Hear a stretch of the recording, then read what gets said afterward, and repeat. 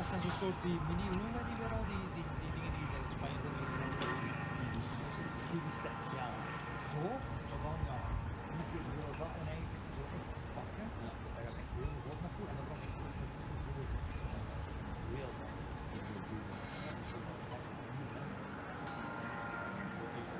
Maar de testen staan niet. En dat is niet goed. Staan die al half over de tekst. Dus de dood kan staan. Ja.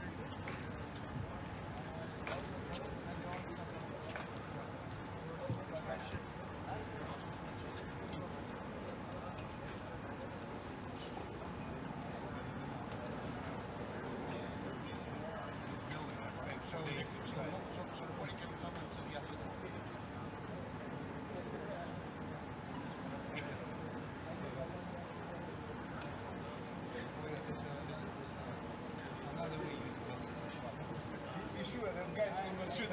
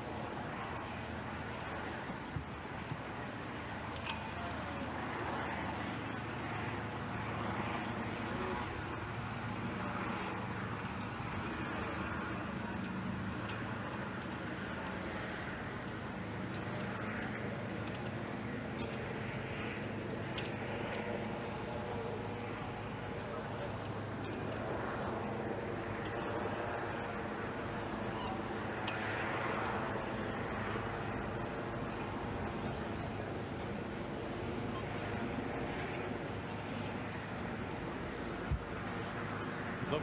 Nee, wacht. Kijk, goed.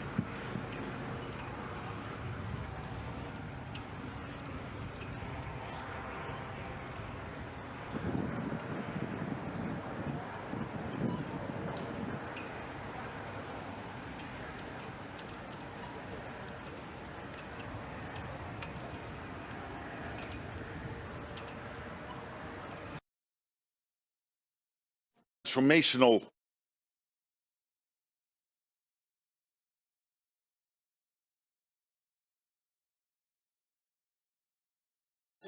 to indeed, given our long-term threat of Russia, but also the massive build-up of the military in China and the fact that North Korea, China, Iran are supporting the war effort in Ukraine. It's really important that we spend more, so that will be number one on the agenda today, a new plan when it comes to spending over the coming years. Of course, defense industrial production.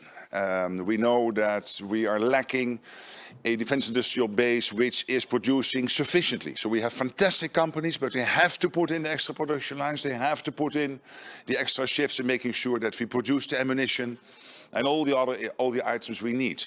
And Ukraine will be big at the summit today, will be discussed, making sure that Ukraine over the coming years will continue to count on the support of NATO countries to keep them in the fight, but also make sure that we can bring Ukraine to a durable and lasting peace. So a transformational summit, looking forward to it. And of course, hope to see you later today. I can now take a few questions, and then at the end, we will see each other at a press conference. And I see that CNBC wants to start. Thank you very much. Sir. Steve Sedgwick, CNBC, as you know, sir. Look, there's a lot of questions about Spain. There's a lot of questions about nations that do not feel they have the money in their budget to get to 2%, let alone 3.5%, let alone 5% in total as well. Do you fear that Spain could scupper this meeting and actually, sir, despite all your huge diplomatic efforts, incur the ire, the wrath of the United States? No, I don't. I'm not worried about that. Of course, these are difficult decisions. Let's be honest. I mean, politicians have to make choices in scarcity. And this is not easy because 7, 8 countries at the start of this year not at 2%. They will now reach the 2% this year. Many of those countries said we will do it somewhere in the 2030s. They've now committed to do it this year. And already we added in an aggregate of $1 trillion since 2016, since Trump 45 started his first presidency. But today, and this is the third stage, we will add trillions extra with this new plan. But of course, you're right. The countries have to find the money. It's not easy. These are political decisions. I totally recognize that. But at the same time, there is absolute conviction with my colleagues at the table that given the threat from the Russians, given the international security situation, there is no alternative. We've got to do this, really. Mr. Rutte, why won't Mr. Trump back Article 5? For me, there is absolute clarity that the United States is totally committed to NATO, totally committed to Article 5, and yes, there is also an expectation, which will be fulfilled today, that the Canadians and the Europeans will speed up their spending, making sure that we not only are able to defend ourselves against the Russians and others, but also to equalize, and this is fair, that we spend the same as the US is spending. Sir, yes.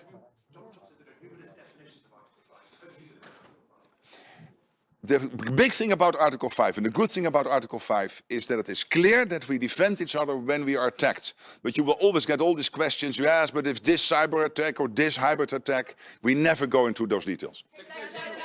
General, you had dinner with Donald Trump yesterday. In what mood was he? And excellent mood, and the king and queen were hosting a fantastic dinner in this. And I was so proud to sit in that Orange Hall, which is basically exemplar. I'm a historian, so this is about the history of the Dutch Republic. 1648, the Münster peace deal, and the king made a fantastic speech. You have seen it, I hope. I was also able to say a few words, so I think it was a great dinner. Nederland dit allemaal gaan betalen? 5%, meneer Rutte. Nederland is op 2 of 3 na het rijkste land van de wereld. Als wij het al niet kunnen betalen, wat kunnen we dan van de anderen? Wij zijn schatrijk. Dankzij verstandig beleid over de laatste jaren. Gaat het pijn doen, meneer Rutte? Staat de NAVO er onder Trump beter voor dan onder Biden? Ik denk dat de NAVO na vandaag er sterker voor staat dan ooit sinds de val van de Berlijnse muur. Meneer Rutte, heeft u nog meer Oh, spannend. We gaan het kijken. Maar ik heb er geen bezwaar tegen. Nee.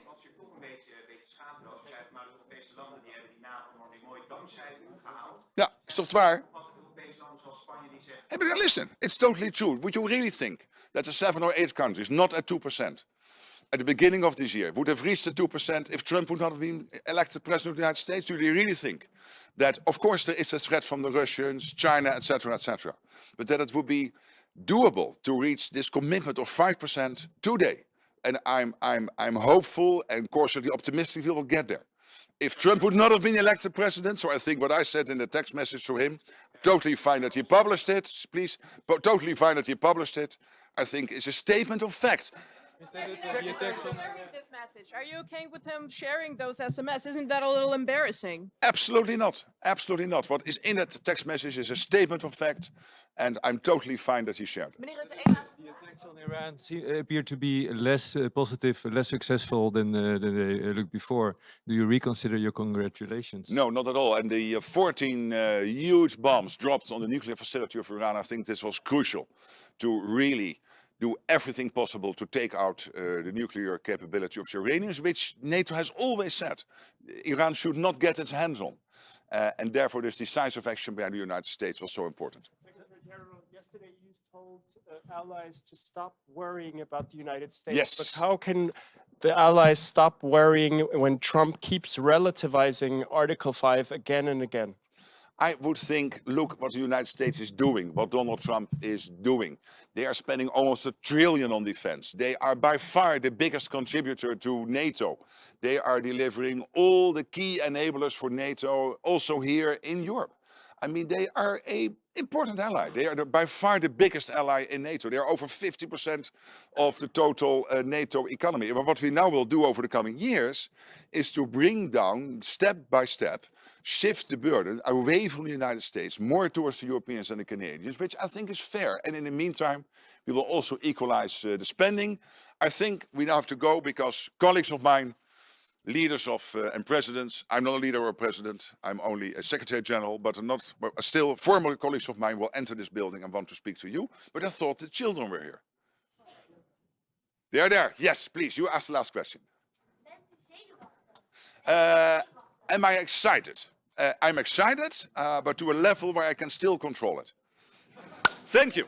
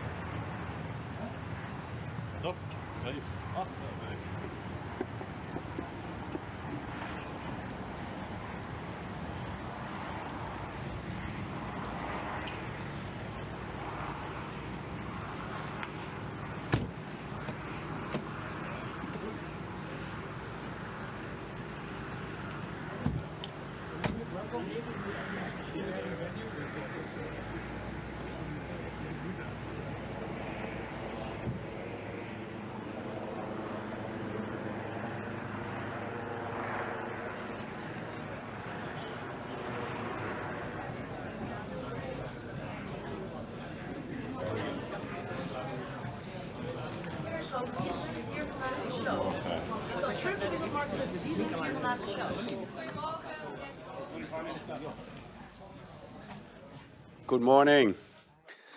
I hope you all sleep well.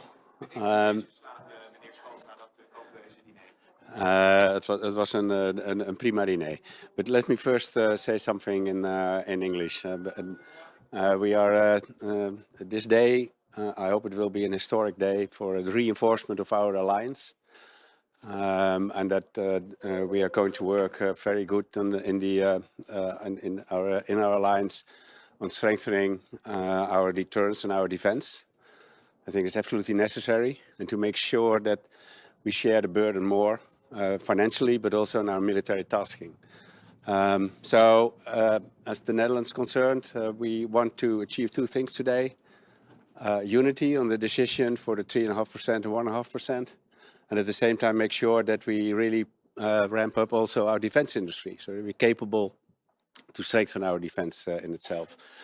And that behind the backdrop of what's happening in Europe with the Russian aggression war going on in Ukraine. And at the same time, I want to say that I'm proud that the NATO summit is in The Hague, and that all the people living in The Hague, they share the burden also a little bit. And I'm very proud of everybody, the police, the military, all the volunteers and professionals that are working to make this day quite a success. Thank you. Do you fear that unity that you crave, that you said is absolutely pivotal, can happen at this meeting, given the fact that we already know that your friend Pedro Sanchez of Spain actually has said that Spain cannot get to those levels? Do you think that unity will happen today? Yeah, I'm absolutely sure. Because what you agree on is that we need the capabilities.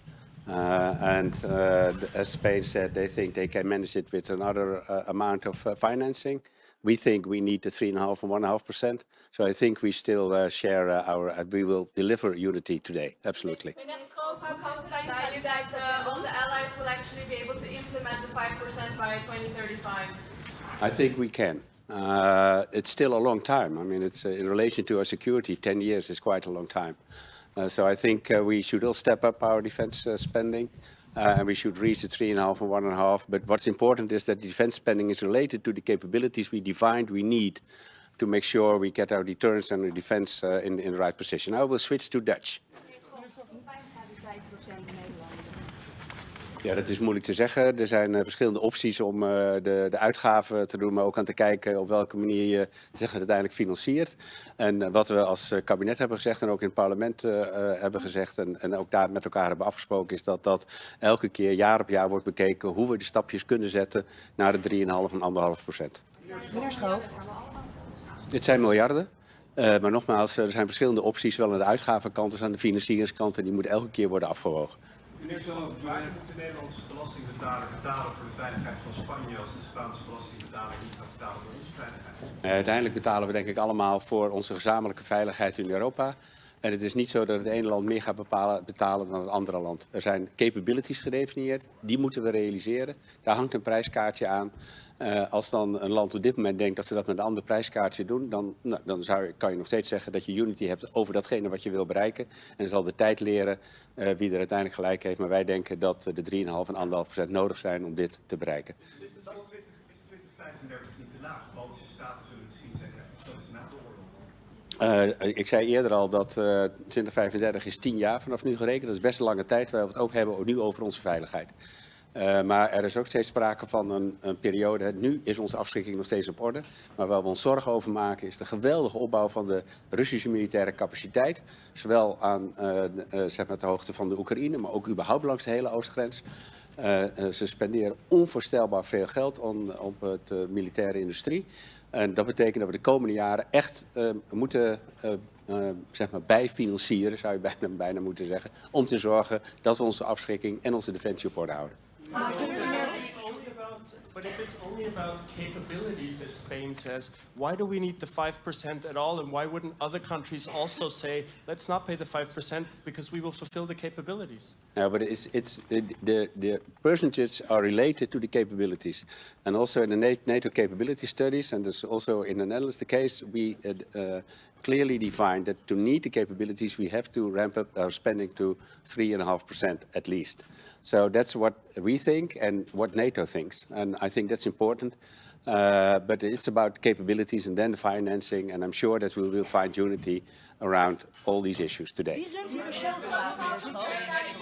Should be there any consequences to Spain if they don't reach the target spending the 2.1%? Oh, it's much too early to talk about any repercussions. I mean, today is an important decision-making process. And I'm sure we find unity about the decision process. That's important. That's what also the Secretary General worked on also the last few days. So I'm sure and confident that we reach that unity and that we ramp up our defense spending, that we ramp up our defense industry, and therefore can deliver to the people in Europe deterrence and defense and peace and prosperity. Premier Schoof, even in het Nederlands. Article 5 means when somebody attacks you, NATO will help in defending. Donald Trump says there are numerous definitions. Do you think that's the case? No, Article 5 is very clear. Thank you. I'm just going, I will now walk to the Dutch press. Yes, thank you very much. Oh, you come over here. Meneer Schoof, wie bent hier vandaag de show? Is dat Trump of is dat Mark Rutte? Nee, dit is de NATO. Dus dit is een vergadering van alle regeringsleiders, van alle 32. En gezamenlijk besluiten wij vandaag wat we gaan doen. Ja, maar toch is het zo dat Mark Rutte gisteren ook naar Donald Trump heeft gestuurd. Eigenlijk alles wat nu is gelukt, die 5%, dat komt door u. Dus dan is Trump toch degene die de show runt? Nou, ik denk dat Trump een belangrijke bijdrage heeft geleverd door te eisen dat de balans meer zoeken op de uitgaven en daarmee naar die 5%. Maar uiteindelijk heeft elk land zijn eigen afweging gemaakt en staan we gezamenlijk voor het ophogen van die 5% om te zorgen dat we uiteindelijk de Russische agressie, maar ook vrede en veiligheid in de wereld kunnen garanderen. Maakt u zich zorgen over het feit dat Trump zich wel gaat houden aan artikel 5? Nee, ik denk dat ook Trump en Amerika zich gewoon houdt aan artikel 5. Artikel 5 is vrij helder. Heeft Trump daar gisteravond tijdens het diner nog iets over gezegd? Heeft u hem gesproken? Nou, we hebben elkaar kort gesproken, maar dat ging over andere dingen dan over artikel 5. Is er nog een afspraak gemaakt tussen de twee, tussen Trump en Zelensky, om elkaar vandaag te zien? Ja, voor zover mij bekend hebben zij vandaag nog een ontmoeting na de North Atlantic Council. Oh, waar hebben ze die? Dat moet u mij niet vragen, daar ga ik niet over. En is er tijdens het diner ook nog gesproken over de tweet van Rutte naar Trump? Nou, een aantal regeringsleiders vonden het opvallend dat het berichtje wat Rutte had gestuurd aan Trump meteen openbaar werd gemaakt.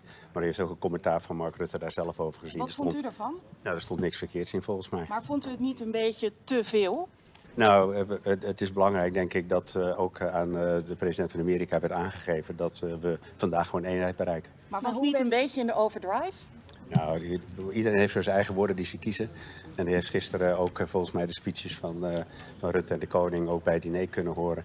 En het is denk ik belangrijk dat ook de president van Amerika weet dat we vandaag gewoon die eenheid kunnen bereiken op die 5,5% of die 3,5%. Maar hoe viel dat bericht bij de rest van de wereld? Kan Nederland niet het goede voorbeeld geven aan landen als Spanje? Nee, maar de vraag is niet of we schatrijk zijn. De vraag is of we bereid zijn te zorgen dat we de capabilities op orde hebben. Dat kost geld.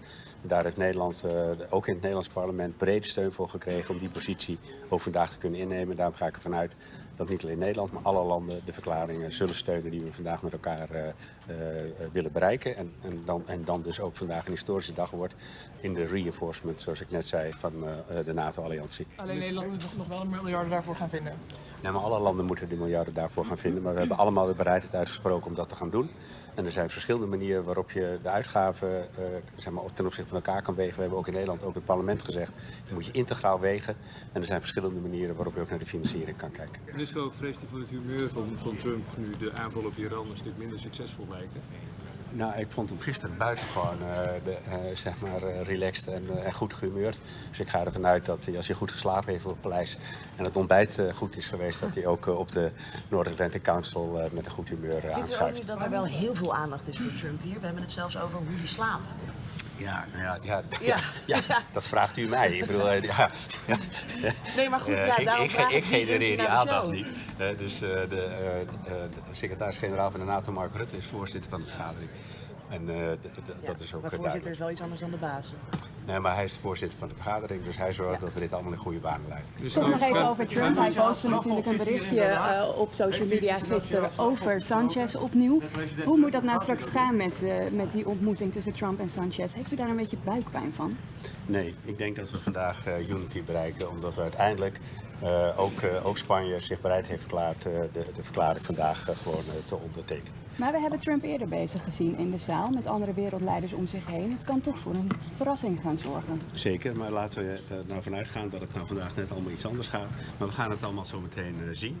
Ik ga ervan uit dat we in de 3 uur die we hebben overeenstemming bereiken, de verklaring daarna kan worden uitgegeven. En uiteindelijk het allerbelangrijkste is dat we naar die verhoging van de defensieuitgaven gaan, omdat we daarmee de burden-sharing tussen de Verenigde Staten en Europa beter in balans kunnen brengen. En uiteindelijk datgene waar denk ik de mensen in Europa ook recht op hebben. Ervoor te zorgen dat we vrede en veiligheid kunnen realiseren. Gezien de toenemende agressie van Rusland in Europa en de Oostgrens. Is er genoeg aandacht voor Ik doe nog 1 vraag. Vragen u en andere Sanchez om zich een beetje gedijst te houden om een clash met Trump te voorkomen? Ik denk dat dat niet nodig is. We hebben goede afspraken gemaakt. In de hele voorbereiding is eindeloos over onderhandeld. En ik ga ervan uit dat we vandaag het belangrijke besluit, het denk ik ook door velen al als historisch gezien, hier in Den Haag, toch in de stad van vrede en recht, kunnen nemen om te zorgen dat NATO sterker wordt. En daarmee defensie en veiligheid veel beter kan worden gerealiseerd in Europa en in de wereld. Dank u wel, tot ziens. Ik sta nu bijna in de split.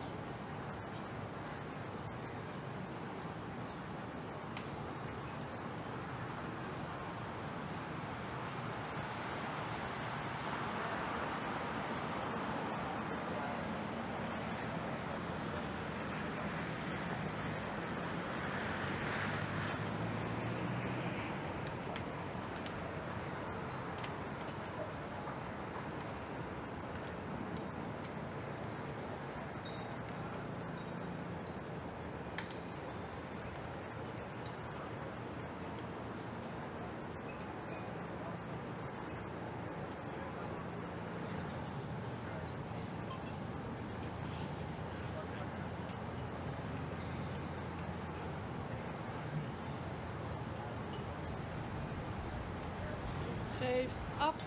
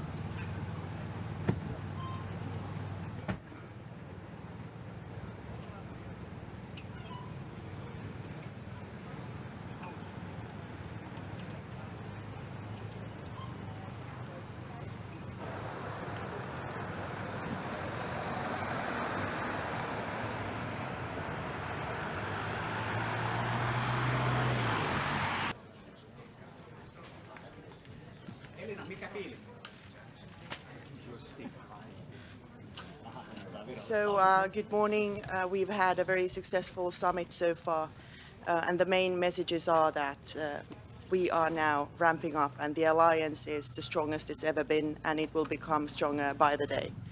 At the same time, our support for Ukraine is steadfast, and we want a ceasefire now. It's only Putin who hasn't been willing to ceasefire, and now is the time to push him for that. And our strategy is threefold. First of all, obviously ramping up our own defense and deterrence for the security of the free world.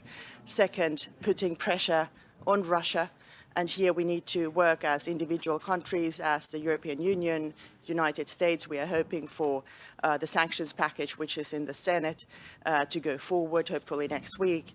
And third, of course, keep on aiding Ukraine, who is fighting for each and every one of us. So thank you so much. Looking forward to a fruitful day today. Minister, do you feel that actually unity is going to be hard to achieve today, and actually the United States is going to be incredibly upset at the behaviour of some nations which are struggling to get to 2%, let alone even promising to get to 3.5%? Well, first of all, it has to be said that unity at a lower level is much worse than discussions at a much higher level where we are now. I sense a very strong unity around the fact that we are going to reach 5% of defense spending. We are going to build a strong defense industry which covers the entire alliance with no room for protectionism of individual countries. And at the same time, of course, each country has their own concerns on how to reach the targets, but we will be easily fitting those in. And what has to be noted, again, we are in a such much stronger situation now than we've ever been before. Minister, how concerned are you about the somehow unpredictable definition of Article 5 by President Trump? Well, you see, Article 5 is quite clearly spelled out in the Washington Treaty, and that is something that NATO relies on. And I am so certain that President Trump is also 100% behind it. At the same time, once Article 5 is activated, like we saw, the only time it has been activated for the help of the United States, it is, of course, political decisions by all the allies on how they want to contribute. And now, let's get the facts straight. We are so much stronger now with the capabilities we have today, the capabilities we are going to have tomorrow, that if such a situation would ever occur, we would be so much stronger together than ever before. And at the same time, of course, we are doing this to deter from war. So that's what we are working on. To state unequivocally, though, that he's committed to Article 5. He actually say very clearly that he's willing to stand by you. He isn't saying that at the moment. Everything we are hearing from the US administration is pointing to the fact that the US is a strong ally in NATO and extremely committed. And we had a very fruitful dinner last night with my colleague Marco Rubio, and we heard exactly the right words. Minister Valtonen, you mentioned Ukraine. Are you worried that we are forgetting Ukraine? Well, nobody is forgetting Ukraine. We actually had a very good dinner last night with our colleague Andrei Subia from Ukraine, and now I'm going to sit down with him together with my Nordic colleagues. And there's steadfast commitment to further strengthening Ukraine in its defense for its freedom, liberty, and the democratic values which it stands for. Minister, do you believe that Donald Trump will defend every single ally, regardless of what they're spending on defense? Or do you think he's going to attach his ability to defend countries on whether they're meeting the new NATO spending target? Everything we hear from the United States is that they are extremely committed, and there is no doubt whatsoever. At the same time, Europe is ramping up now massively, so the alliance is so much stronger than it's ever been. Thank you so very much.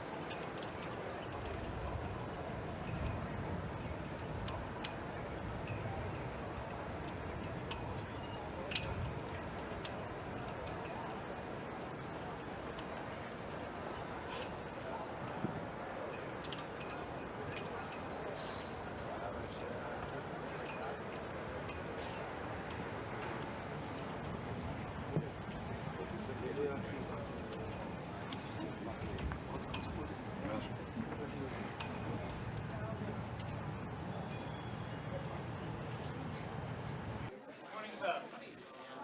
Sir, if Germany can up its defence, can't the Spanish? Sir, if Germany can up their defence to reinvigorate the Bundeswehr, why can't the Spanish? I don't know, but I think they will. But do you think the Spanish, sir, will get anywhere near 3.5%? I'm convinced. My colleague Margarita. Convinced there'll be unity today, sir? Yes, I am, absolutely.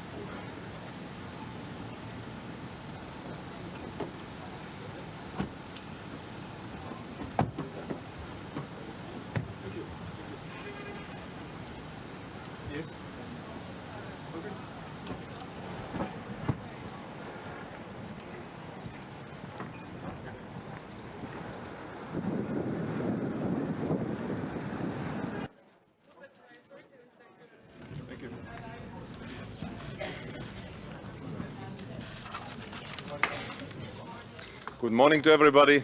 It's a historic day. And I would like to make 3 points. The first one is about defense expenditure.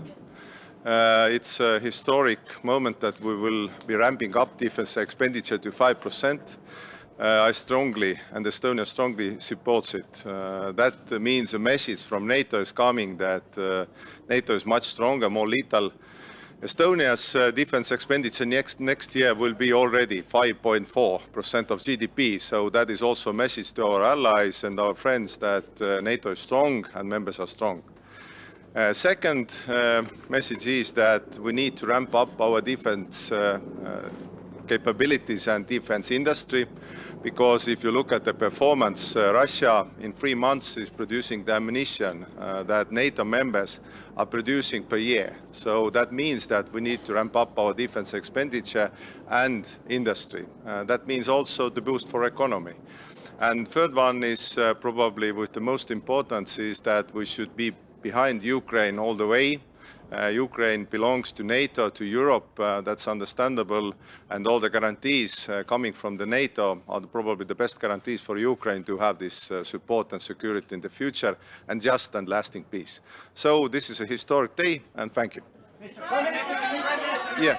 Actually, Mr. Zelensky is right, and that there will be an attack on a NATO country within 5 years, and if there is, that actually Estonia, Lithuania and Latvia are the key targets potentially for Putin's aggression.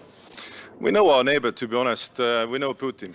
And until Putin changes his goals, probably Russia is a acute threat to all the NATO countries, all the NATO members, European members, Union members, to be honest. And I would say that we should not be afraid, but we should be prepared. And to be honest, it's our neighbors Finns' motto, but we shall be prepared. And investing in defense probably helps to be prepared, not afraid. So we are assisting Ukraine with everything we have. Our expenditure to Ukraine is 0.3% of our GDP to Ukraine this year.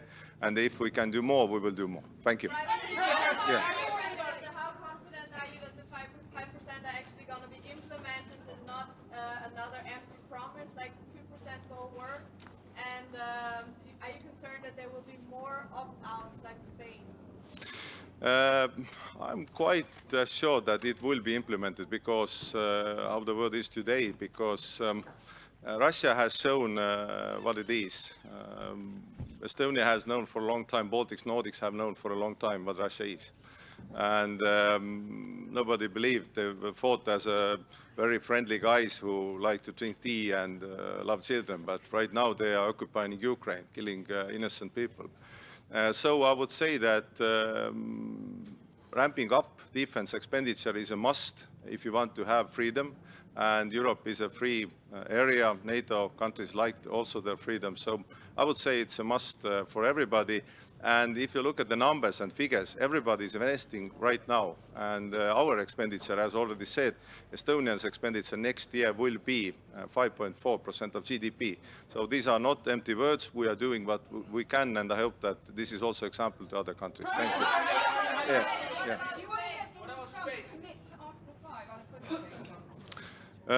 Absolutely, but I would say that for me, Article 5 is absolutely working, and I would say that every time also the states needs our allies and our assistance, we will be there. Thank you.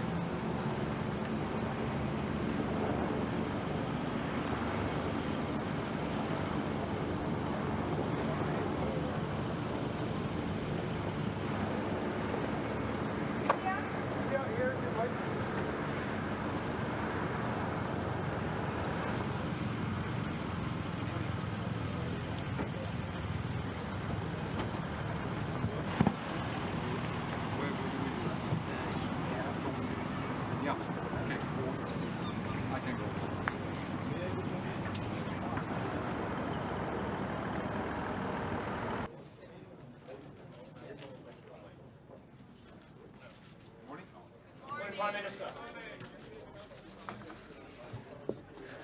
So, Prime Minister, sorry. this is the length of this meeting is really not indicative of the historic dimension. I think, you know, we are connecting the dots now in NATO by getting the resources necessary to deliver on the capabilities. That's the important part. And from the Norwegian side, we will talk about the Arctic, the high north. NATO needs to be present there. That's where we are eyes and ears of NATO next to neighbor Russia. And we need to be talking about our common effort to support Ukraine. That is not really agenda point here, but we need to do it when we are together around the table. Prime Minister, huge commitment from the northern NATO members, huge commitment from Norway, Finland, Sweden, the Baltics, the Poles as well. Do you feel as the southern neighbours, and we go further geographically south, that NATO members just don't have the same interest in spending 3.5% and getting to 5%, including infrastructure? Well, I mean, this declaration is historic. We are 32 allies supporting that ambition, which is huge. I mean, remember, we have been struggling to get above 2%, and now we said 3.5%, which is necessary in order to reach our capabilities. And I just take it that, you know, we're going to do that together. Crucial decision when it comes. We are all behind that declaration. Norway deploys soldiers to Finnish Lapland, to FLF force. What you can tell about that? Well, Finland is our closest neighbor and friend, now NATO ally, and we work very closely together on Finnish dimension, which is along land border. Norwegian dimension is along sea border. And that's what the Northern Nordic is all about. It's about understanding each other's situation and supporting security from the collective perspective. Prime Minister, Prime Minister. Get in the way of the 5% target that is actually implemented. Please, once more. What could actually get in the way of implementing the 5% target? Well, I think, you know, the important part now is the percentage is set. But it's only important if we're able to have that translated into the capabilities. So we have to invest in the right equipment that goes together. If we all do the same thing just because we want to be similar, that is not delivering. So we have NATO plans, which we have agreed in Vilnius and in Washington. We have a new command structure we need to get working. So we really have to be investing in the right capabilities in the right sequence. What about Spain, who say that they can do it less? But why won't Donald Trump say publicly? Well, I think we have 3.5 plus 1.5. The 1.5 is a kind of a new dimension, but I can tell you there's a lot we need to do in order to support our defense. I mean, from a Norwegian perspective, we have infrastructure, we have ports, we have defense against cyber, a lot of enabling capacities in society that we have to support. Prime Minister, it seems everybody here is flattering Donald Trump and tempering him. Is this the best strategy to deal with Donald Trump? I think we have to deal man to man, woman to woman, woman to man. We have to be allies. But everything revolves around his ego. You know, we deal with our allies as close friends and partners, and that goes for all. Prime Minister, Thank you. Are you worried about Mr. Trump's somewhat ambiguous comments on Article 5? Do you think it's still working? I take it the US is 100% behind NATO obligations and Article 5. Thank you.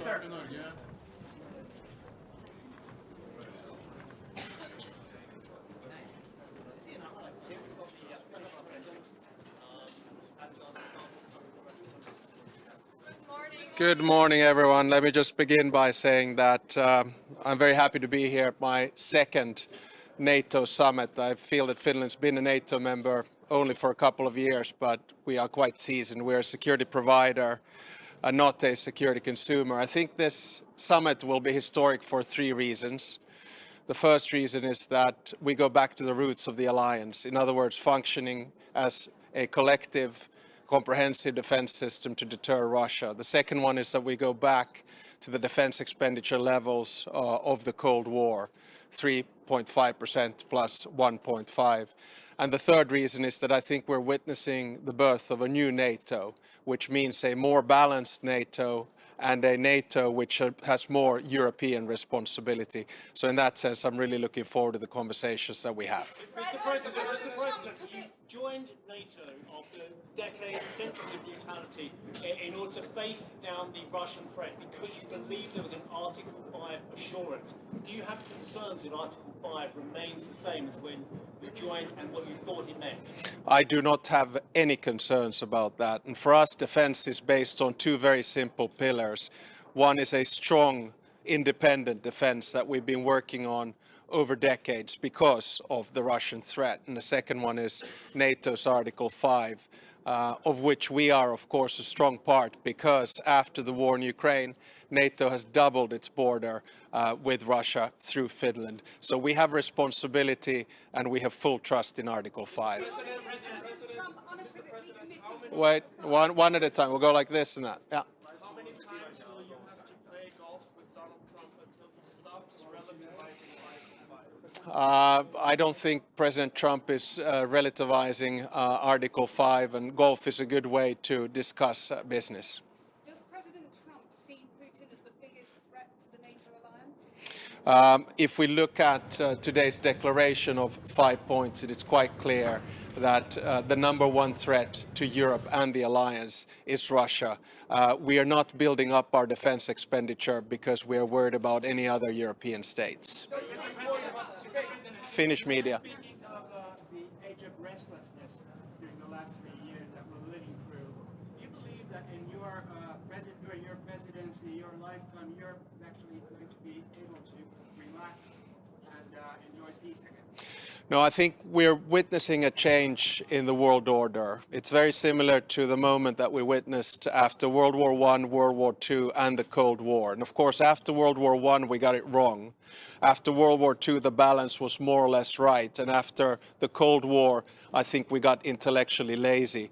Now we need to sort things out, understand that the time of Western dominance is over. We're moving towards a world which is more transactional, which is more multipolar, and which is more disorderly. And this means, at least for a country like Finland, that we need to have close allies and we need to work on building up our security and defense. So I'll take. Tämä on NATOlle hyvin keskeinen kokous, monella tapaa historiallinen 3 syystä. Ensimmäinen syy on se, että NATO palaa juurilleen, eli toimittaa vasteen Venäjälle. Toinen syy on se, että palaamme kylmän sodan aikaisiin puolustusmenoihin. Ja 3. syy on se, että syntyy uusi NATO, joka on eurooppalaisempi ja tasapainoisempi. Do you want me to translate?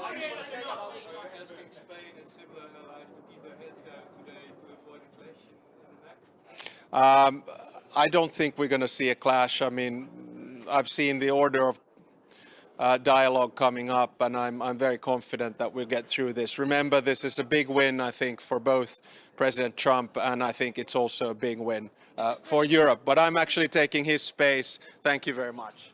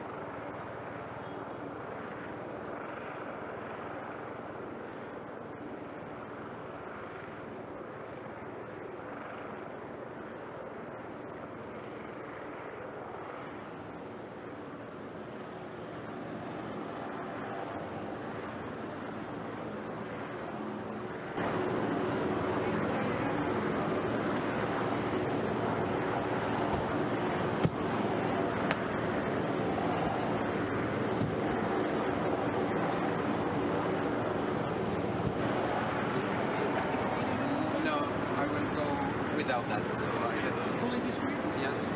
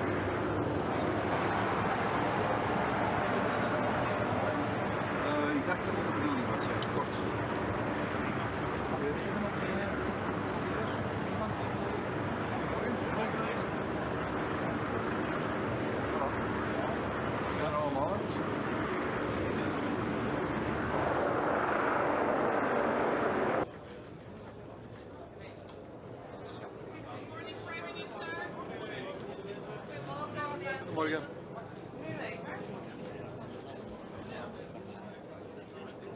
What are you expecting from today's declaration on the 5%?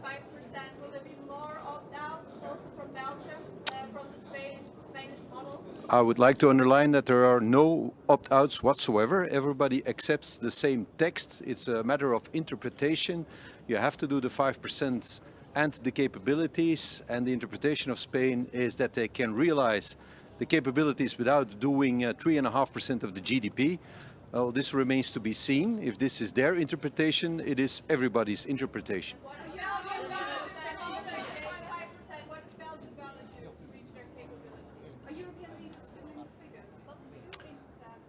We're not fiddling the figures. I think 3.5% in 10 years' time is a realistic objective. It won't be easy to get there, but it is what NATO has decided as necessary to be ready for the threat that comes from Russia on the one side, and the other side, there's also the burden shift, the reality that the United States is focusing on the Indo-Pacific theater, and that we as Europeans should take care of ourselves.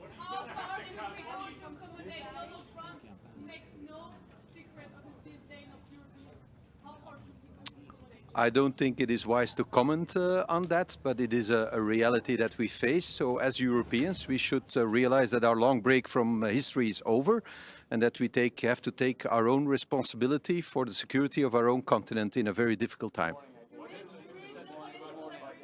Sorry? Well, there's the capability targets that we have to achieve, and if you can do it for less than 3.5% on the strict defense spending, that would be great. If we can do it, we will try to do it as well, but NATO is not foolish. If they say it's going to be 3.5 to get it done, it's probably true, but we have the evaluation in 2029 that is also decided. We'll see how the world looks like in 5 years' time. Not all at the same time. There can be no discussion on Article 5, I believe. It is crucial that Article 5 is not subject to interpretation. Ja, wij hebben niet gedaan wat we moesten doen. We zijn lang een beetje een freeloader geweest binnen de NAVO. Er zijn nog andere landen die de 2% niet hebben gerealiseerd.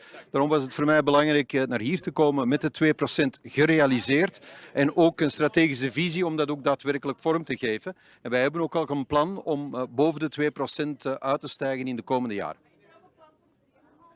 Wij hebben op dit moment nog geen planning voor de 3,5%, maar we hebben wel afgesproken na deze NAVO-top om daar terug over samen te zitten. We hebben 10 jaar tijd, we hebben een vrij budgetair traject en we hebben uiteraard de mogelijkheid om, als we onze capaciteiten kunnen realiseren voor minder, van het ook voor minder te doen.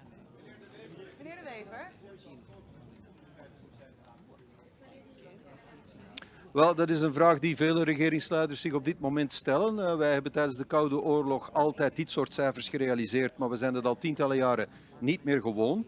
Dus dat betekent dat wij zeer moeilijke beslissingen moeten nemen. We hebben wel een timeframe gekregen om dat ook effectief te doen. En ik hoop dat ons dat zal lukken. Wel, er is voorzien in die 1,5% dat daar natuurlijk alle mogelijke weerbaarheidsuitgaven ook in rekening kunnen worden genomen, ook voor infrastructuur. Dat is natuurlijk een heel breed palet en ik denk, en het is ook mogelijk dat ook andere entiteiten, niet alleen de lidstaten, maar ook de deelstaten eraan kunnen bijdragen, inderdaad. Meneer De Wever.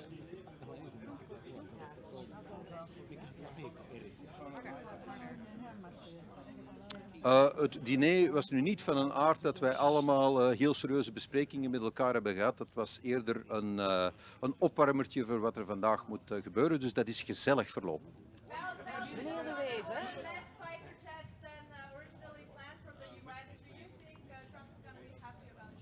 You have a loud voice, which is very handy if you're talking all at the same time.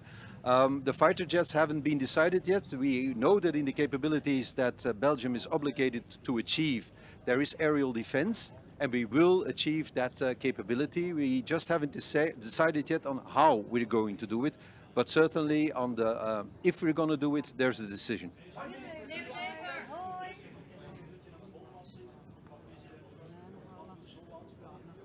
Well, ik zal dat zien, maar ik ben daar eerlijk gezegd niet bang van. En als die er komt, dan zal ik er ook niet van onder de indruk zijn, eerlijk gezegd. Well, dat zal ik zien, hè. Dat hangt er vanaf. Ik weet niet of dat ik die ga krijgen, die bolwassing. We zullen dat wel zien. Maar ik maak me daar helemaal niet zenuwachtig over. Wij zijn een autonoom land en wij zijn geen kolonie van een ander land.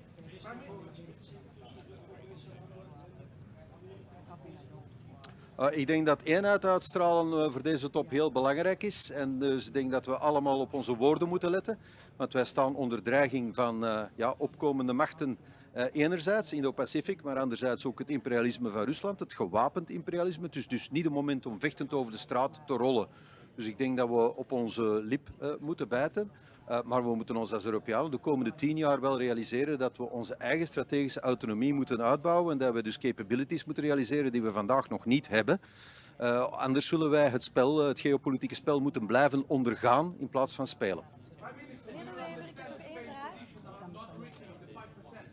Well, I understand, of course, the budgetary problems that my Spanish colleague has, because I have exactly the same problems. We're almost in the same situation. So if he says that he can achieve the capability targets of Spain spending less money, that's an interpretation that he has. Mark Rutte has confirmed that this interpretation is correct. And if he can do so, that would be great. And of course, if he can do so, others can do so as well. And we will certainly also try to achieve our capability targets. And if possible, spend less than 3.5% of our GDP. Okay? We accept the same text for the 32 NATO members. It's important to stress upon that. There is no opt-out. There are no special treatments for any member state. It is the same text. And if the interpretation of Spain is correct, anybody can interpret the text in the same way. Okay?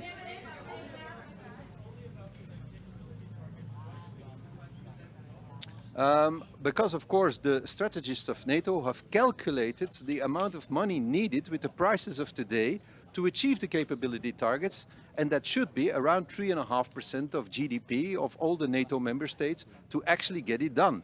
And I guess these people are not foolish, they know what they talk about, so probably they're right. It would be great to see that you can do what is calculated to be 3.5 for 2.1. as Pedro Sanchez has said. If he can do so, he's a genius. And of course, geniality inspires people. Okay?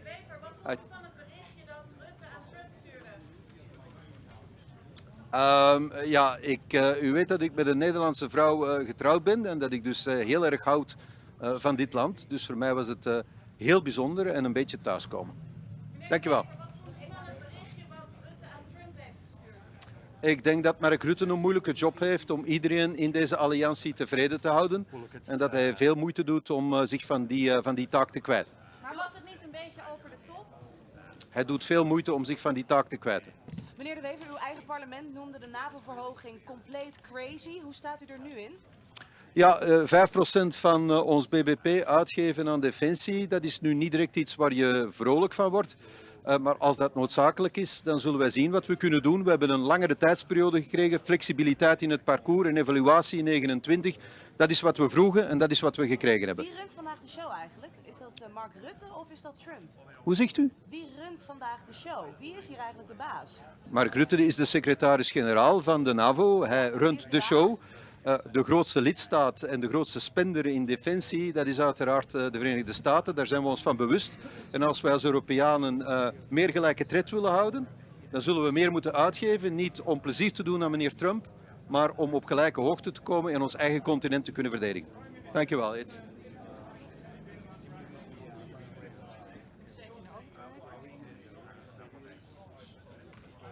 I'm not saying that I'm not going to spend 3.5%.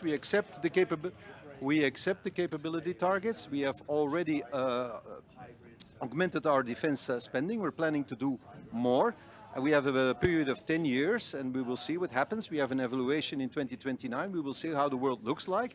But we want to be a NATO member that is loyal to its obligations. I'll take that. I think I already answered that question in Dutch. Okay, so we'll wrap it up.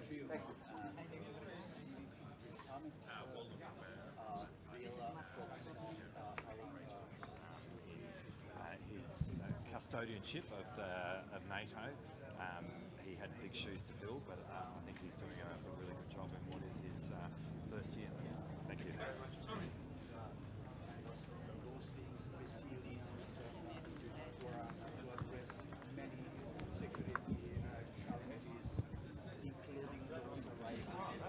Dzień dobry, witam Państwa bardzo serdecznie. Szanowni Państwo, no, mój 11. i ostatni szczyt NATO. Bardzo się cieszę, że spotykamy się i cieszę się, że wszystko zapowiada jedność krajów sojuszu także i tym razem. Przede wszystkim w tej najważniejszej i ostatnio bardzo często rozważanej kwestii podwyższenia wydatków na obronność.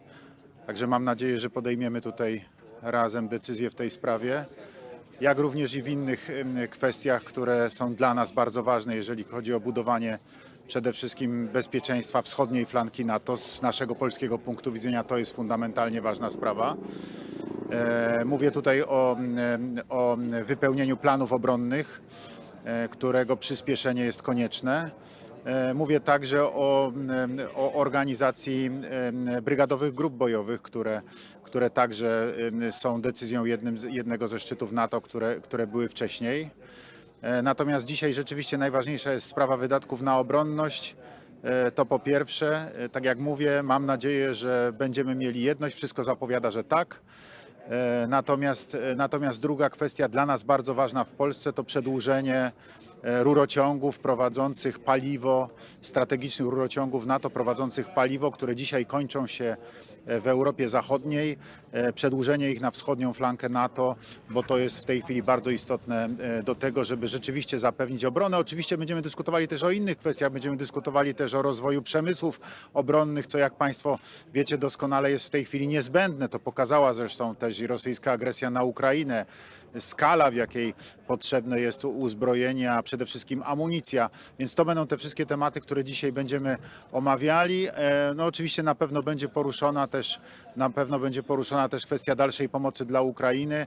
No i problem konfliktu bliskowschodniego też pewnie będzie poruszany na tym szczycie, chociaż wcześniej, jak wiadomo, nie był przewidywany w harmonogramie prac, no ale to jest sprawa względnie nowa i pewnie będzie poruszona.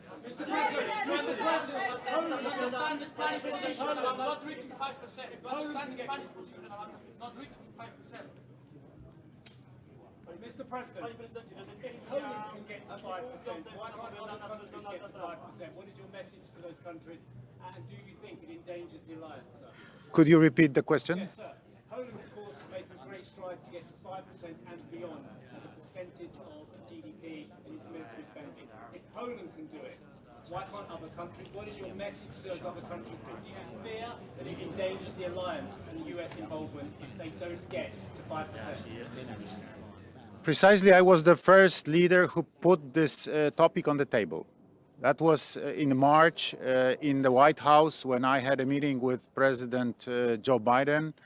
And I said to President, we have to increase military spendings in allied countries because it's absolutely necessary. We have to spend as much money for defense as we spent, as NATO countries spent during the Cold War. Because it's necessary. You see the threat of Russian potential aggression. You see the Russian imperialist policy, and this is absolutely necessary. So that was the first moment. Then in April 24, I talked with President Donald Trump in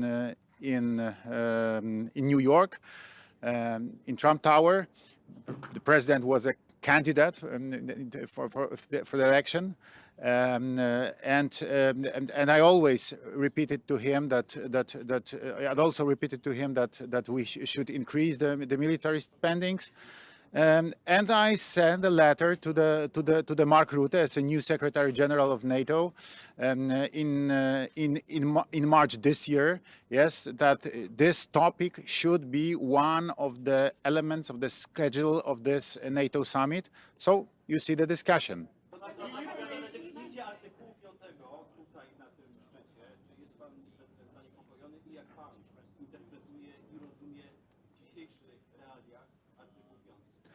Szanowni Państwo, dwie są podstawowe zasady w NATO. Jedność, bo ona jest konieczna do tego, żeby podjąć jakąkolwiek decyzję. Jeżeli podejmiemy decyzję o 5%, to nie ma dyskusji pod tytułem, czy ktoś wydaje, czy ktoś nie wydaje. Wszyscy mają obowiązek wydawać. Artykuł 5 jest jasny i wyraźny i oznacza kolektywną obronę. I nie ma tutaj żadnej dyskusji wokół tego artykułu.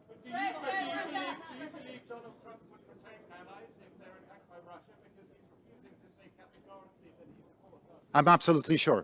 I'm absolutely sure.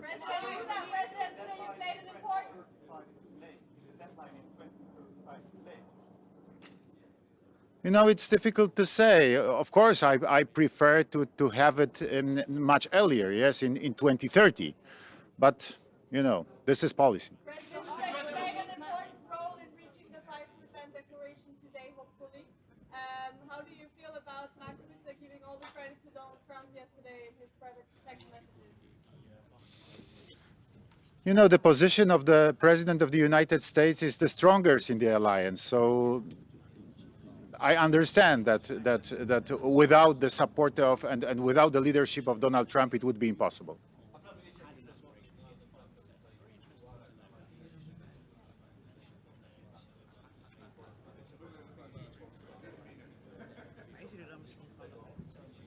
Szanowni Państwo, no są, że tak powiem, bardzo różne sytuacje. Były takie szczyty NATO, że mieliśmy z panem prezydentem Trumpem nawet kilkadziesiąt minut do tego, żeby spokojnie usiąść i porozmawiać. W bardzo, bym powiedział, wręcz takich prywatnych warunkach. Trudno jest mi dzisiaj powiedzieć. Na pewno będziemy mieli jakieś interakcje, no bo będziemy razem na sali, będziemy na pewno rozmawiali w trakcie szczytu. Natomiast czy będzie taka możliwość, żeby usiąść spokojnie, to zależy od bieżącej sytuacji po prostu.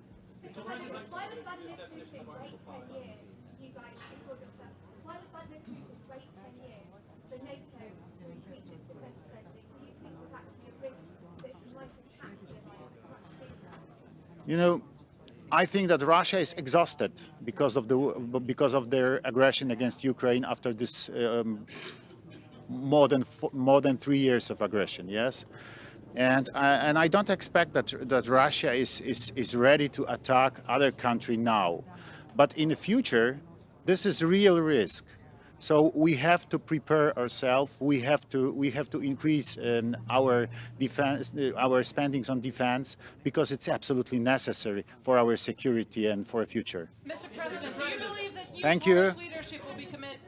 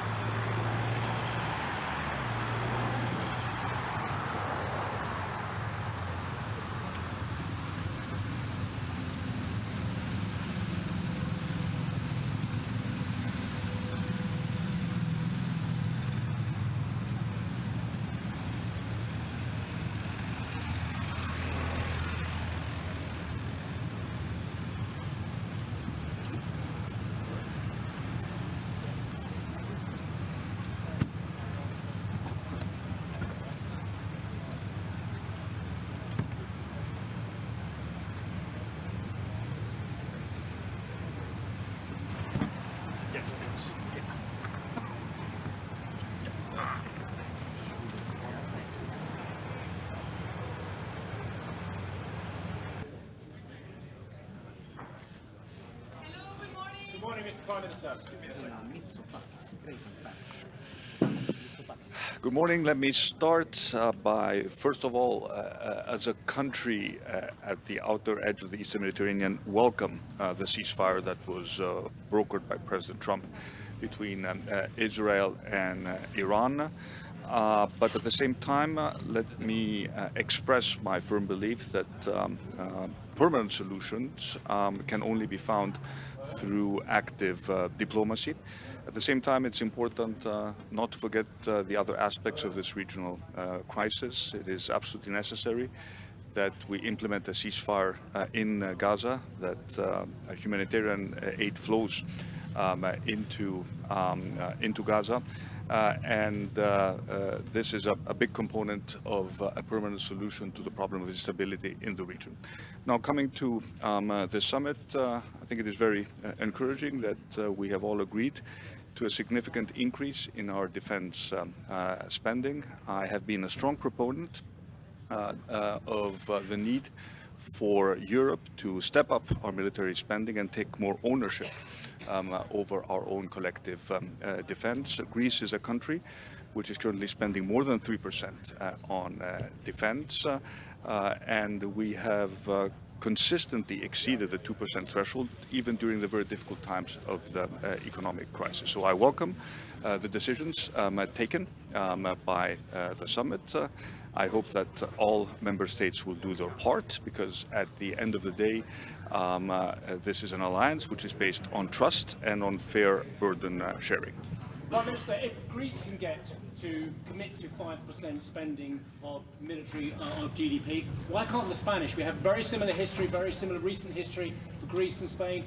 Surely you can put pressure on Mr. Sanchez to agree to a deal. Well, first of all, let me say that, as I told you before, we are currently above 3%. So we have a plan to spend more than 25 billion over the next 12 years. So we will reach the 3.5 plus 1.5% threshold by 2035. But the point of an alliance is to make sure that there is a fair burden sharing, and that there is no sense that certain countries are sort of free riding on the defense commitment of other countries. So I think it is important to understand that these targets, I think, should be binding, and they should be binding for all 32 members of the alliance. Thank you.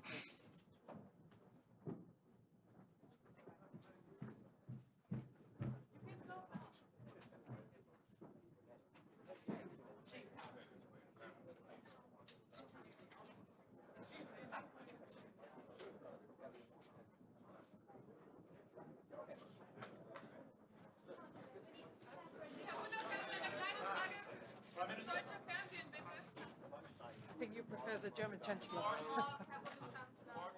Wir sehen einem historischen NATO-Gipfel entgegen. Ich möchte zunächst einmal dem Generalsekretär Mark Rutte herzlich Dank sagen für die Vorbereitung, die sehr gute Vorbereitung dieses NATO-Gipfels. Wir hatten gestern Abend bereits Gelegenheit, mit den Staats- und Regierungschefs zu einem Abendessen zusammenzukommen und über verschiedene Themen miteinander zu sprechen. Ich gehe davon aus, dass wir heute eine gemeinsame Entscheidung treffen, die NATO in Zukunft mit wesentlich besseren Mitteln auszustatten.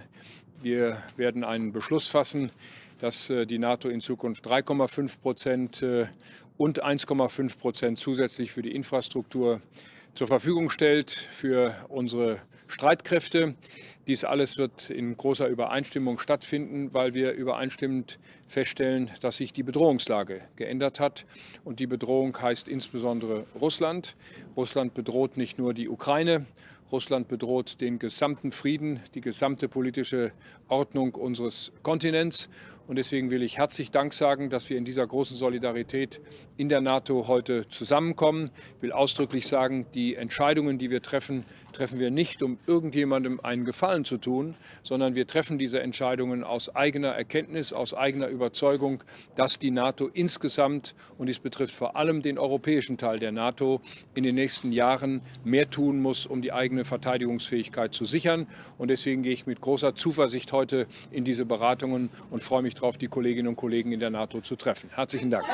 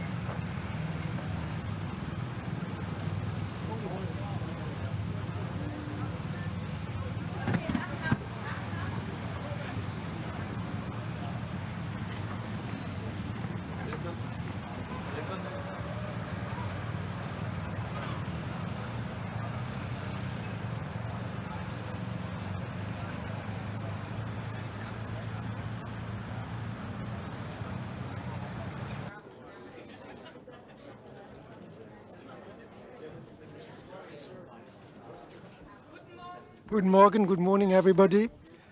You know, NATO was founded some 75 years ago to defend international law, human rights, the rule of law, and I think this is more important than ever today at a time where we are living in, where we are seeing fundamental geopolitical changes. And in this context, it is quite impressive to see this unity among the 32 members of NATO.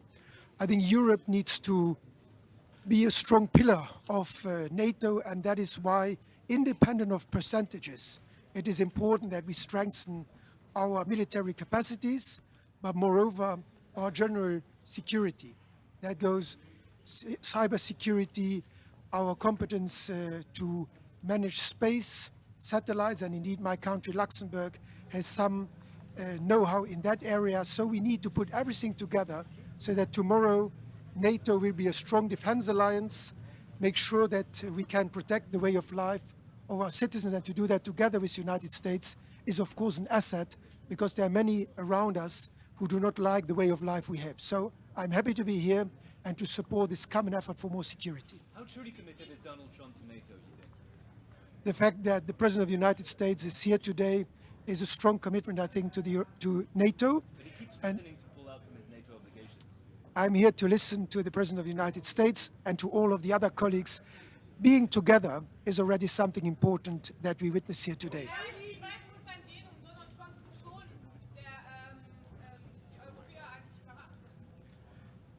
Wir sollten nicht nur nach Amerika schauen, wenn wir über unsere eigene Sicherheit nachdenken.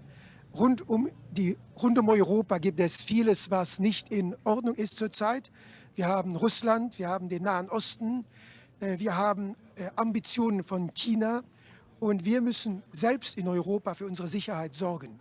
Natürlich ist, was in Amerika geschieht, wichtig für die Allianz, aber selbst ohne diese unterschiedlichen Positionen haben wir die Sorge, dass wir die Lebensweise, die Lebensart der Europäer, Rechtsstaat, Freiheit, Frieden, die müssen wir absichern, und darum geht es bei diesem NATO-Gipfel. In Belgien und Spanien scheinen eine eigene Auslegung vom 5%-Ziel zu haben. Wie viel Flexibilität braucht man?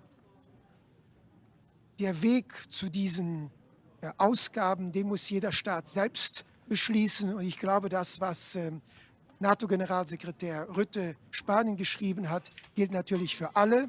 Das heißt, jeder muss souverän, eigenständig seinen Weg zu diesen militärischen Kapazitäten und allgemein zur Sicherheit festlegen. Wir haben 10 Jahre, um das zu tun, und ich glaube, da muss jeder seinen Weg finden, auch angesichts seiner geografischen Lage und seiner Geschichte. Vielen Dank.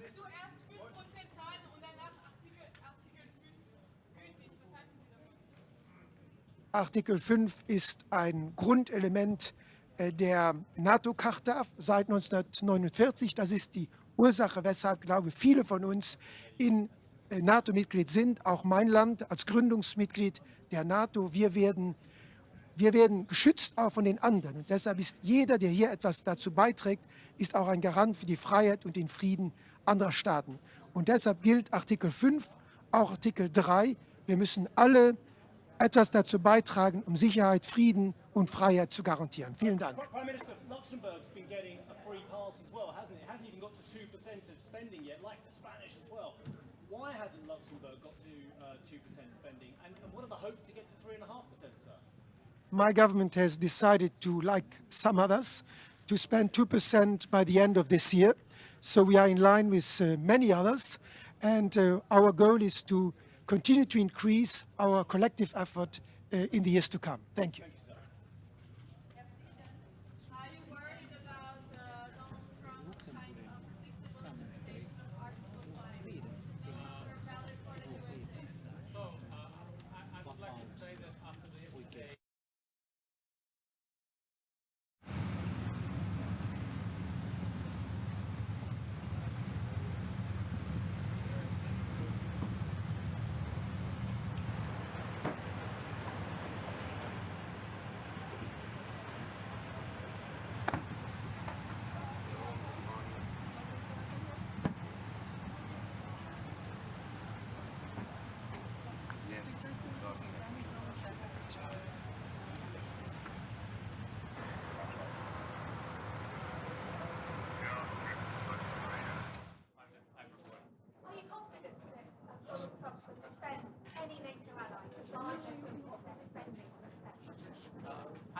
President, but I'm afraid that the Russia might have sued, so we have to get ready and spend 5% of spending on Russia. So, thank you very much. Goodbye.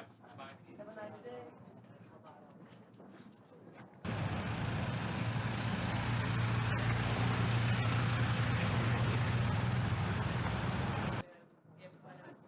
Gastar, como disse ontem Marco Rubio, na mensagem que trocou com Donald Trump, tornou pública nas redes sociais. Bom, muito bom dia. Eu queria destacar no início desta cimeira 3 aspectos que me parecem determinantes num momento que é um momento particularmente relevante da nossa aliança. Em primeiro lugar, a nova ambição que sairá deste nosso encontro no que toca ao investimento na área da segurança e defesa, com vista a termos uma aliança atlântica com maior capacidade de dissuasão e de defesa do seu espaço territorial. Para esse efeito, todos teremos de fazer um esforço e este é um marco significativo da assunção de uma corresponsabilidade, de, nomeadamente na Europa, podermos acompanhar um nível de investimento compatível com os grandes desafios para enfrentarmos as ameaças e assegurarmos aos cidadãos europeus e também aos portugueses o cumprir da nossa democracia, dos direitos fundamentais dos cidadãos, da possibilidade de continuarmos a ser uma nação soberana, com os nossos aliados a constituírem connosco um espaço de dissuasão de qualquer ameaça à nossa integralidade e ao nosso espaço. Para esse efeito, teremos de investir mais na área da defesa e a segunda nota é reiterar mais uma vez que, da parte do governo português, nós acompanharemos esse esforço. Assumimos já o encargo de este ano atingir 2% do nosso produto em investimento na área da defesa, um investimento que continuará nos próximos anos, dentro de um contexto de equilíbrio, que não porá em causa nem a nossa situação financeira, nem as nossas responsabilidades com todos os serviços públicos que constituem as respostas sociais aos nossos cidadãos, e dizer que olhamos para esta nova etapa não propriamente como a assunção de maior despesa por si só, mas de maior investimento. Nós não queremos apenas gastar mais dinheiro, nós queremos investir mais na nossa indústria, investir mais na nossa capacidade, poder dinamizar a nossa economia, poder aproveitar os nossos recursos humanos que, do ponto de vista tecnológico, estão num estádio de vanguarda, podermos criar novas oportunidades de emprego e temos a repercussão económica deste investimento. E, em terceiro lugar, também destacar que, mais uma vez, creio que na Aliança Atlântica ficará muito claro o apoio à Ucrânia na procura de uma paz justa e duradoura, uma paz com a Ucrânia e uma paz com a Europa também. Donald Trump fez com que Portugal chegasse aos 2% já este ano e se compromete nos 5%.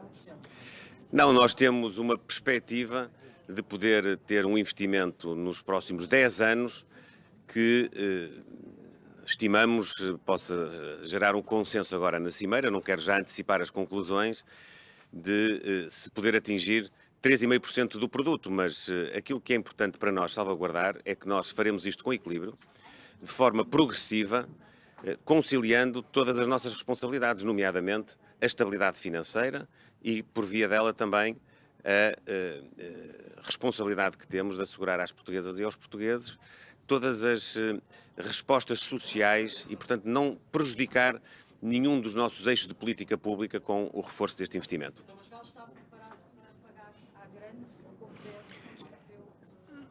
Portugal está preparado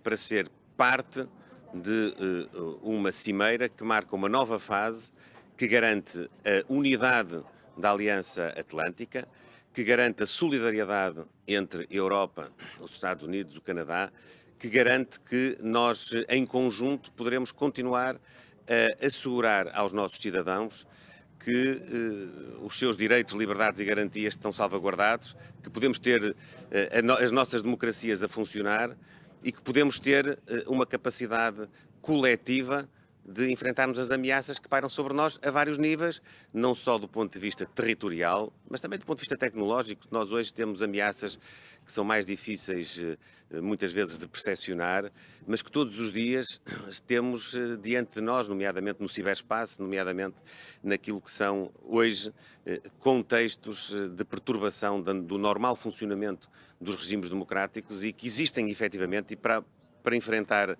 essas ameaças nós precisamos desta solidariedade. Muito obrigado e bom trabalho. Obrigado.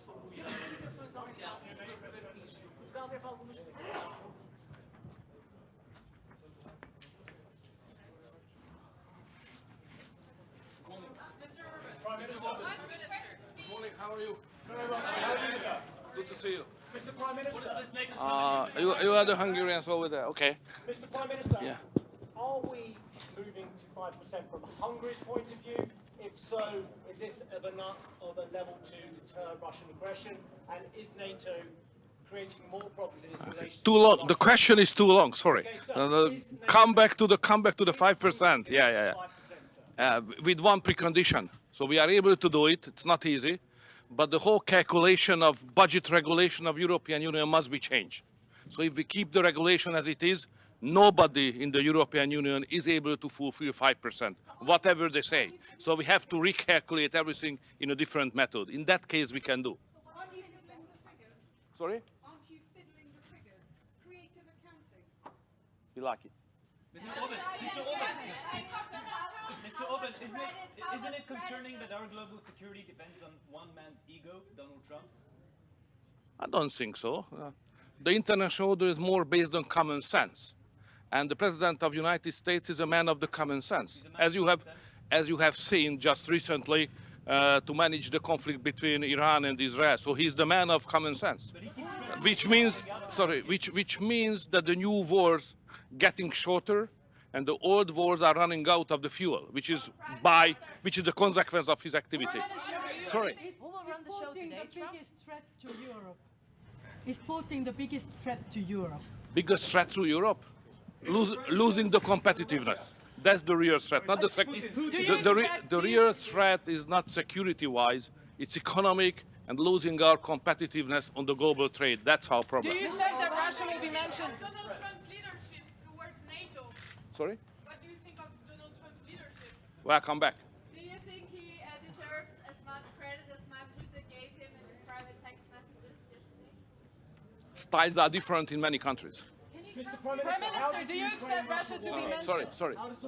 Do you expect that Russia will be mentioned as a threat or an adversary in a final stated after the summit? It's always mentioned like that. Do you support it?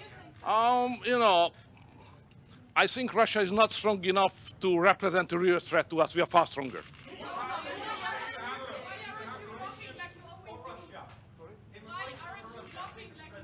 Blocking what? No, we don't block it.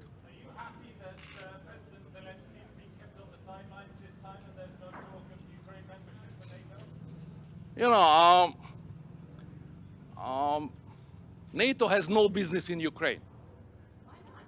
Ukraine is not member of NATO, neither Russia. And my job is to keep it as it is. Thank you very much.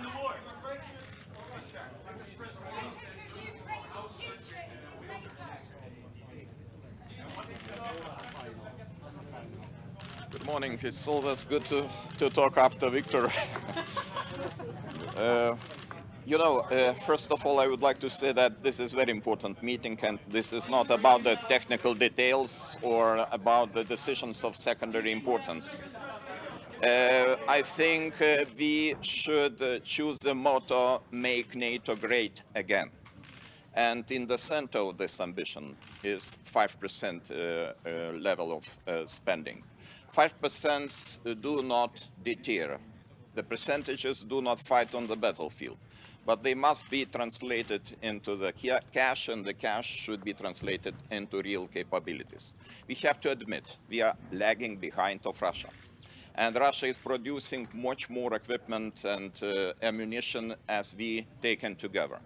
So for Baltic countries, for the Lithuania I represent, it's pretty clear that we even don't need the transitional periods. We are ready to do our job right now, 4% this year, And next year, we intend to spend 5.25% of our GDP, keeping that level of spending until 2030.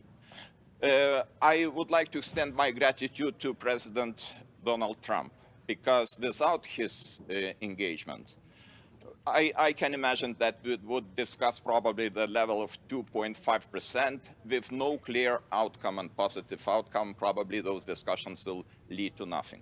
So sometimes the external pressure of our biggest ally is very useful in order to get the point, to understand the, how to say, heat of the moment and to do our job. Why we need 5% in my country? We need in order to modernize our army, to create the national division, and to be ready to grant the best conditions for our allies, for our best friends and allies, Germany, United States. The 1,000 soldiers are stationed in Lithuania, United States soldiers. We have very ambitious plan to have full-scale German brigade until 2027. So for that, we need financial resources, and we are ready to do that. Sorry, it's not. Mr. Orban just said that actually the biggest threat to Europe is lack of competition, lack of competitiveness. When he was asked if Mr. Putin is the biggest threat, I presume you believe Mr. Putin. I could agree with Victor in this regard, that competition is important. But you know, we should understand very well, without the security, without our readiness to defend every inch of allied territories, all other remaining issues are just not relevant. Because if we lose our territorial integrity and independence, why we need this competitiveness? For what? Do you believe Donald Trump would come to your aid if you were attacked? Do you believe Donald Trump would come to your aid if you were attacked? I believe here in Article 5, and I think that Article 5 is very simple. One for all for one. And I am looking forward to hear and to listen what will be this description of Article 5. But in my understanding, Article 5 is pretty clear. But Trump keeps changing his mind. I don't think so, and I really appreciate the President Trump. If he would not interested in the future of the NATO, why he would push these 5% on the table? I think this is very important to understand. If some person is interested to get the organization stronger, then proposals are coming, and proposals are coming from our biggest ally, and we have to respect those proposals. But Mr. President, what do you think? What is your assessment? Why Russia poses so big threat to us now? What are Mr. Putin's goals at the moment?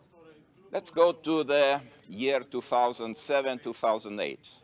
Mr. Putin said that the largest tragedy of 20th century was the collapse of Soviet Union. And if you listen what he's saying carefully, you will explain all the activities we faced in the recent decade, starting from Crimea, going to the war in Ukraine, and of course these threats. These threats are around us. And of course we should talk not only about Ukraine, Middle East, incidents in the Baltic Sea, almost everyday incidents, attacks against the critical infrastructure. This is our reality. This is our business as usual. And this is because of Russian activities. And of course, close ally Belarus, because Belarus is another issue, and we have very long border with Belarus, and we face another kind of hybrid activities, for example, in the form of illegal and instrumentalized migration. Mr. President.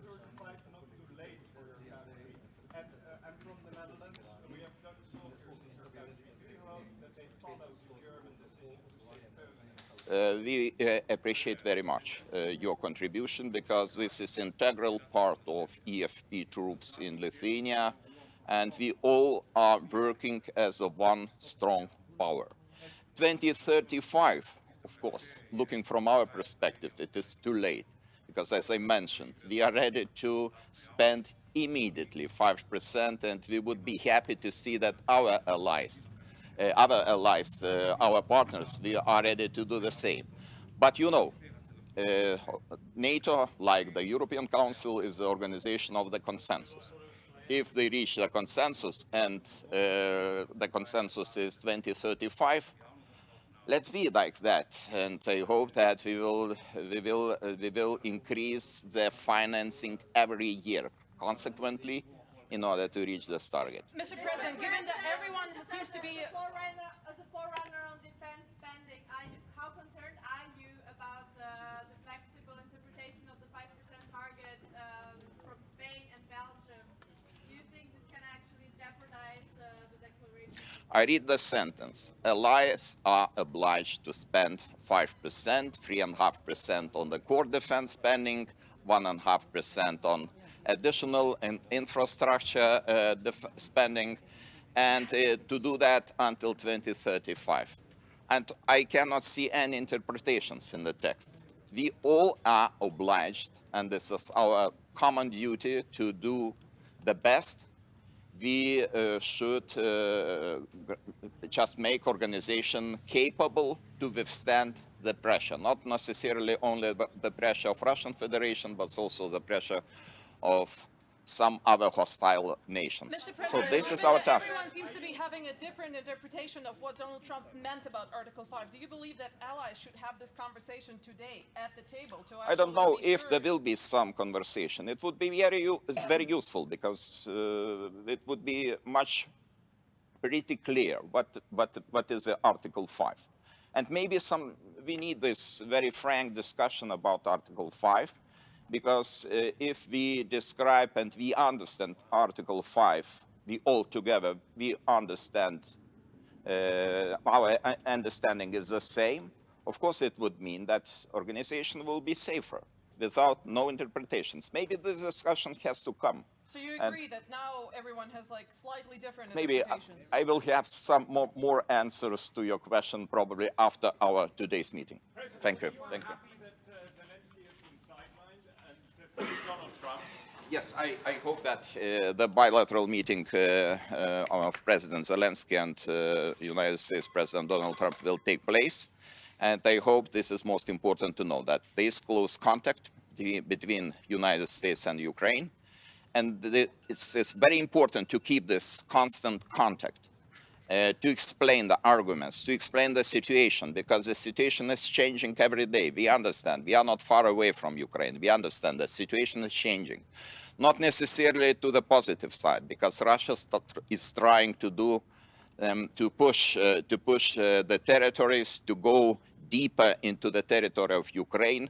And probably this is a calculation of Vladimir Putin, just to imitate the negotiations, and meanwhile to attack, to occupy even larger territories of Ukraine, and maybe then somewhen sit at the table and to start peace negotiations. But I think this is not a very fair approach, and we have to resist it. Thank you.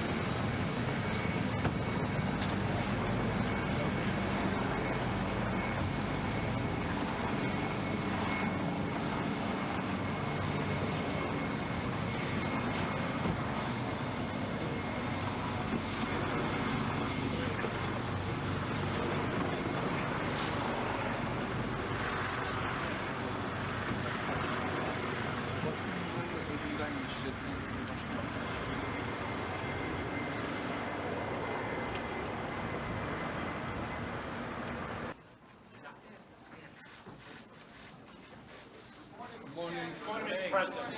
Good morning. Good morning, Mr. President. Where are you going to hold the summit next year? Good morning. Good morning.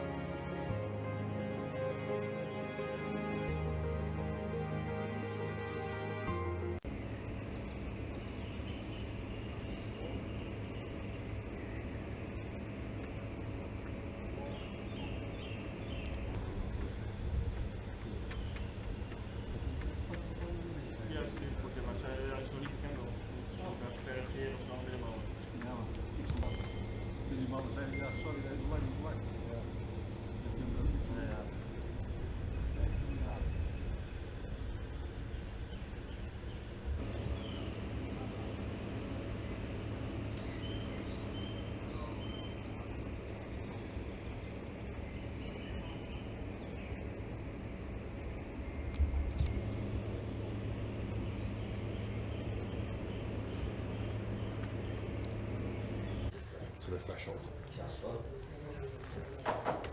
We're going to move up, you said, yeah? You said we're going to move up? Yeah, like we're standing. Good morning, sir. We'll start right here, and in 3, 2, 1. Somebody that's actually asking. Can you believe it? Thank you. That's amazing. So I was closer. That's the picture we want. Yeah. Well, I hope you slept well. It was great. Yeah? Thank you all very much. Thank you very much. Wonderful. Well, actually, Mr. President, I'll tell you, that's you.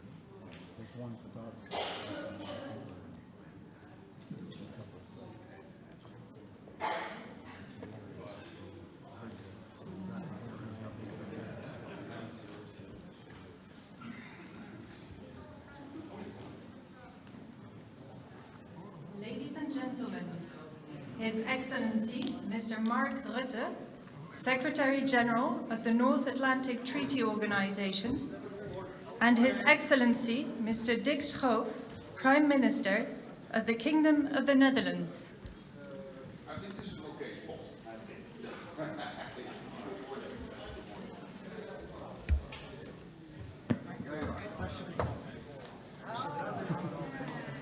His Excellency Mr. Bart de Wever, Prime Minister of the Kingdom of Belgium.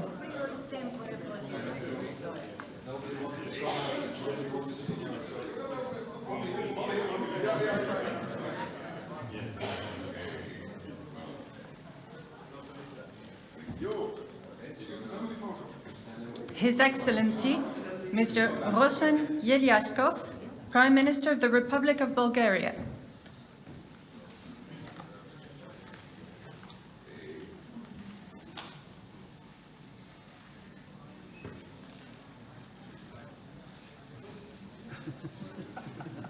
Her Excellency Ms. Gordana Siljanovska-Davkova, President of the Republic of North Macedonia.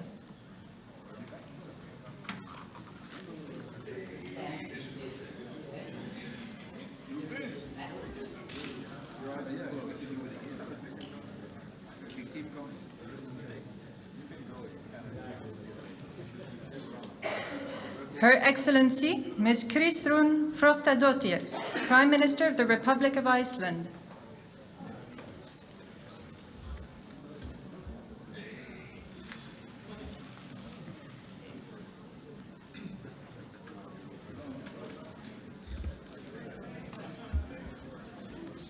The Right Honourable Mark Carney, Prime Minister of Canada.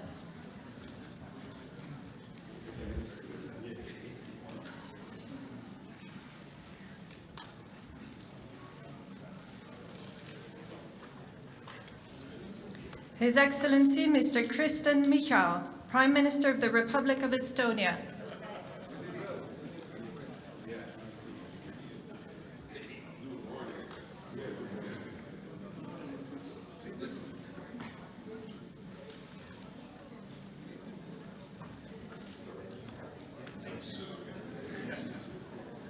His Excellency Mr. Peter Pellegrini, President of the Slovak Republic.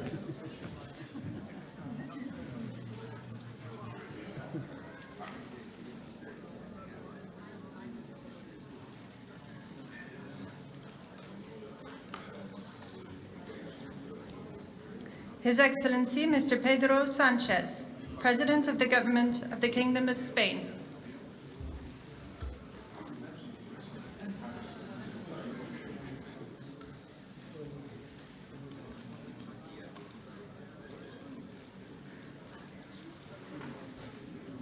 His Excellency Dr. Robert Golob, Prime Minister of the Republic of Slovenia.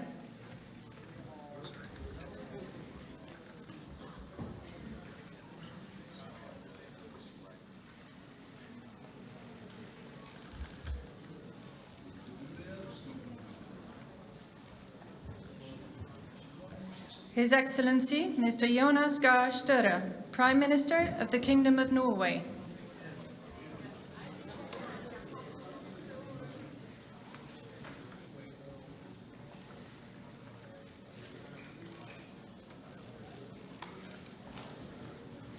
His Excellency Mr. Edi Rama, Prime Minister of the Republic of Albania.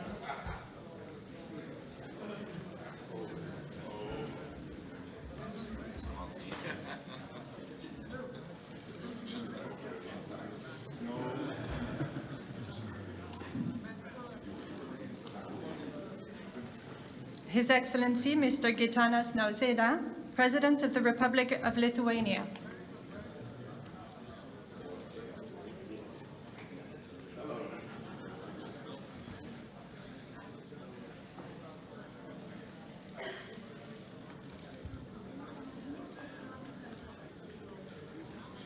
His Excellency Mr. Andrzej Duda, President of the Republic of Poland.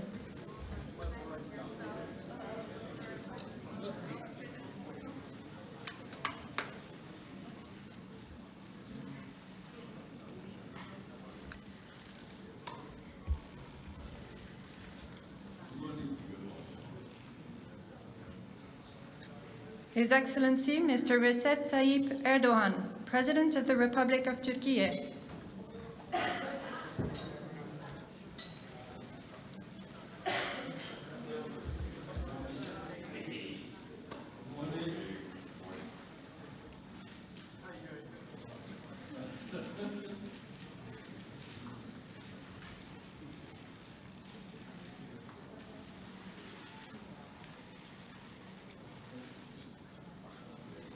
His Excellency Mr. Edgars Rinkēvičs, President of the Republic of Latvia.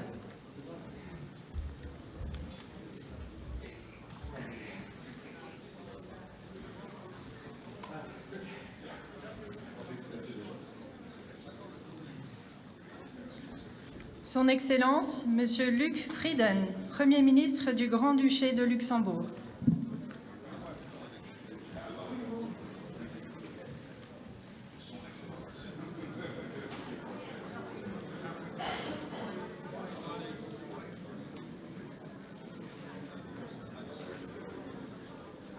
His Excellency Mr. Luis Montenegro, Prime Minister of the Portuguese Republic.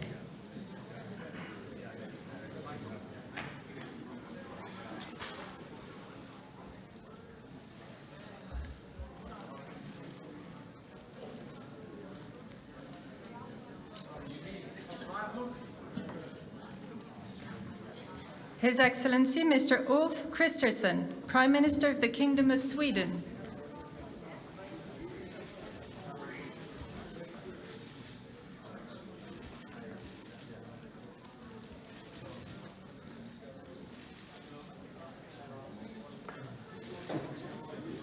His Excellency Mr. Jakub Milatovic, President of Montenegro.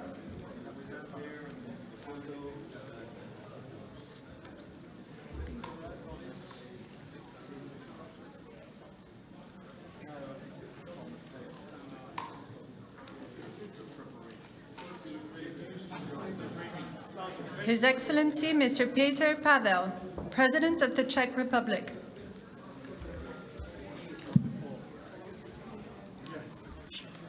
Thank you for that advice. Just as I'm going up.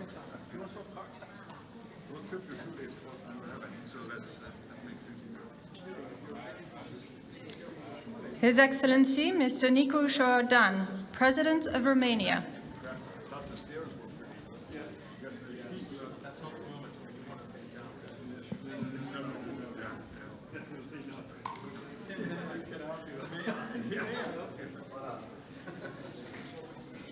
The Right Honourable Keir Starmer, Prime Minister of the United Kingdom of Great Britain and Northern Ireland.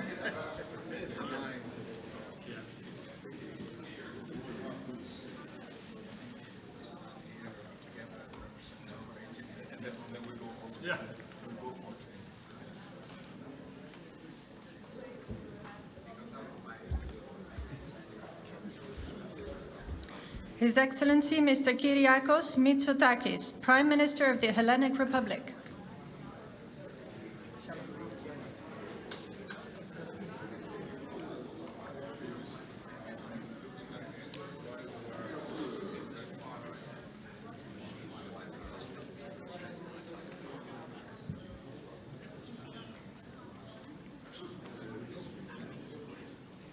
His Excellency Mr. Alexander Stubb, President of the Republic of Finland.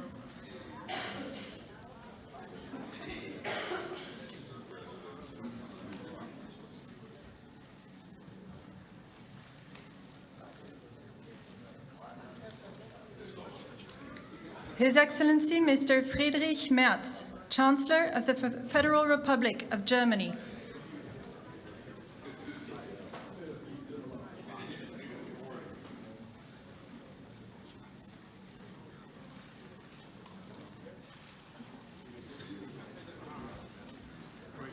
Her Excellency, Ms. Mette Frederiksen, Prime Minister of the Kingdom of Denmark.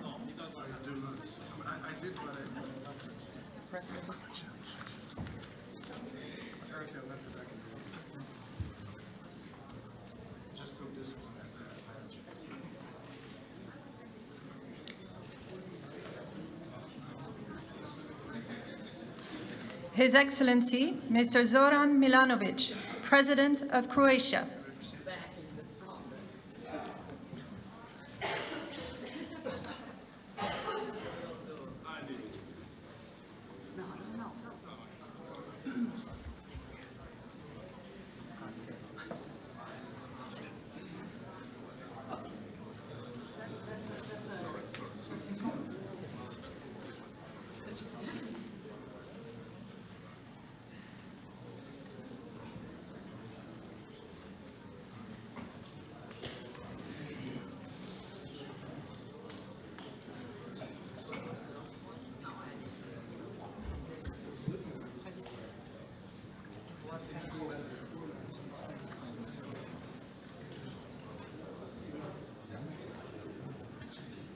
His Excellency, Mr. Viktor Orbán, Prime Minister of Hungary.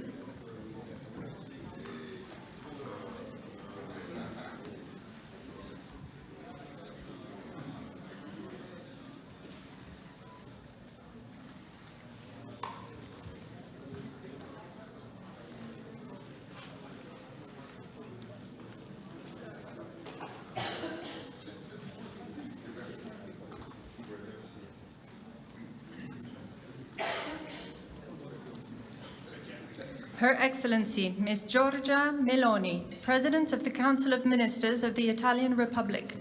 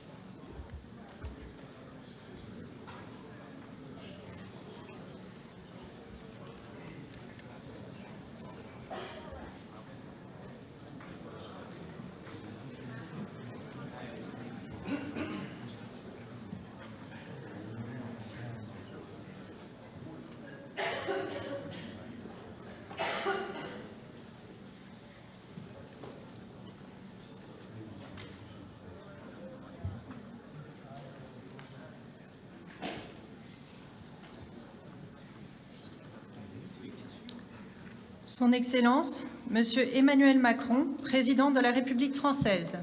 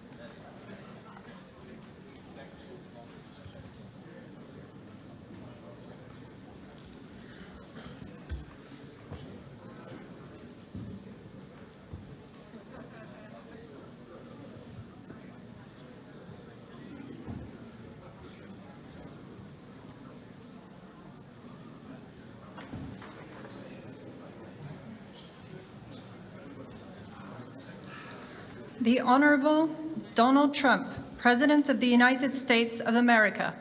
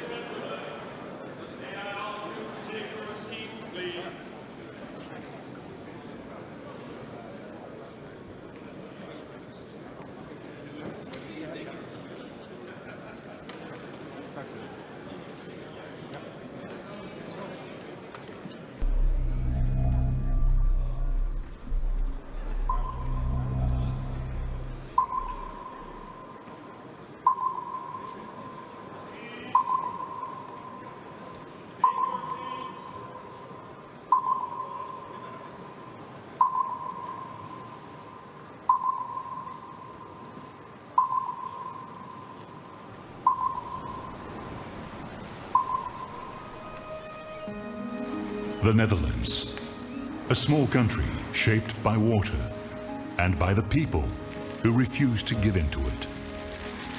For centuries, the Dutch have battled water as generations stood united against this force, because safety isn't a given.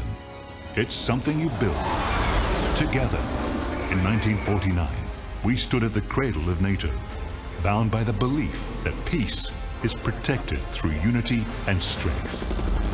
Since then, NATO has shielded us, sparing 3 Dutch generations the horrors of war. As the Dutch unite against the sea, NATO allies unite to share the burden of defense and security. With deeper commitments and collaboration, we stand even stronger. Backed by partners around the world, 32 nations stand as one. We stand firm against our foes, on land, at sea, in the skies, in space, and cyberspace. Peace is our purpose, deterrence our shield, readiness our promise. NATO is not just about nations. It's about people, leaders, soldiers, citizens, each playing their part to protect the life we built for ourselves and future generations. NATO, security through strength.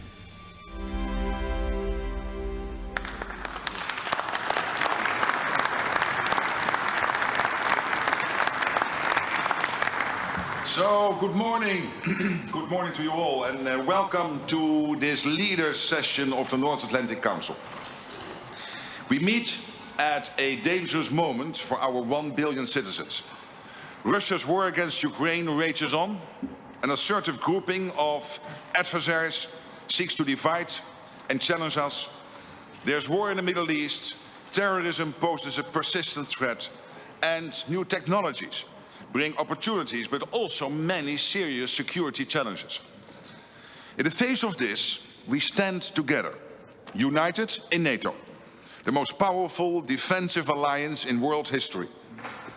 History has shown that North America and Europe working together is a winning combination. Our adversaries know this. Our enduring commitment to Article 5, that an attack on one is an attack on all, sends a powerful message. In this meeting, we will take historic, transformational decisions to make our people safer through a stronger, fairer, and more lethal NATO. To make NATO stronger, we have a concrete plan for all allies to spend 5% of GDP on defense. It will go towards core defense as well as defense and security-related investments.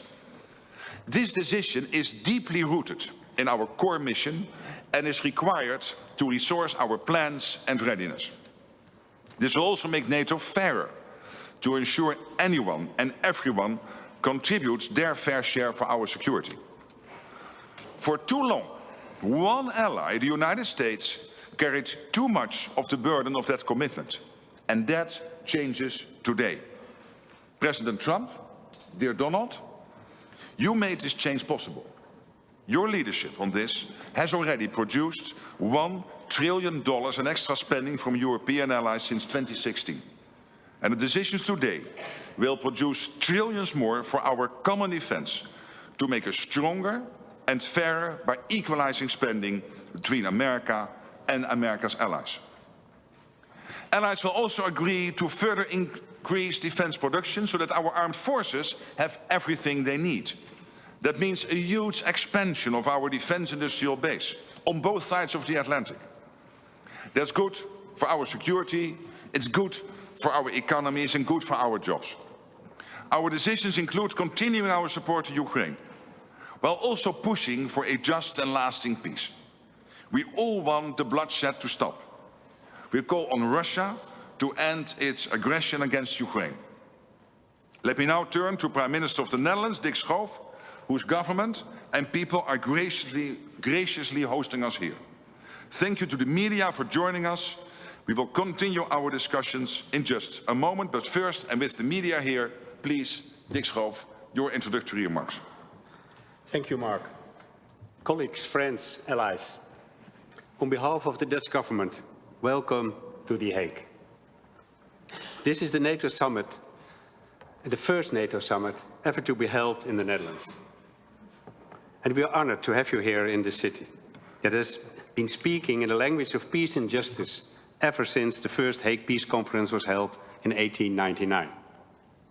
I'm convinced that after today, The Hague will also be known as the city of collective purpose, unity and resolve. After all, we are about to write history. We are about to make decisions leading to an unprecedented increase in our collective defense spending and a new financial balance in our alliance.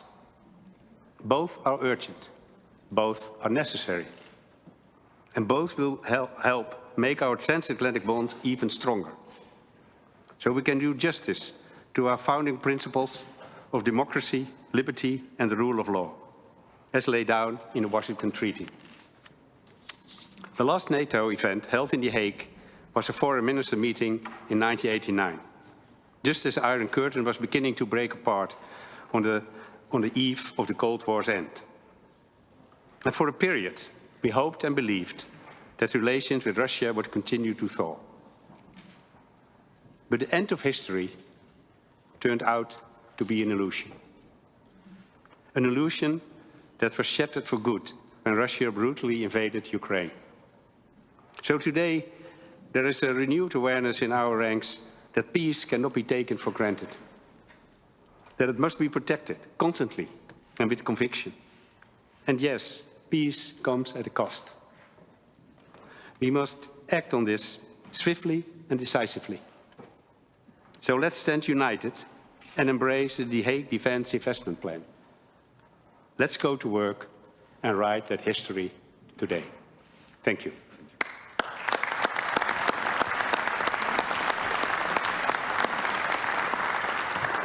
So thank you for the media for joining us, but in the spirit of democracy, I have to ask you to leave the room now. Thank you.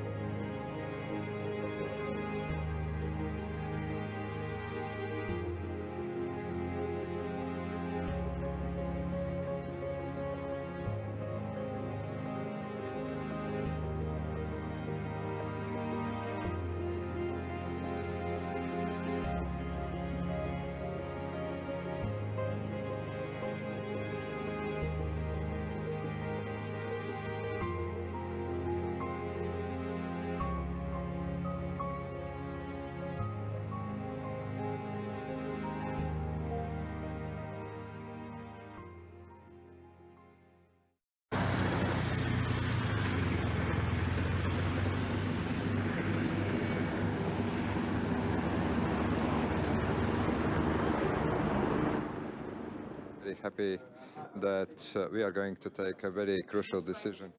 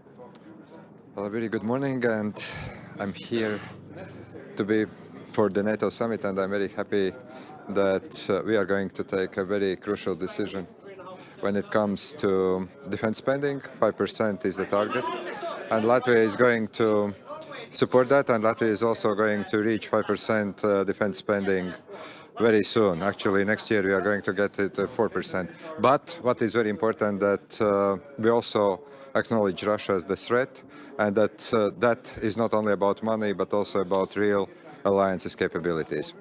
Is Vladimir Putin running rings around Donald Trump? Sorry? Is Vladimir Putin running rings around Donald Trump? No, I don't believe that. I do believe that the United States do want to have peace. However, it is important to acknowledge that Russia is the threat, that Russia understands only strengths, and if we achieve peace through the strengths, then Vladimir Putin is not going to round anything, not only around the United States, but also NATO. So can you speak up? Well, I think that what we are going to see and what we are going to see in the declaration that we are going to approve, hopefully it's ready, that there is understanding of Article 5 as the agreement.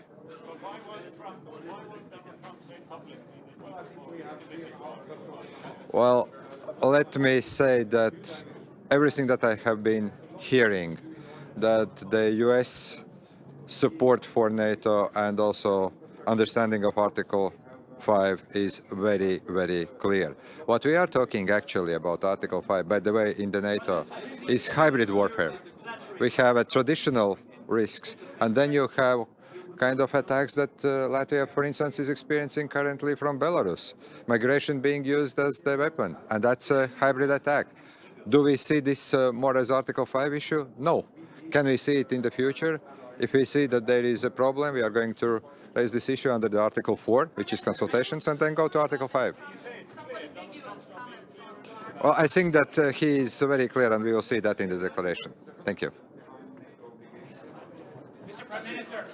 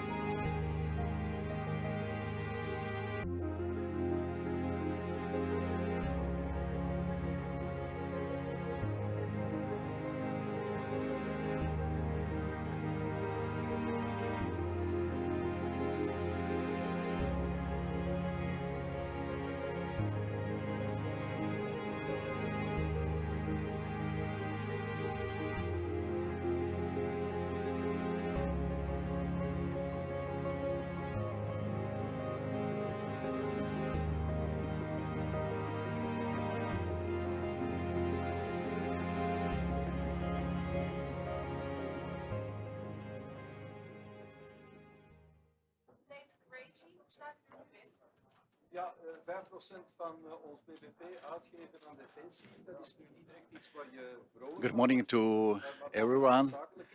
So the summit comes at a crucial moment for the Euro-Atlantic security. And it's vital for the allies to show strength and unity, and the NATO remains the strongest alliance in the world. We will reaffirm our commitment to collective defense, and it's as outlined in Article 5. Our security and the threats are growing. They are very serious.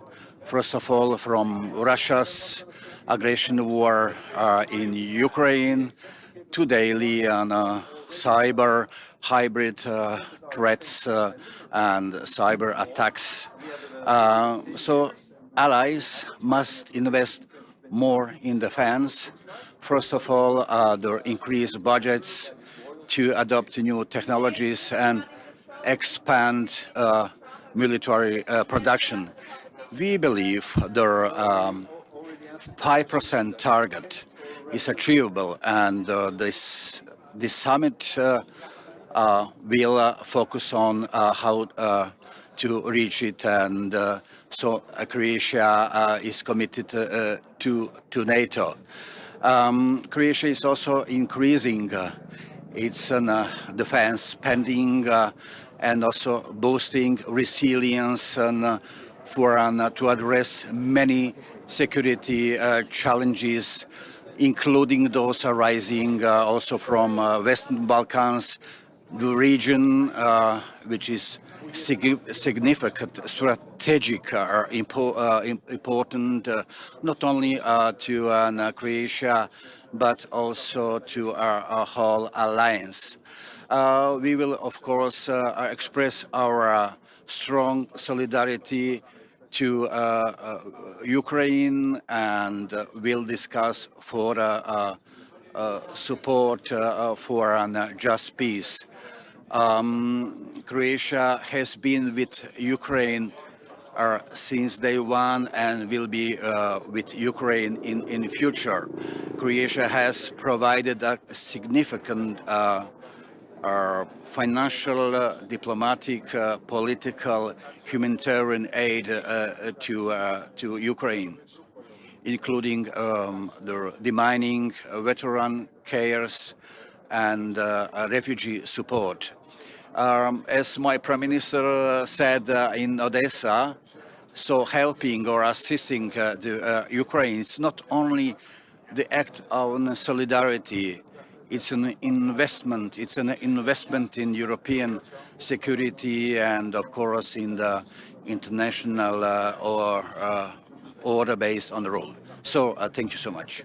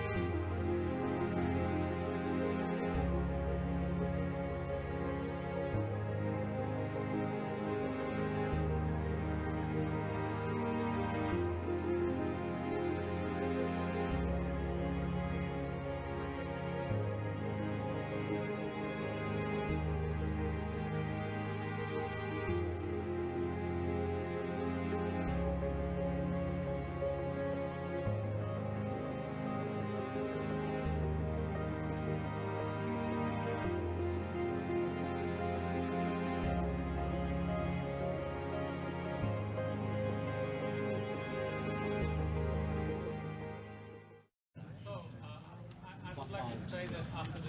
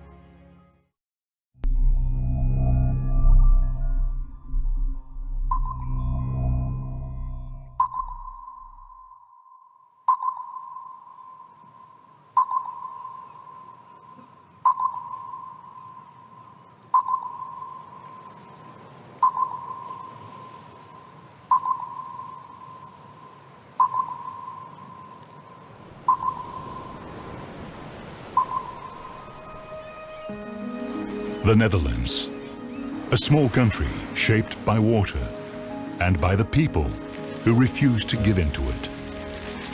For centuries, the Dutch have battled water as generations stood, united against this force. Because safety isn't a given, it's something you build together. In 1949, we stood at the cradle of NATO, bound by the belief that peace is protected through unity and strength. Since then, NATO has shielded us, sparing 3 Dutch generations the horrors of war. As the Dutch unite against the sea, NATO allies unite to share the burden of defense and security. With deeper commitments and collaboration, we stand even stronger. Backed by partners around the world, 32 nations stand as one. We stand firm against our foes, on land, at sea, in the skies, in space, and cyberspace. Peace is our purpose, deterrence our shield, readiness our promise. NATO is not just about nations, it's about people, leaders, soldiers, citizens, each playing their part to protect the life we've built for ourselves and future generations. NATO, security through strength.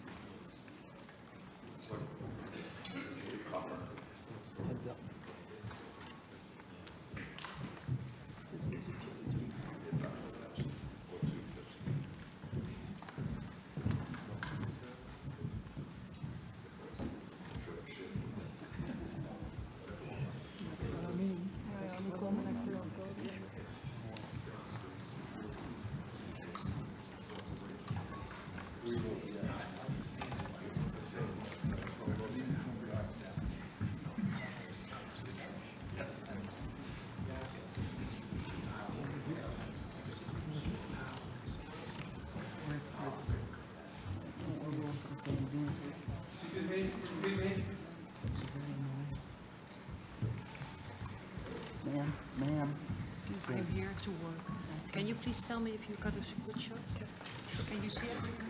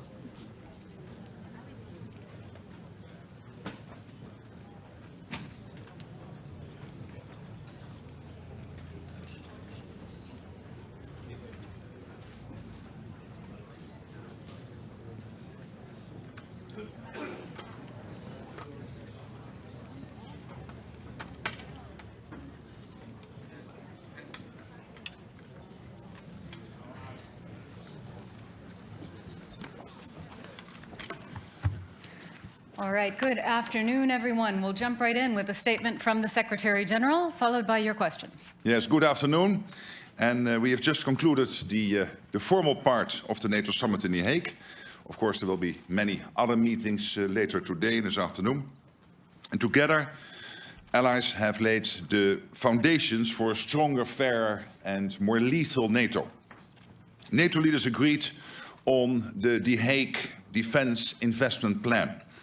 And this will fuel a quantum leap in our collective defense. They agreed to boost our defense industries, which will not only increase our security, but will also create jobs. And we have reaffirmed our unwavering support for Ukraine. All of this is crucial. It means that no matter the challenges we face, whether from Russia or terrorism, cyber attacks, sabotage or strategic competition, this alliance is and will remain ready, willing and able to defend every inch of Allied territory and ensure that our 1 billion people can continue to live in freedom and security. These decisions will have a profound impact on our ability to do what NATO was founded to do, deter and defend. And the key decision in that regard is to adopt the Hague Defense Investment Plan. With this plan, allies have agreed to invest 5% of GDP in defense. This is a significant commitment in response to significant threats to our security. It includes at least 3.5% of GDP invested in core defense requirements, a benchmark that until today was set at 2%. A target that I'm pleased to say all allies will now meet this year or have already met. The 3.5% is to fund our militaries and the equipment they need, from our air defenses to ammunition, drones, tanks, troops, and more. In addition to the 3.5% for core defense, the plan includes 1.5% of GDP that will go towards investment that support our defense and security, all to ensure we can effectively deter aggression and defend ourselves and each other should anyone make the mistake of attacking. Allies recognize the severity of the threats we face, and in response they have come together to agree an ambitious but essential new defense spending commitment.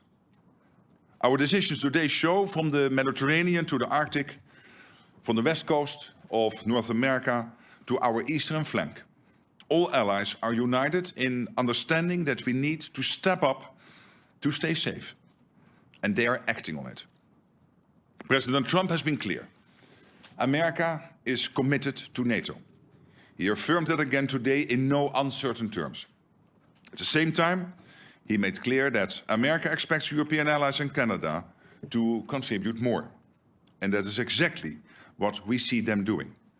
European allies and Canada will do more of the heavy lifting, equalizing their spending and taking greater responsibility for our shared security.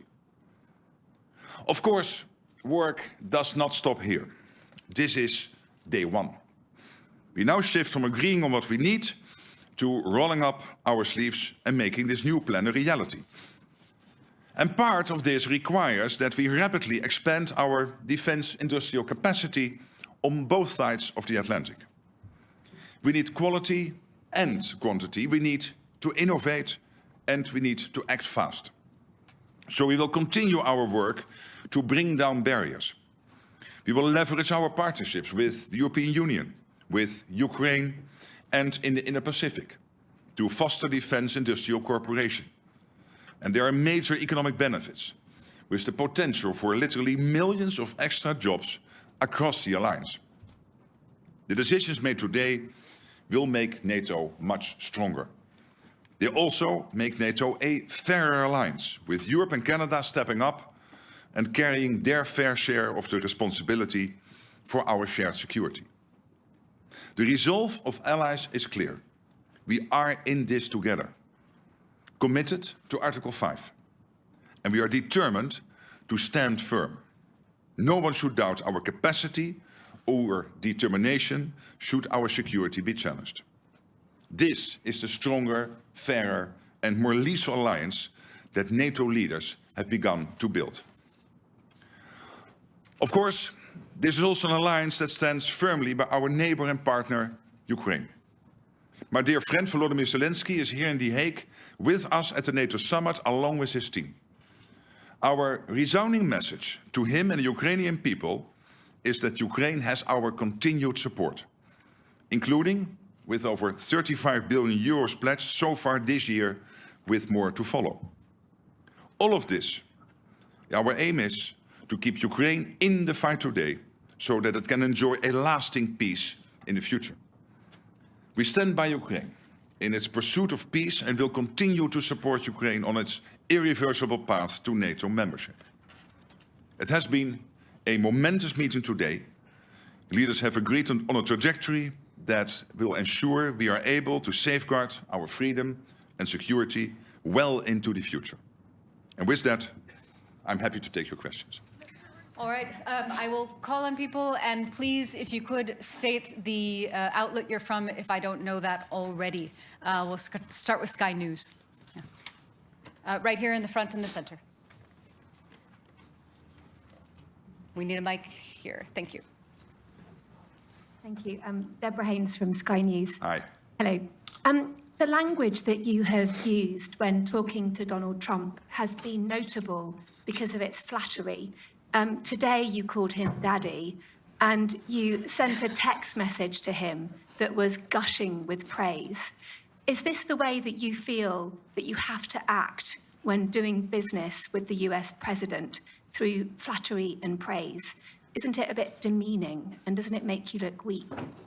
No, I don't think so. I think it's a bit of a question of taste, but I think he's a good friend. And when he is doing stuff which is forcing us to, for example, when it comes to making more investments, I mean, would you ever think that this would be the result of this summit if he would not have been re-elected president? Do you really think that 7 or 8 countries who said, yeah, somewhere in the 2030s we might meet the 2%, we've now all decided in the last 4 or 5 months to get to 2%?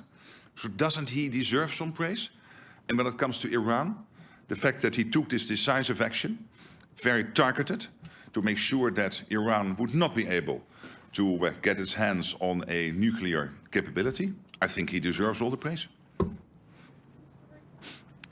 All right. Next question. Let's come to the front here. I think it's BBC. Yes. Yes. We'll wait for the mic, please. Jamal Musawi from BBC Persian TV. You said that attack against Iran was illegal and in accordance with the international law. But today, Kaja Kallas said she is not sure that it was legal and in accordance with international law. Is there any kind of disagreement between you in NATO? No, there's not, but there will be many views always about international law. I think what the US did last weekend is justified. This is preventing Iran, and this is a request NATO has had for a long time, a position NATO has taken for a long time, that Iran should not get its hands on a nuclear deterrence. So I think it was totally justified what the US did. And I think it's also important that the American president is very much now working to get the ceasefire not only today and yesterday, but to have that ongoing over the coming weeks. All right. I see FT in the halfway back.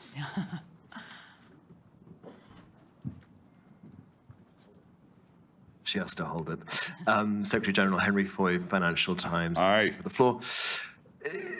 Donald Trump has said the US won't agree with the 5%. That's for all of us to do, but not him. Is that fair in an alliance that's built on sharing and unity? And secondly, what will you do if he comes back next year and asks for more than 5? Thank you. Well, but when it comes to the 5%, there are the two elements. One is the 3.5% core defense spending. The US is more or less there.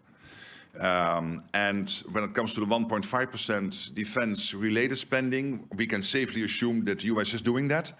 when you look at their enormous capacity when it comes to fighting cybercrime, hybrid threats, when it comes to their infrastructure investments, when it comes to developing the defense industrial base. So I think we can safely assume that the US is more or less at that 5% already. All right. Next, I think we'll go over to the left side again, about halfway back, Washington Post. We need a mic.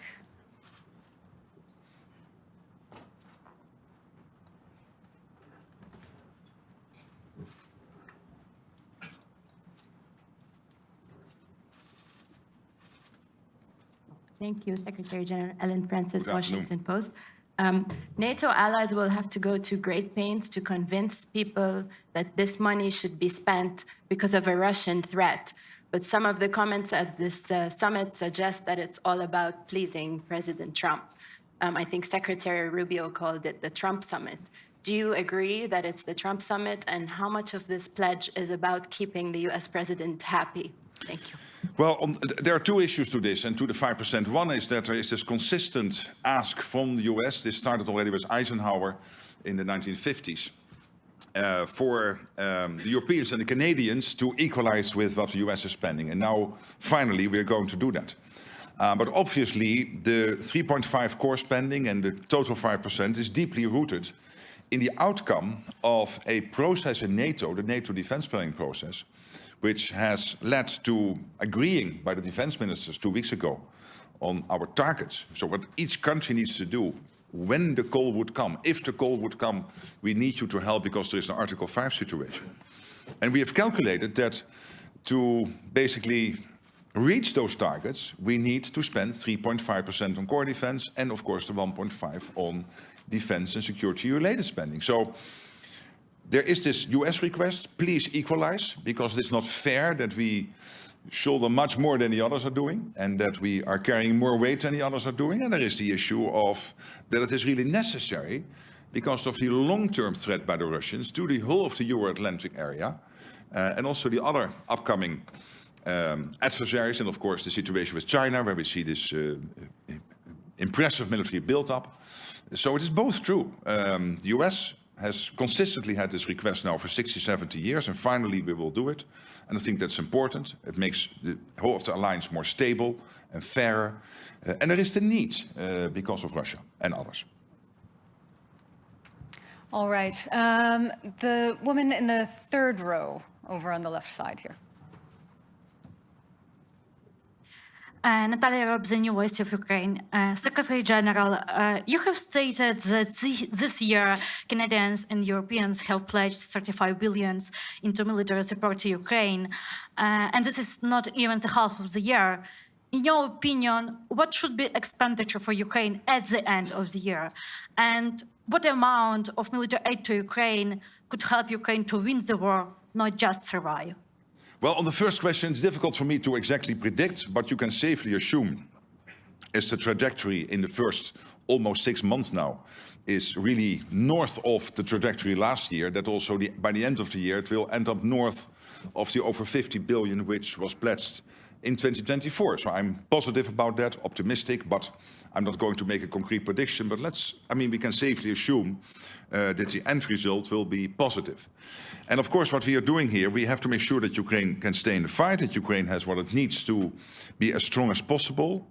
But obviously, we are all also working on getting a peace deal done or a long-term ceasefire done. And then we have to make sure that Ukraine has what it needs to prevent Vladimir Putin from ever trying this again in the future. And the first layer of that, making sure that Ukraine can defend itself post a peace deal / a long-term ceasefire, obviously is also the support we are now providing to keep them in the fight, which has to do, of course, with training. It has to do with delivering military equipment, so the command in Wiesbaden, but also the various streams of money going into Ukraine, developing Ukrainians' defense industrial base, which still has about a 35 billion spare capacity. So this all together will help Ukraine to be as strong as possible now, but also to deter the Russians post a peace deal / a ceasefire. All right, let's come to the center section now. I see CNN in the fourth row. Thank you so much. I want to follow up on what you just said about the strikes in Iran, but first, can I ask you on Article 5, do you believe that Article 5 is subject to interpretation? Well, you know, Article 5 is absolutely clear, and at the same time, we have always said we will never go into details when exactly Article 5 will be triggered. And why not? Because we don't want to make our adversaries any wiser. And to follow up on Iran, sir, you just praised the U.S. strikes in Iran, saying that you do believe it will help prevent Iran from getting a nuclear weapon. There have been questions about where that highly enriched uranium is, and if Iran moved it before the United States struck on Saturday night. Do you have concerns about that and whether or not it poses a threat to NATO? Look what happened last weekend. American B-2s, nobody in the world is able to do this. Only the United States. You are 25% of the world economy. You are by far the biggest military power in the world. Only the United States is capable to do this. So the B-2s, the fantastic pilots in those fighter jets, the bombs which were used to get deep into these nuclear facilities in Iran. Nobody has that type of stuff. And history made you the leader. History made you the ones who have to take action when it is necessary. And I think what President Trump did here is take a very targeted, chirurgical operation to take out as much as possible Iran's capability to get to a nuclear weapon. And I commend him for that. And obviously it's now up to all the studies being done and all the detailed look into what exactly has been the effect of this. But I'm personally very optimistic that this has dealt a massive blow to Iran. All right, we have a very full room and limited time. Next question to the front row. There's a mic coming. Oh, that's good, yeah. Hello, Eelco Bos van Roostal, Nieuwsuur, Dutch TV. You're dealing with a very unpredictable president or friend who has been all over the map on Article 5 in the past. In his first term, he threatened to pull out of NATO, which he doesn't seem to do anymore. But how do you know, how are you certain that the Trump you're dealing with right now is the same version of Trump that you'll be dealing with for the rest of his term? I've now known him for almost 10 years. He's a good friend. I trust him.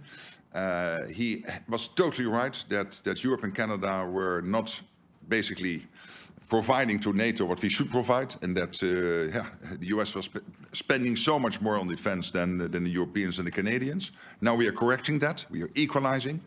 I think it is a man of strength, but also a man of peace. You've seen that basically now with Iran. The man of strength being able to command his B-2 bombers to go into Iran to take out that nuclear capability, but also the man of peace who is then immediately following up with making sure that Israel and Iran will commit to a ceasefire. And I think this is exactly what you want the American president to do, provide that type of leadership. And so I find him very predictable. Next question, all the way in the back. I don't think so. DPA. Ansgar Hase, German press agency, DPA. Secretary General... We were speaking. Here. There you are. No. Yeah, in fact. I cannot see you. I can only answer the question if I see who is. Can you stand up? Oh, you're really in the back. Sorry, yeah. Please. Thank you. Secretary General, I would like to come back to Article 5. Did President Trump promise in the meeting that he would stand by the allies until the end of his term? And if so, did he promise it without any conditions? Can I ask you, and not you, you're a journalist, so you're totally, of course, free to ask all those questions, but through you to some politicians in Europe and Canada to stop worrying. The United States is totally committed to NATO. The United States is totally committed to Article 5. How many times do we want them to say this? And as I said before, we have now had half a year when we constantly ask the US, are you with us, with NATO, with Article 5? So let's look for another country in NATO, one of the other 31, Iceland, the Netherlands, France or Canada, for the next half year to answer that question. All right, limited time, lots and lots of questions. The woman in the green jacket here in the third row. Kathy Newman, Channel 4 News. Hi. Hello. You described in the communique Russia as a long-term threat. Isn't Putin an immediate threat? Did you water that language down to get agreement? No. Of course, if you're a long-term threat, you're also a short-term threat. So he is a threat now, and he is a threat in the long term. All right, same row, the woman in the white shirt with the glasses.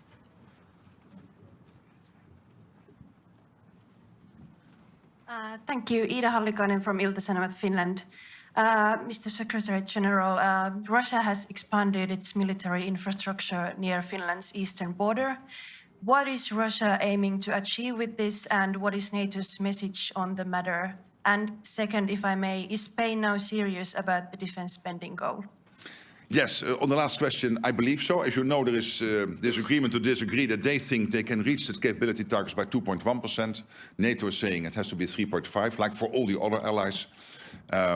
All allies will report on how they are getting to the capability targets, so we will see, and in 2029 we will anyway have a review of all of this. On your first question, well, let's not be naive about Russia.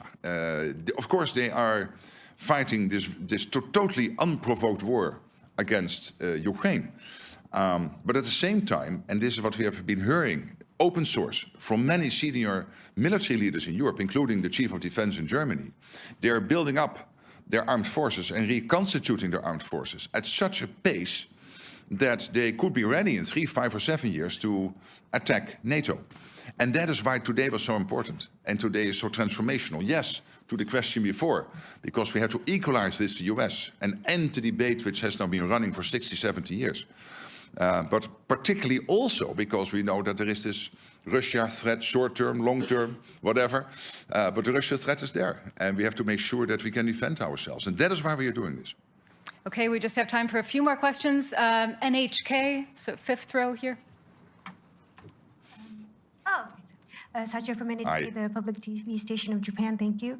My question is about the IP4 countries, but which were here in The Hague. But so I know you've been mentioning that you won't lecture the whole world, but since you were able to make this historical decision today, do you think this would trigger other countries like the IP4 countries to think twice about their threats around them and their defense spendings? Well, we have this close cooperation. I had yesterday an excellent meeting with the Japanese foreign minister. We will have a meeting with the senior leaders from the Indo-Pacific 4 countries later today, and there will be another meeting also with President Zelensky and European leaders. So, but with the Indo-Pacific 4, we will also meet. And this is because we know that our two areas, so the Euro-Atlantic and the Indo-Pacific, are getting more and more connected. Look at North Korea being so closely involved now in the war effort, and North Korean soldiers fighting on European soil against, on the Russian side, against Ukraine. That is rather historic. So this cooperation is important, where it's very much focused on innovation, very much focused on procurement, on defense industrial production, making joint assessments of what is happening in the Pacific, what is happening in the Euro-Atlantic, and how the two are more and more interconnected. And I must say, when I'm speaking to the leaders, and I was visiting Japan early April, having a long meeting with the Prime Minister, and I met him again last week in Calgary at the G7, but also the leaders of the Republic of Korea, Australia, New Zealand, they all are very much aware that, of course, part of having a deterrence is that you spend enough on it. And you see in all these countries debates ongoing on doing more where possible. But it is not up to me to advise them. Let me concentrate on the 32 and make sure that we do what we need to do. But I think that debate is taking place also in many countries outside NATO. Okay, I think we've just got time for a couple more questions. The center, fifth row, gentleman in the very center there. Yeah. Yes, my name is Heikki Aitokoski. I'm from the Finnish newspaper Helsingin Sanomat. Did you exchange views on Vladimir Putin and Mr. Trump seems to be in rather friendly terms with him? It would be interesting to hear what you talked about him. I've not changed my views on Vladimir Putin. I don't trust the guy, and of course I had a lot of dealings with him personally when we had a terrible situation with flight MH17, the Malaysian airline flight MH17, being shot out of the air by Russia in July 2014. and Putin telling me that he was not present in the Donbass and that he had no dealings in Ukraine and this, that, and the other. And these were all lies. We know that. Okay, for the sake of geographical diversity, all the way in the back, Telegraaf. Pim Cedee, The Telegraaf. Ms. Rutte, I have two short questions for you right here at the back. How do you think Vladimir Putin will look at this NATO summit in The Hague and the appointments being made between the 8 NATO allies? The other question, completely different one, but how big is the role of the Dutch King, Willem-Alexander, the Queen, and also Amalia in organizing this NATO summit and making it into a success? A big role. Last night was really amazing. And I mean, we are both Dutch and we can be very fortunate to have this royal family. Of course, they have that overview which many politicians who are there for 1 or 2 terms can never compete with. So we have a king here in the Netherlands who is now in that position for 12 years. And you sense that. I mean, the breadth, the benefits from which he is speaking, including with the American president and other leaders, is really impressive. And I've seen the same before with his mother, Queen Beatrix. So that is one of the huge advantages of having a monarchy. And I would say, well, to your and my country, let's be happy and let's be glad and grateful that his family is willing to do that. On the other question, I mean, look what Putin achieved. He wanted to divide the West, and now Finland and Sweden have joined NATO. He wanted to divide the West, and now we have committed to a 5% spending target. So he cannot be very happy, and he should not be very happy. All the way in the front, on the left. Never give the microphone away. Give it up so that you can see me. Dejan Šejnović, nezavisny newspaper from Bosnia and Herzegovina. Thank you very much for this opportunity. So for the West Balkans, for the first time, long time, it hasn't been mentioned in the communique. What does it mean for our region? You yourself were several times talking about the importance of the region for the alliance. What can you tell us why it's not mentioned? Yeah, but again, this is not your traditional communique which you would see in the UN or in NATO in the past, where you would have 60 pages, 90 paragraphs, basically talking about the world from the birth of Jesus up to today and everything in between. I mean, that's done. We try to focus. So we are still very much concerned. KFOR is there in Kosovo.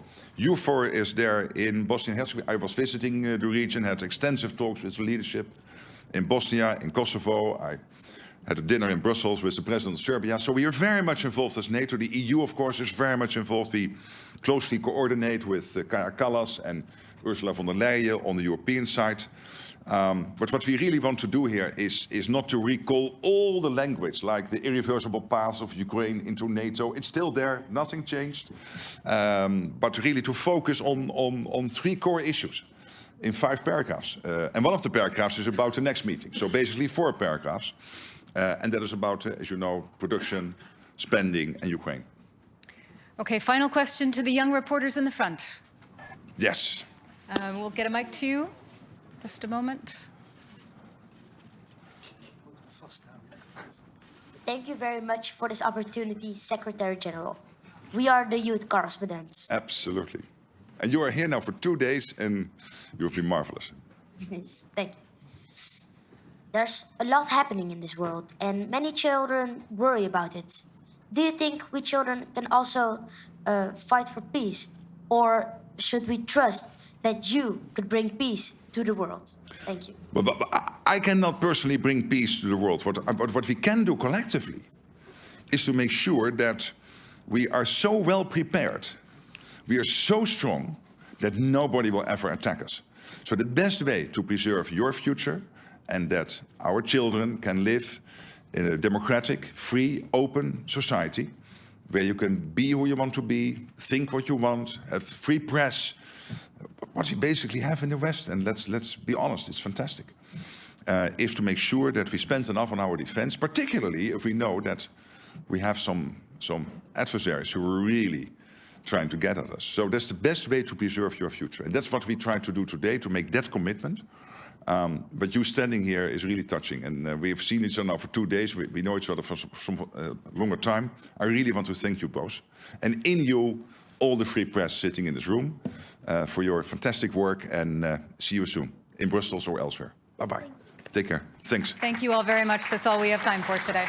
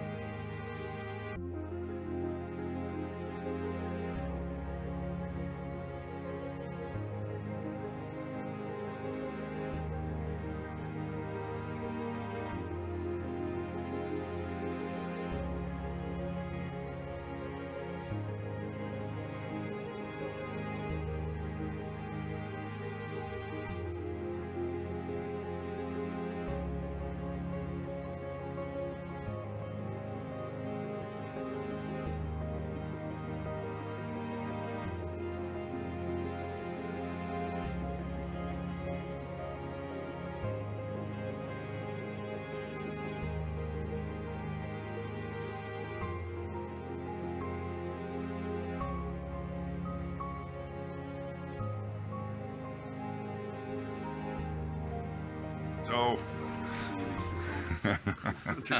Good afternoon, and I'm very happy. As you know, the Indo-Pacific partners are very dear. They are here for the fourth time now at a NATO summit, and we will now have a meeting. And we have that relationship between NATO and the Indo-Pacific countries, Japan and the Republic of Korea, Australia and New Zealand, not because we want to extend NATO to the Indo-Pacific, but because we have friends in the Indo-Pacific. And there is a lot of use and importance of making joint analysis of the security threats facing us here in the Euro-Atlantic and what is happening in the Indo-Pacific, knowing that these two areas, these two theaters are getting more and more interconnected. Look at what North Korea is now doing, basically helping the Russians in the war effort against Ukraine. And then, of course, when it comes to the practical stuff, what we are really working on is, for example, on defense industrial cooperation. There's a lot happening. All these countries have a defense industrial base, and we are working together on joint procurement, on innovation, trying to also learn the latest from the war in Ukraine when it comes to the use of drone technology, AI, etc. So these are areas where we work together, and I really want to commend all four, New Zealand, Australia, Japan, and the Republic of Korea, for their support to Ukraine. In various ways, in financially, practically, that is really very important. And that means that it's not only NATO helping there, we are really in this in a relationship with countries from far from here, but still very dear and near to us. So I really want to thank you for being here. We now will go over to the meeting. I told them if you disagree with what I'm saying, you cannot say that. But I think this was okay. Yes. So let's go. Let's go.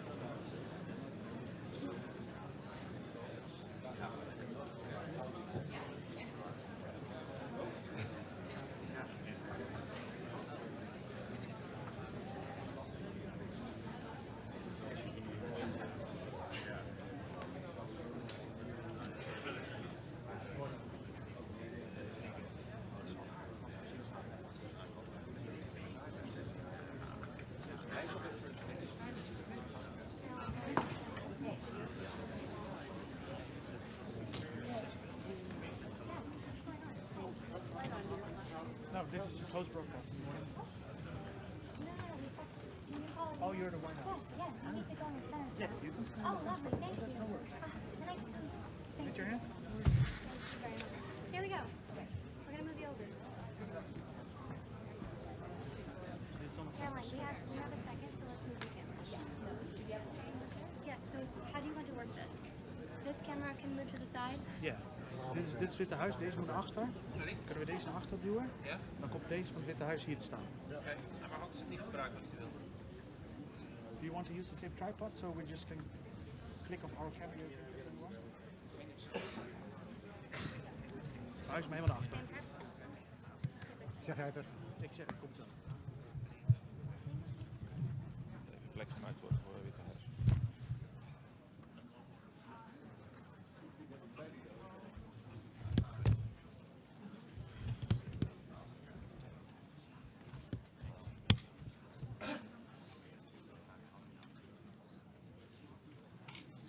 Ze zijn niet heel vriendelijk, zeg maar.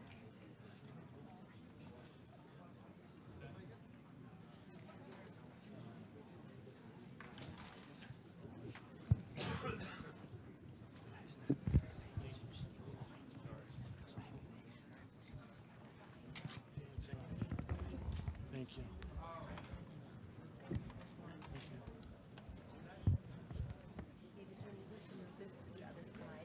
Ja, I know. Just go. Maakt het uit.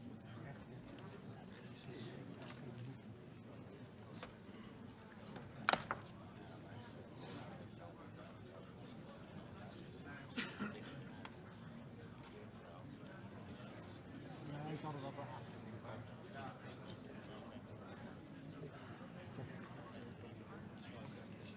Ja, ze willen gewoon een eigen ding.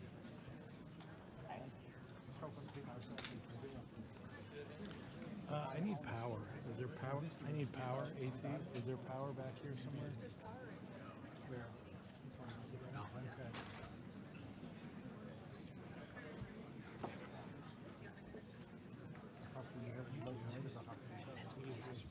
It's English. It's on chat. Okay. Thank you. What else do you need? Let me come up there.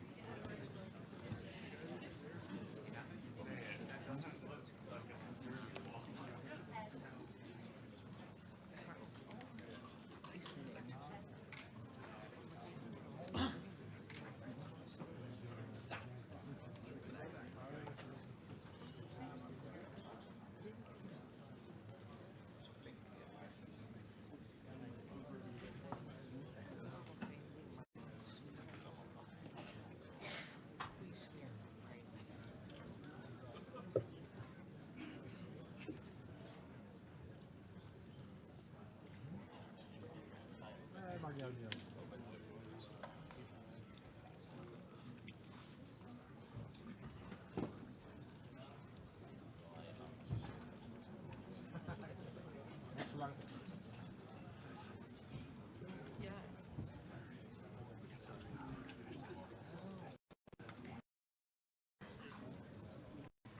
Die zijn ook wel waarschijnlijk van de Amerikaanse media.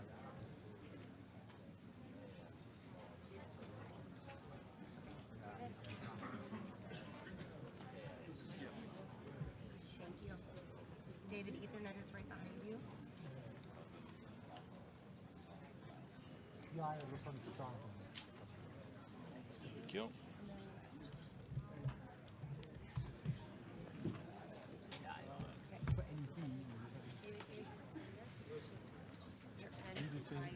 Al 6, dan houdt er ook nog één hoog achter.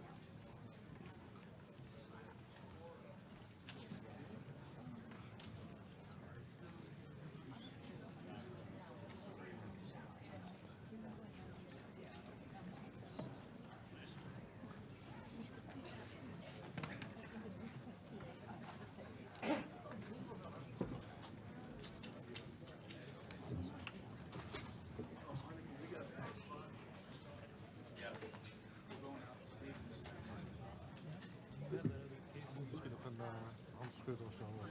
Dan mogen ze gaan staan. One that you said, is this also mine?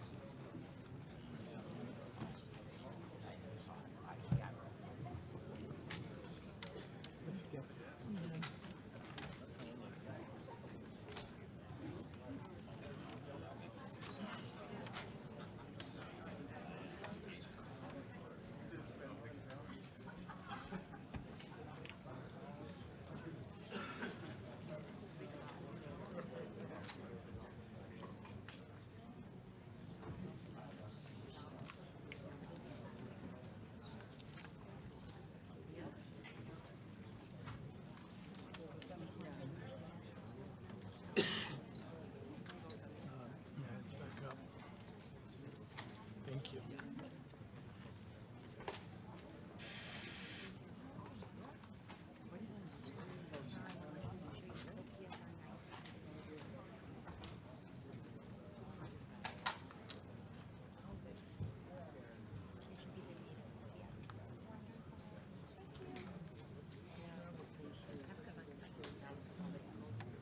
Thank you.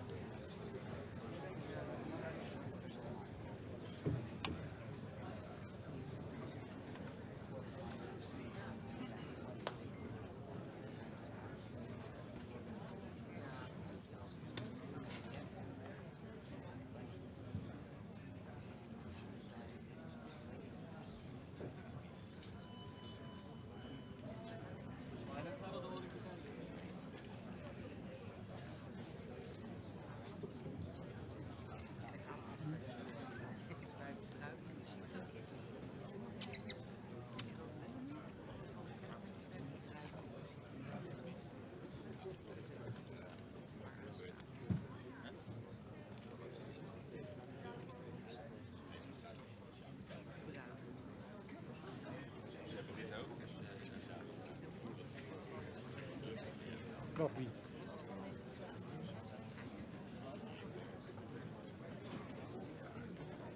Natuurlijk. Wij toch ook. Wij nieuws.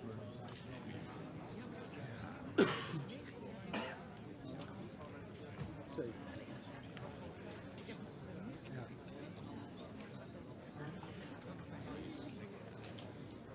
Ik heb het gemist.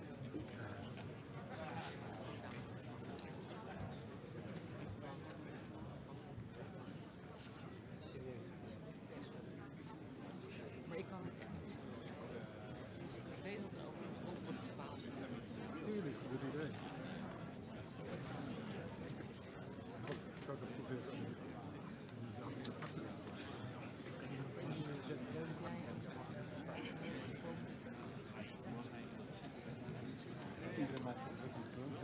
Nee, sorry. Ja, nee.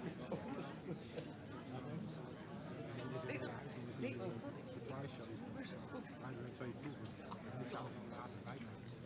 Dat is een leeftijd.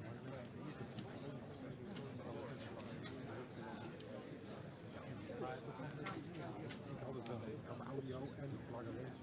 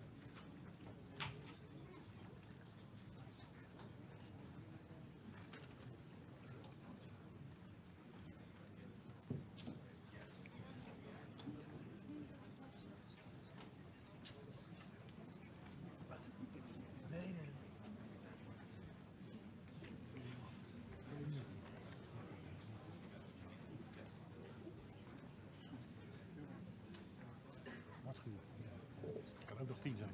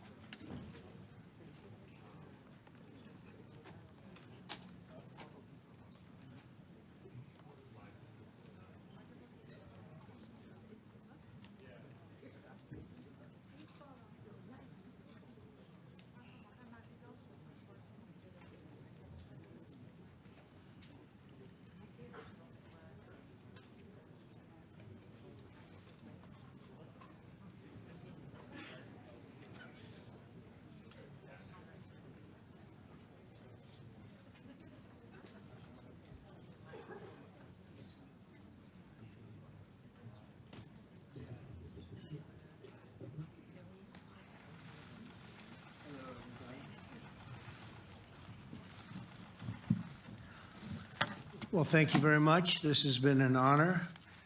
It was a fairly long trip, but worth it. Tremendous things have been accomplished, as you probably noticed. Listened to a lot of wonderful speeches from the heads of a lot of wonderful countries. But I want to thank you for joining us at the conclusion of a highly productive NATO summit in the Netherlands. I want to thank them for the royal treatment they've given us. Couldn't have been nicer. And it's a beautiful country, really a beautiful country. Coming in, I saw the most beautiful trees. In fact, I want to bring some back with me. I want to also thank, I had breakfast this morning with the King and Queen, and they're incredible people. I said, you're central casting, beautiful people, great people, big, beautiful heart.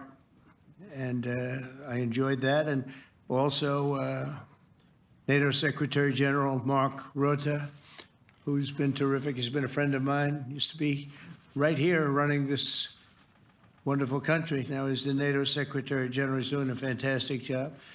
And the Prime Minister, we appreciate everything you've done. And as you know, last weekend, the United States successfully carried out a massive precision strike on Iran's nuclear enrichment facilities, and it was very, very successful. It was called obliteration.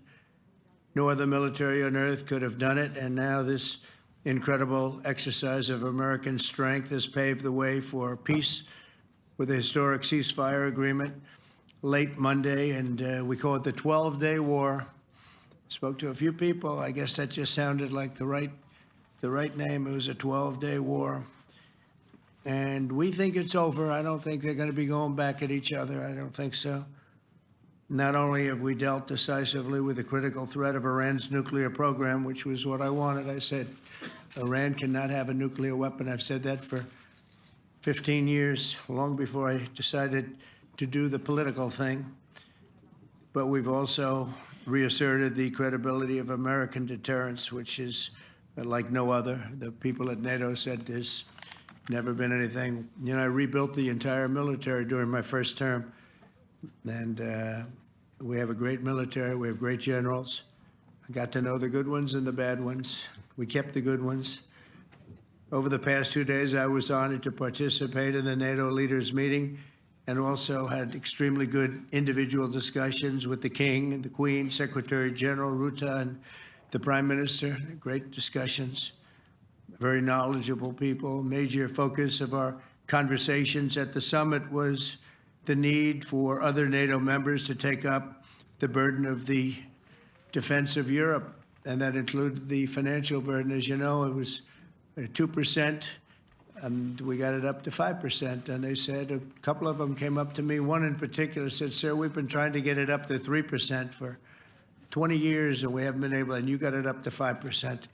So they're going to be, most of them, I guess almost all of them, are going to be contributing now 5%, a number that people are surprised at, but you need it today. The United States accounts for 2/3 of all NATO defense spending, and since I began pushing for additional commitments in 2017, believe it or not, our allies have increased spending by $700 billion. I said to people, you don't have any money, and a lot of them weren't paying.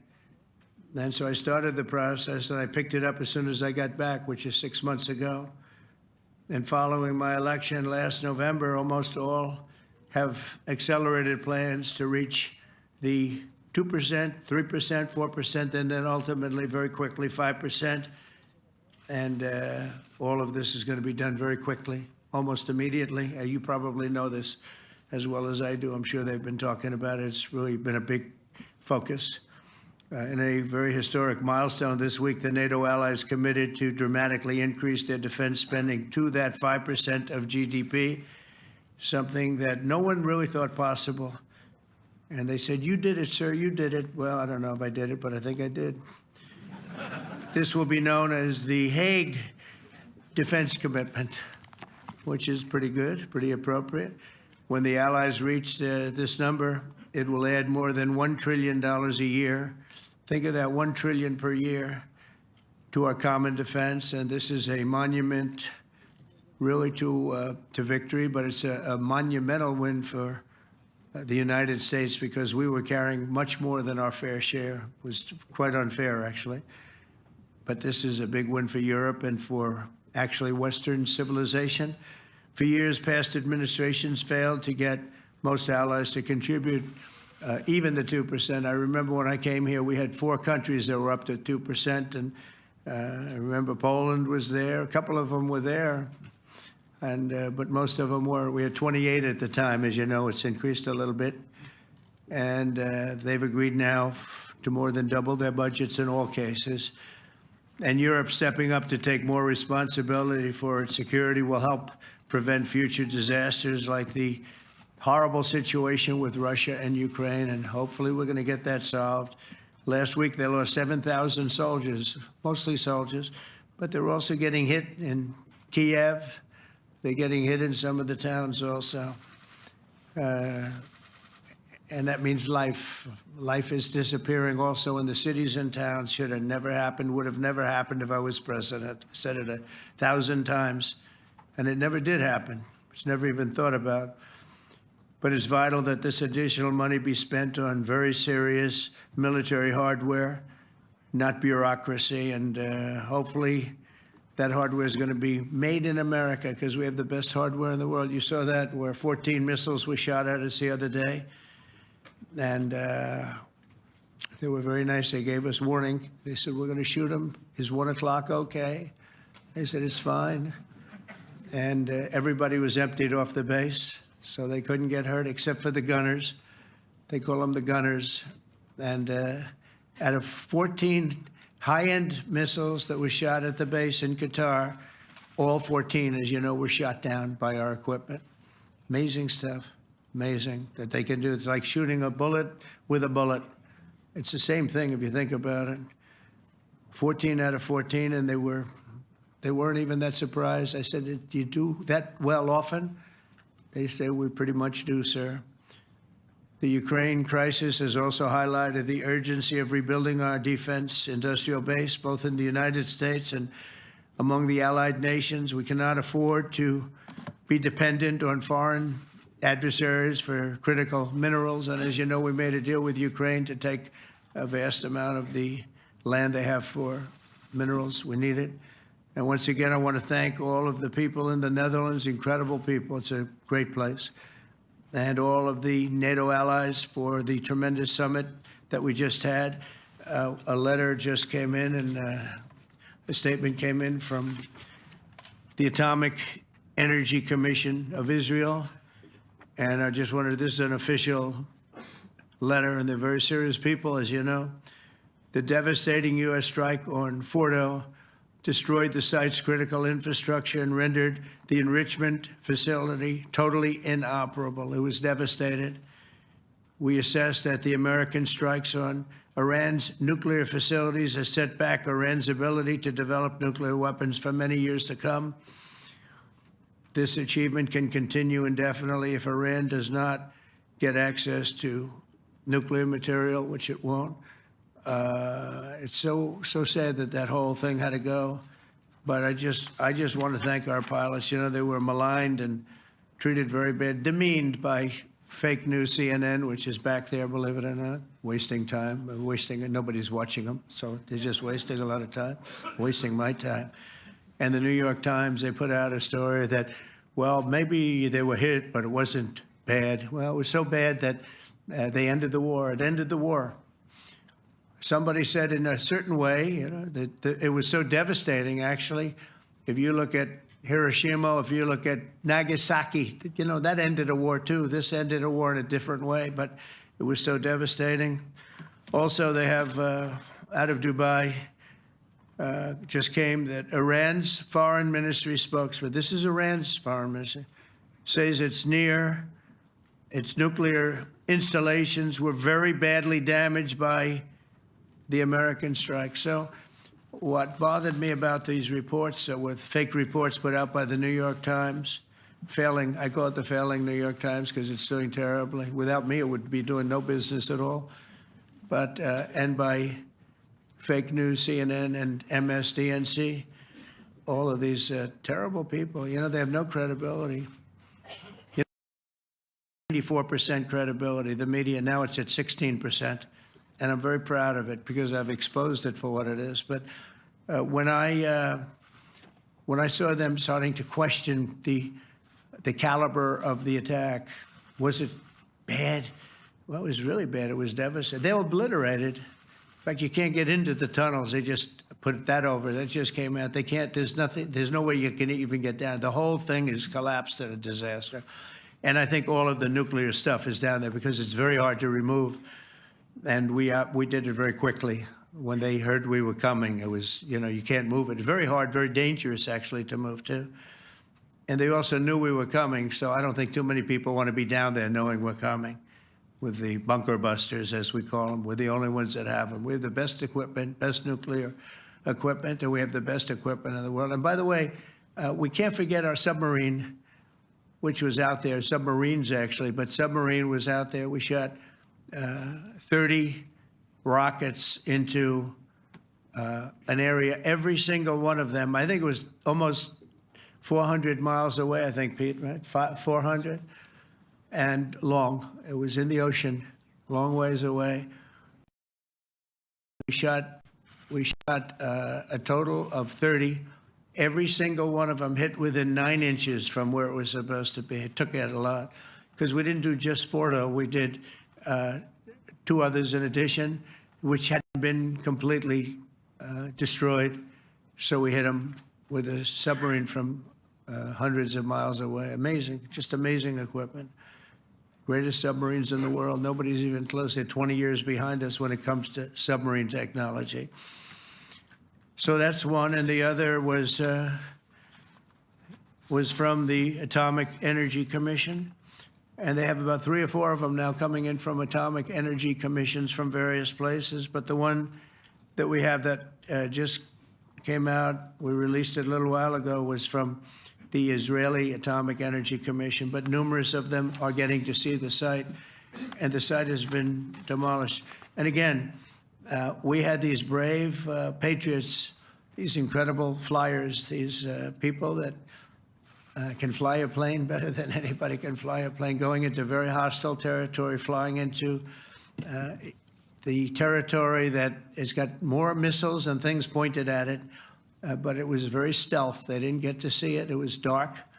That's the amazing thing about the shots. They hit the shots perfectly, and yet it was dead dark. There was no moon. There was no light. It was virtually moonless. It was very dark, and the shots were hit perfectly. But when they get demeaned, and they were very upset about it because they knew how strong it would be. Back in Missouri, the pilots flew about 36 hours, 2 ways, far distance, and in those incredible B-2s. And we then had the F-22s, and we had the F-35s, and we had other planes, and we had, I think, a total of 52 tankers. That means the big tankers, because the refueling was a lot for all of the different planes that we sent. Incredible operation, and I have to say, General Raisin Cain was incredible. That's why he beat ISIS, and we beat ISIS in a matter of weeks. I was told it would take 4 to 5 years. We did it in a few weeks, and he was great. That's why he's the head of the Joint Chiefs of Staff right now, because I had a very good experience with him. He knocked out ISIS in a period of literally a few weeks. Amazing. And it was supposed to take a few years, 5 years to be exact. So we had a great victory there, and we then came here, and I think we had a great victory here. But this is an ongoing project. This is the safety of Europe, the safety of the world. And they've raised it from 2% to 5%, something which nobody, and you're talking about over $1 trillion a year. So we're talking about a lot of money coming in from countries that were not paying nearly enough to be effective. So I have, as you know, Marco Rubio with me, and Pete Hegseth, Secretary of State and Secretary of War. Should we say Secretary? You know, it used to be called Secretary of War. Maybe for a couple of weeks we'll call it that, because we feel like warriors. It used to be called Secretary of War. In fact, if you look at the old building next to the White House, you can see where it used to be Secretary of War. Then we became politically correct, and they called it Secretary of Defense. I don't know, maybe we'll have to start thinking about changing it, but we feel that way. Do we have any questions, please? Wow. That's a lot of questions. Who's a nice person? Oh, you're not a nice person, but I'll let you ask one. Go ahead. What's he going to ask? He is not nice at all. I know him well. Thank you, Mr. President. Yeah. Thank you for taking the time before flying home. You just said you believe the conflict between Israel and Iran is over. What makes you so confident it is? And what do you do if it isn't? Because I dealt with both, and they're both tired, exhausted. They fought very, very hard and very viciously, very violently, and they were both satisfied to go home and get out. And can it start again? I guess someday it can. It could maybe start soon. I think a big telltale sign was when, as you know, Iran somewhat, by not much, violated the ceasefire, and Israel had the planes going out that morning, and there were a lot of them, 52 of them. And I said, you got to get them back. And they brought them back. They didn't do anything. They brought them back. It was very good. I thought it was amazing, actually. They have fought a hell of a war. They fought very hard. I think the war ended, actually, when we hit the various nuclear sites with the planes. And I just hope you people can give these pilots, these are the best pilots in the world. They're the best shots in the world. They call them shots. That's what they are. And wait a minute. And I just hope you can give them the respect they deserve, because they came home to fake news. And like, oh, gee, there was hardly any damage. The things are decimated. So, but I think, no, I think they're very much finished. I think Israel's going to get back to doing what they do. And I think that Iran's going to get back. You know, Iran has a huge advantage. They have great oil, and they can do things. I don't see them getting back involved in the nuclear business anymore. I think they've had it. They've been at it for 20 years, and I don't see that happening either. Now, if it does, we're always there. It won't be me. It'll be somebody else, but we're there. We'll have to do something about it. Yes, please, go ahead. Go ahead. Oh, fake news, CNN? Oh, yeah, here we go. Wait till you hear this question.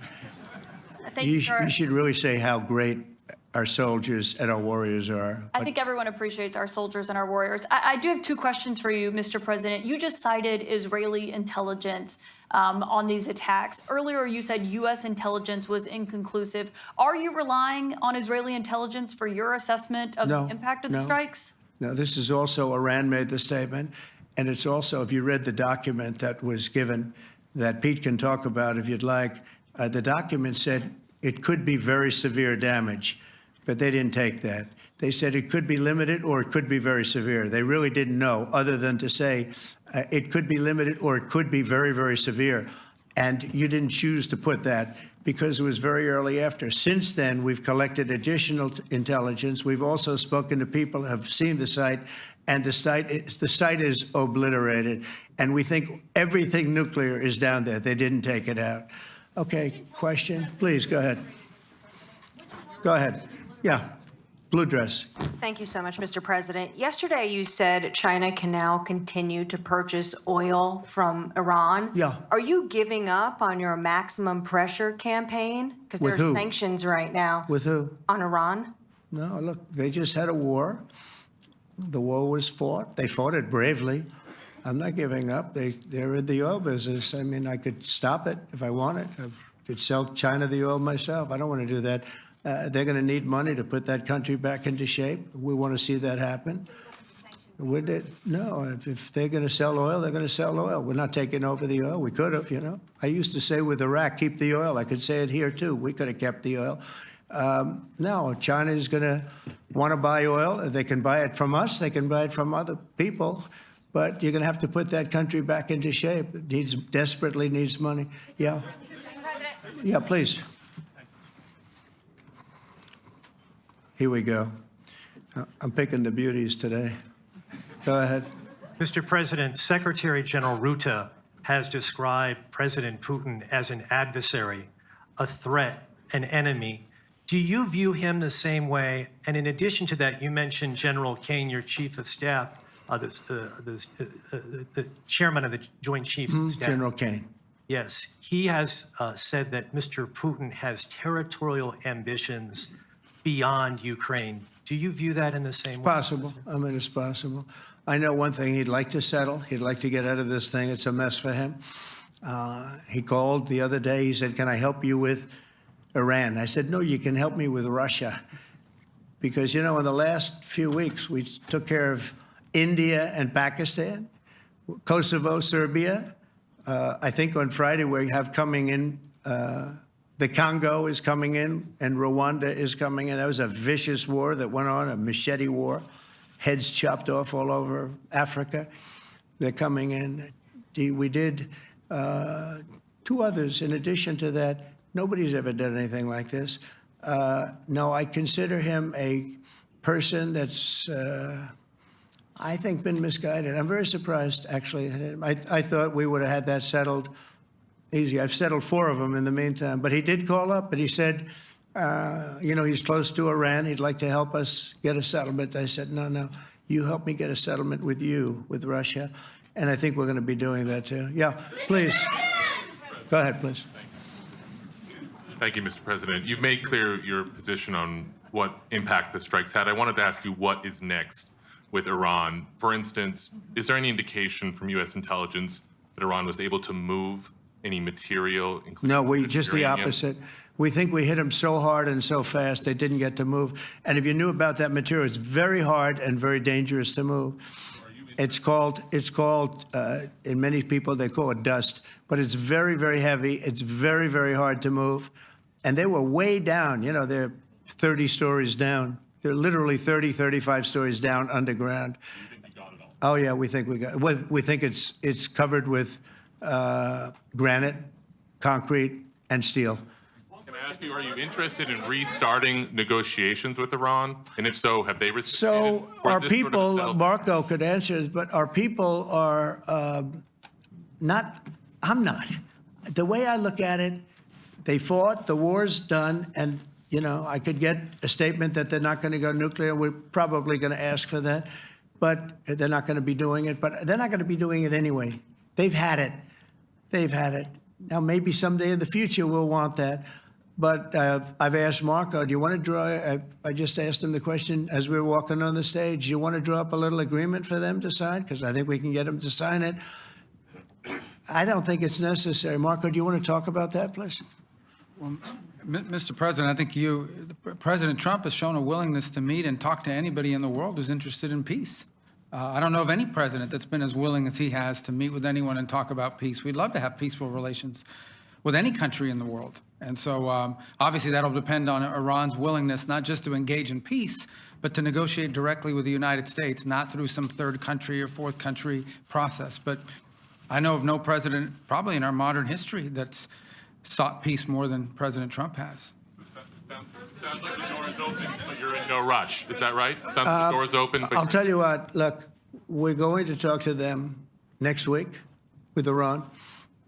We may sign an agreement. I don't know. To me, I don't think it's that necessary. I mean, they had a war, they fought. Now they're going back to their world. I don't care if I have an agreement or not.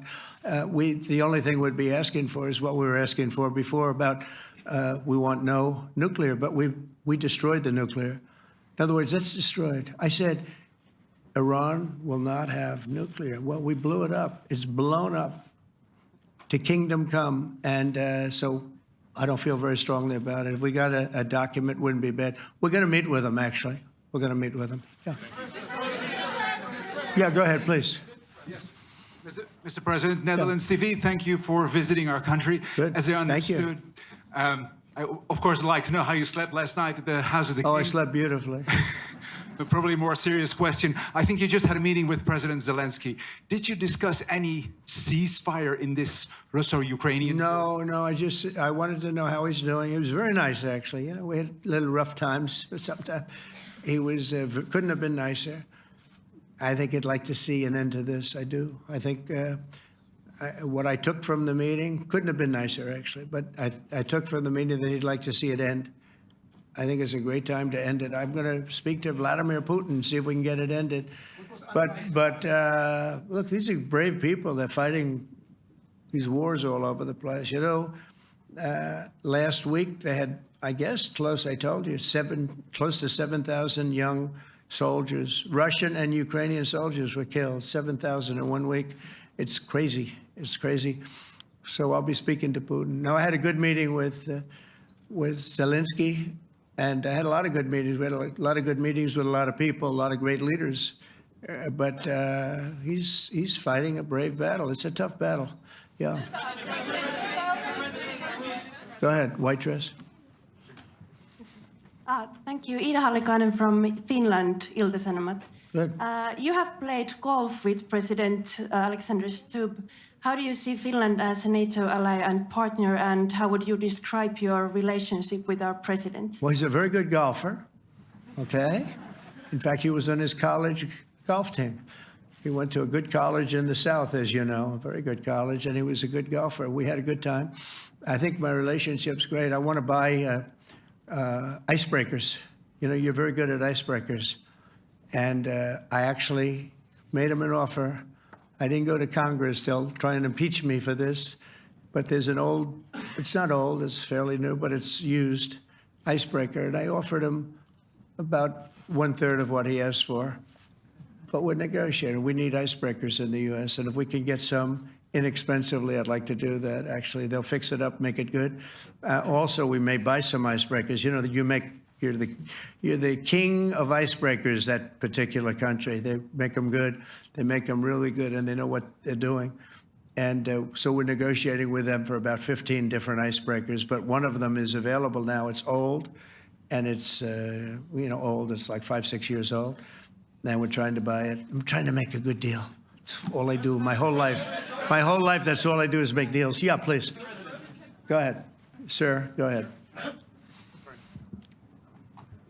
Yeah, a question for NewsHour, Dutch TV. First of all, on Article 5, on your way here, you spoke about the commitment of the U.S. to Article 5, saying, I'll give you my definition once we're here. Yeah. What is your definition, and may the U.S. commitment to Article 5 change in case some of the NATO members do not reach the threshold that was discussed today?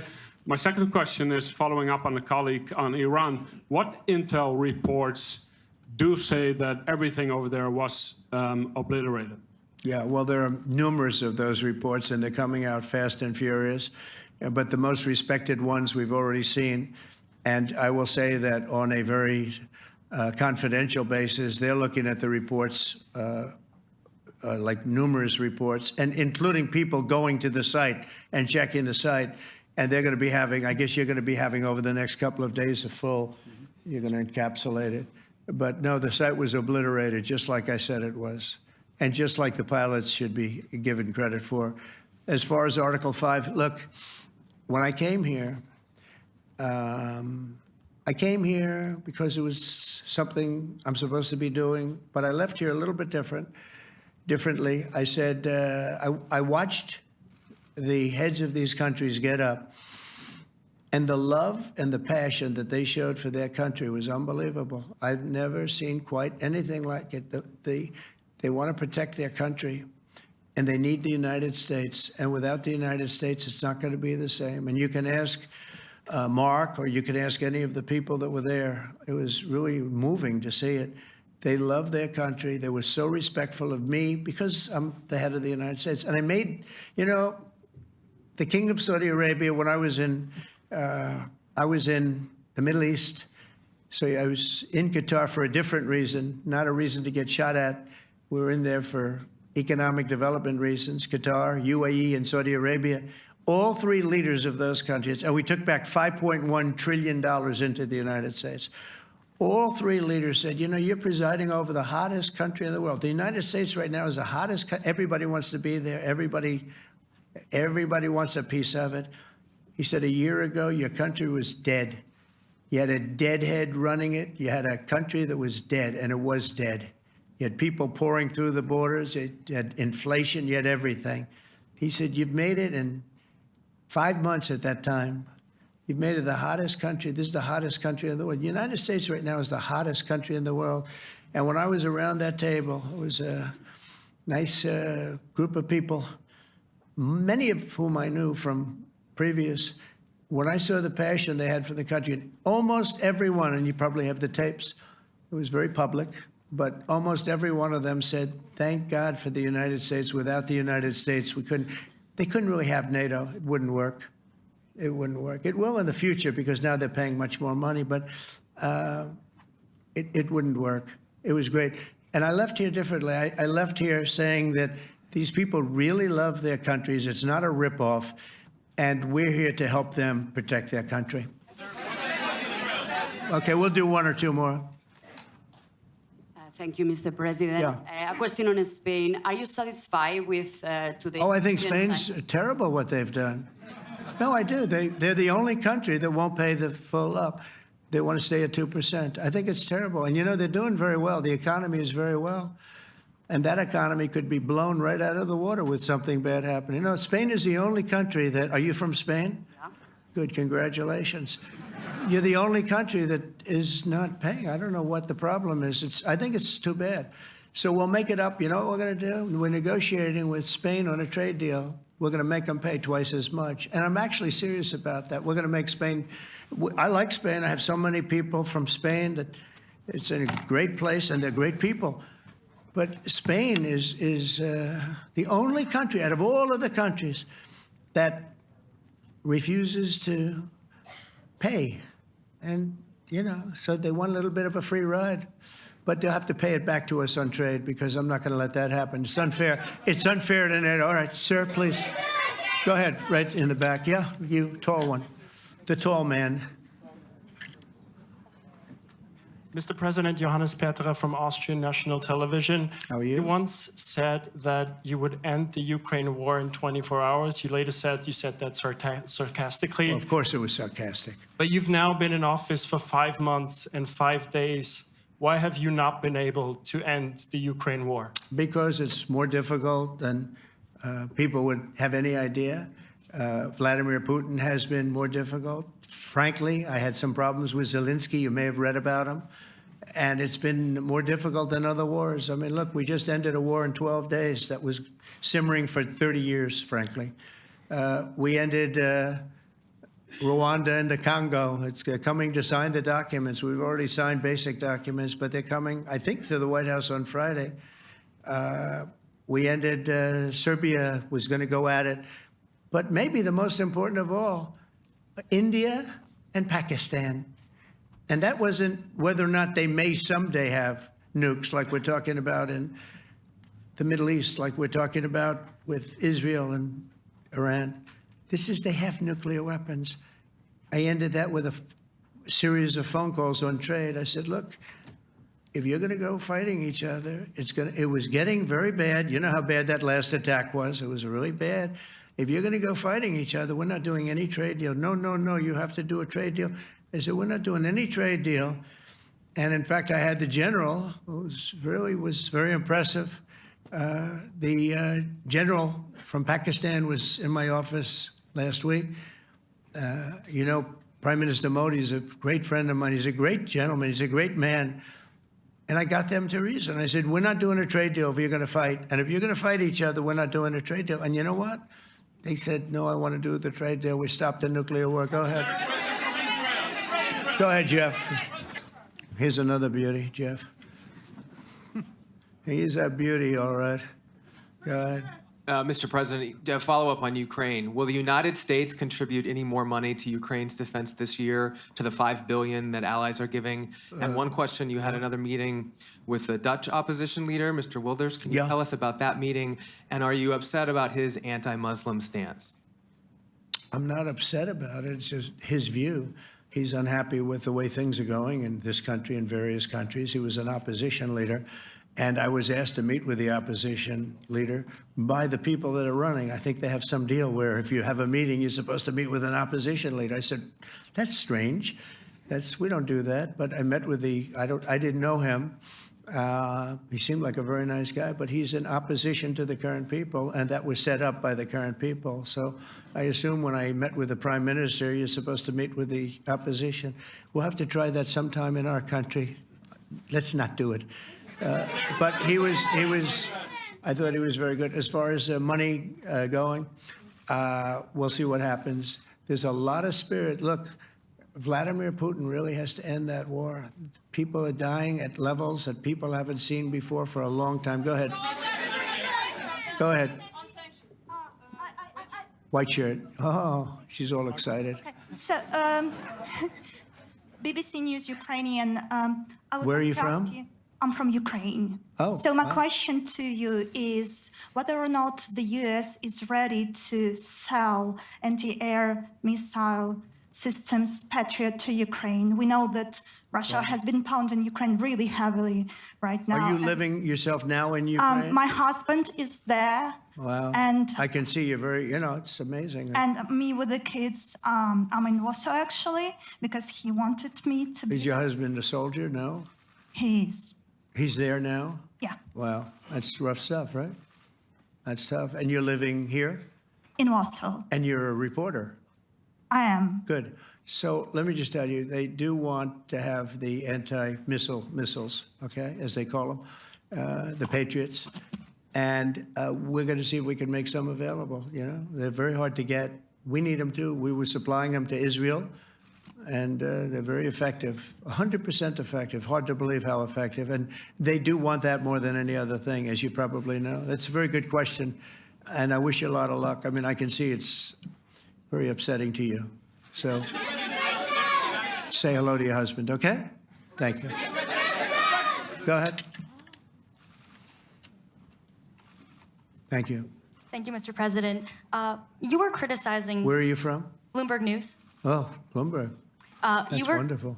You were criticizing the Federal Reserve Chair before coming to this summit. Yeah, I think he's terrible. I was wondering if you've begun interviewing different candidates for the Fed pick. Yeah, I know within 3 or 4 people who I'm going to pick. I mean, he goes out pretty soon, fortunately, because I think he's terrible.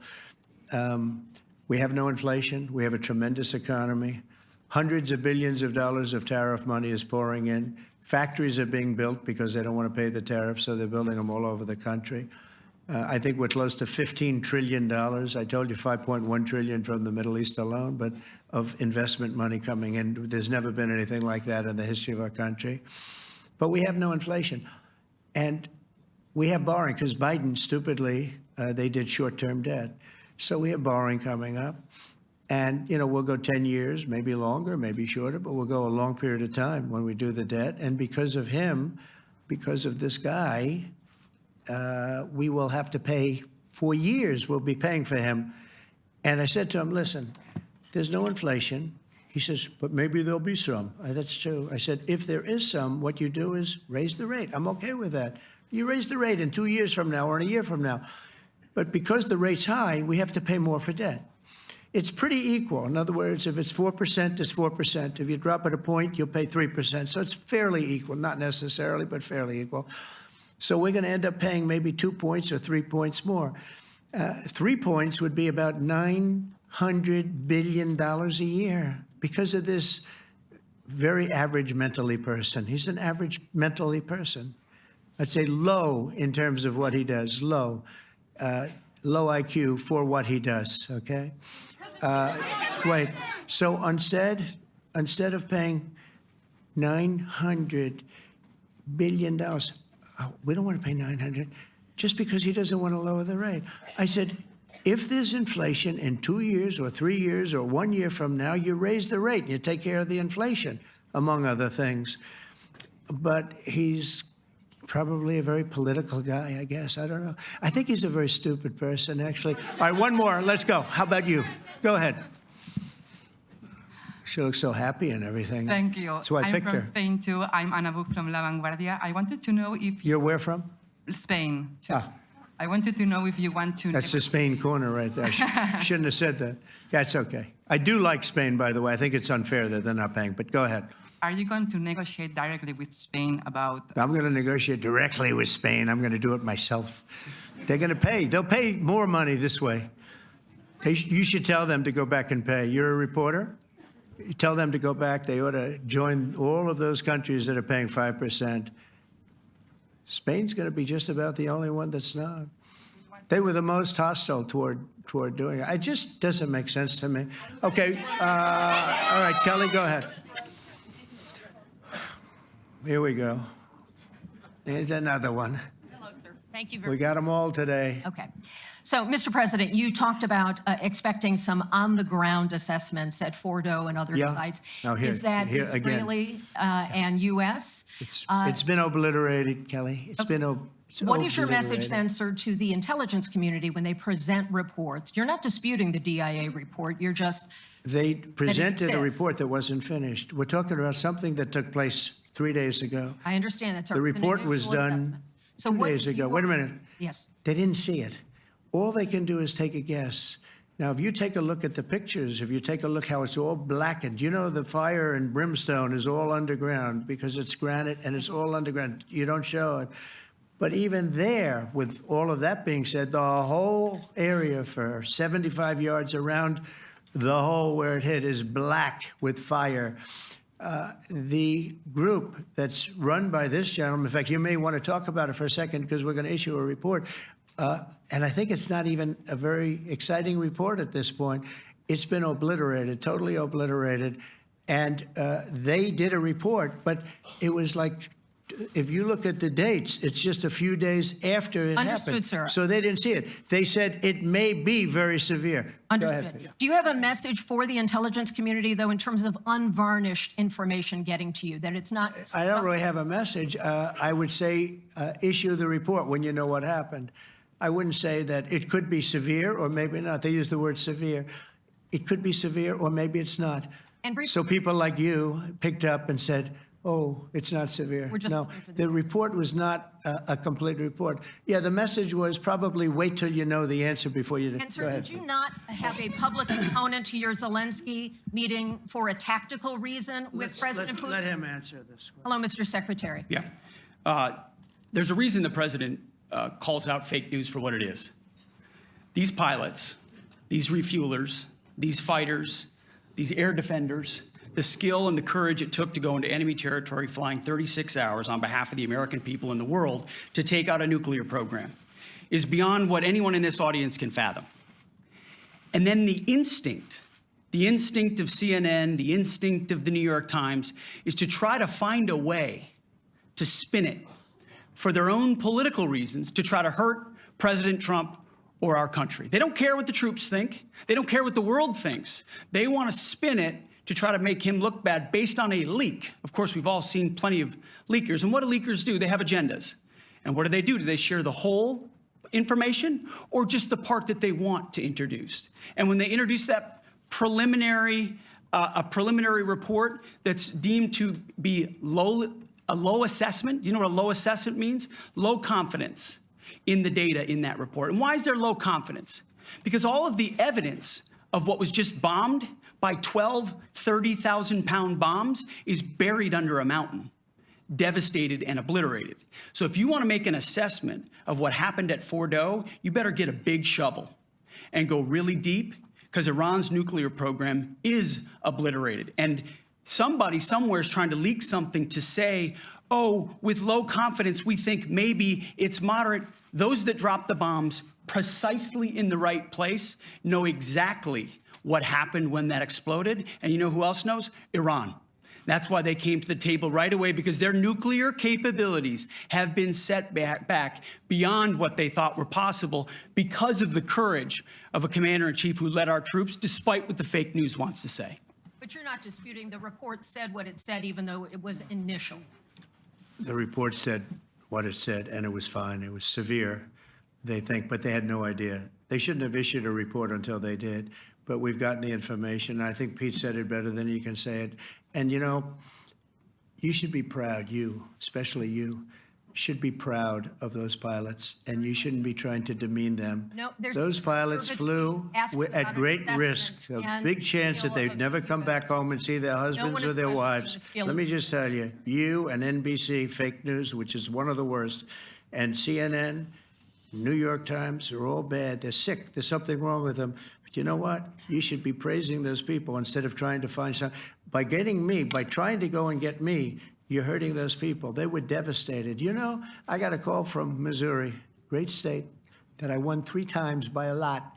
And I got a call that the pilots and the people on the plane were devastated because they were trying to minimize the attack. And they all said it was hit. But we don't think it was really maybe hit that badly. And they were devastated. They put their lives on the line, and then they have, and I'm not referring to you, but real scum come out and write reports that are as negative as they could possibly be. It should be the opposite. You should make them heroes and heroines. You should make them really people that they were so devastated when they heard this news. And you know what they said? One of them, I spoke to one of them, said, "Sir, we hit the site. It was perfect. It was dead on," because they don't understand fake news, because they have a normal life, except they have to fly very big, very fast planes. But it's a shame. You should be making them heroes. All right, in the back. Go ahead, back, white, yeah. White jacket, yeah. Go ahead, give my mic. Hello. Deborah Haynes from Sky News. Good. Mark Rutte, the NATO chief, who is your friend, he called you daddy earlier. Do you regard your NATO allies as kind of children? No, he likes me. I think he likes me. If he doesn't, I'll let you know. I'll come back and I'll hit him hard, okay? No? He did it very affectionately. Daddy, you're my daddy. Do you regard your NATO allies, though, as kind of like children, and they're obviously listening to you and they're spending more, and you're obviously appreciative of that, but do you hope that actually they're going to be able to defend themselves, defend Europe on their own? I think they need help a little bit at the beginning, and I think they'll be able to, and I think they're going to remember this day. And this was a big day for NATO. You know, this was a very big day. They took it. One of the gentlemen said, "You know what? We've been trying to raise money raise the rate for 30 years," he said, 20 years, from almost the beginning. And he's been there for a long time. He said, until you came along, it never happened. What you did is amazing. It's been sort of an amazing day for a lot of reasons, but also for that. Yeah, go ahead. Do you think they can do it without you, though, in the future? Can they do it without Well, ask Mark. I mean, you have to ask Mark, okay? So we're heading back. We're heading back. I want to thank these 2 gentlemen behind me. They're incredible people, both of them. They've done a fantastic job. And Susie's in the front, and she's done great. And Monica, thank you very much. That was quite an exciting time. and we're going to be heading back. We'll be back soon, and we'll see you in Washington, D.C. Remember this, we have the hottest country anywhere in the world. Thank you very much, everybody. Thank you.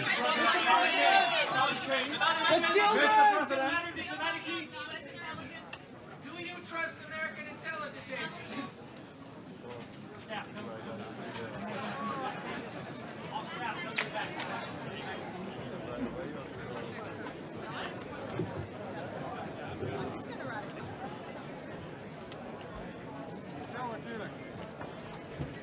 Stel ons een goede cadeau.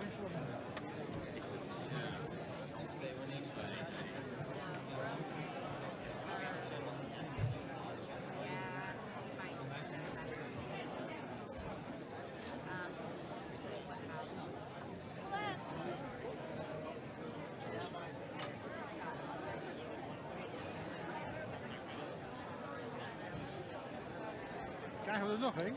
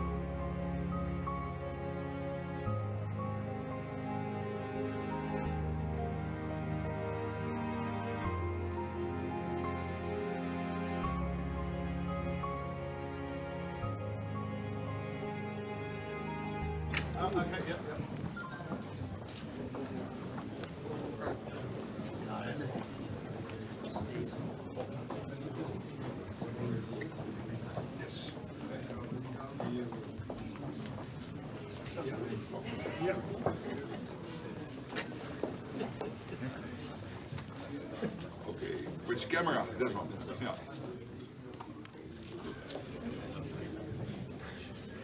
Yeah. So close. Yeah. Okay. Thank you. And then we go over there. Yes. Yes. Sorry.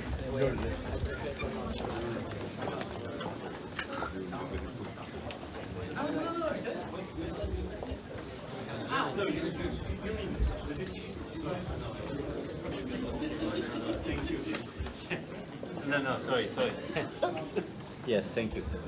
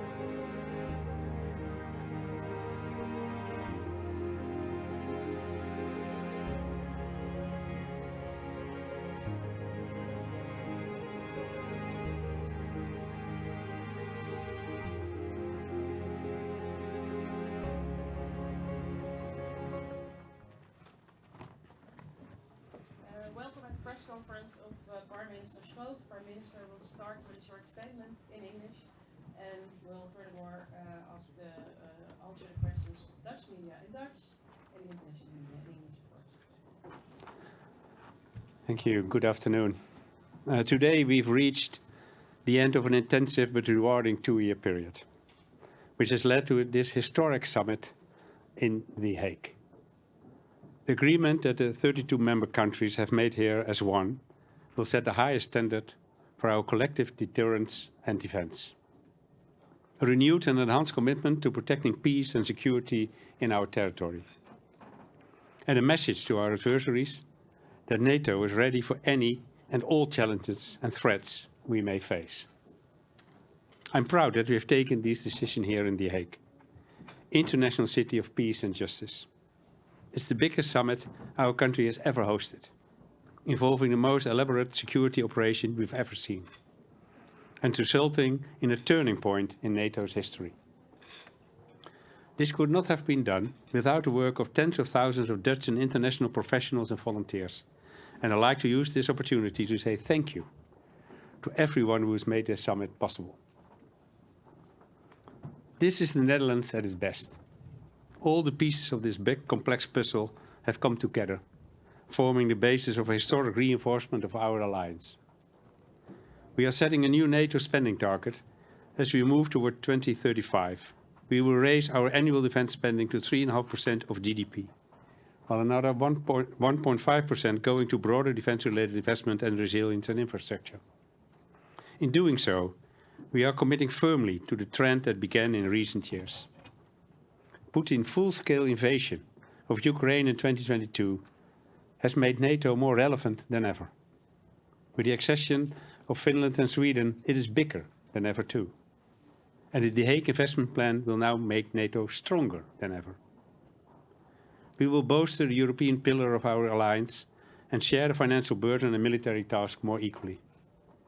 In this way, working with our American allies, a stronger Europe will help build a stronger NATO. For many countries in our alliance, these percentages are like something from the Cold War era, but it's absolutely vital that we in Europe step up and do our part.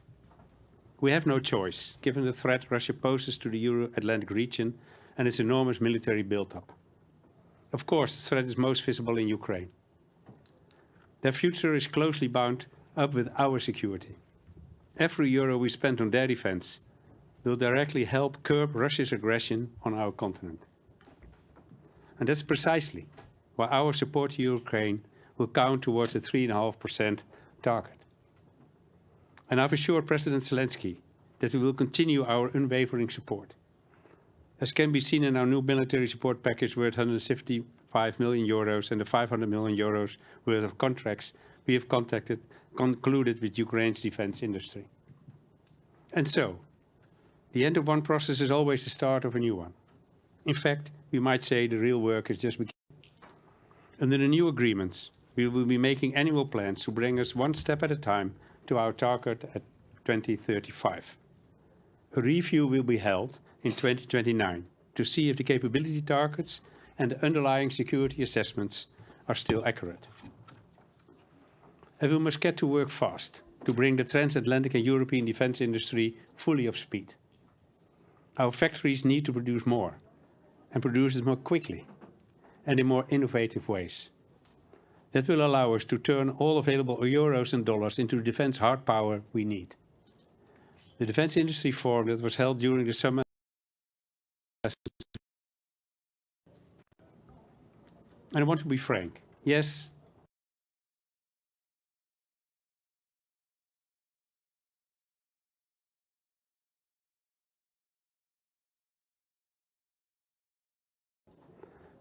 these won't be easy discussions, but peace and security do not come for free. They demand constant effort and maintenance, our most powerful weapon, as we've shown in the past few days. And with that in mind, we are handing the baton to Turkey, the summit host of 2026. Está, NOS.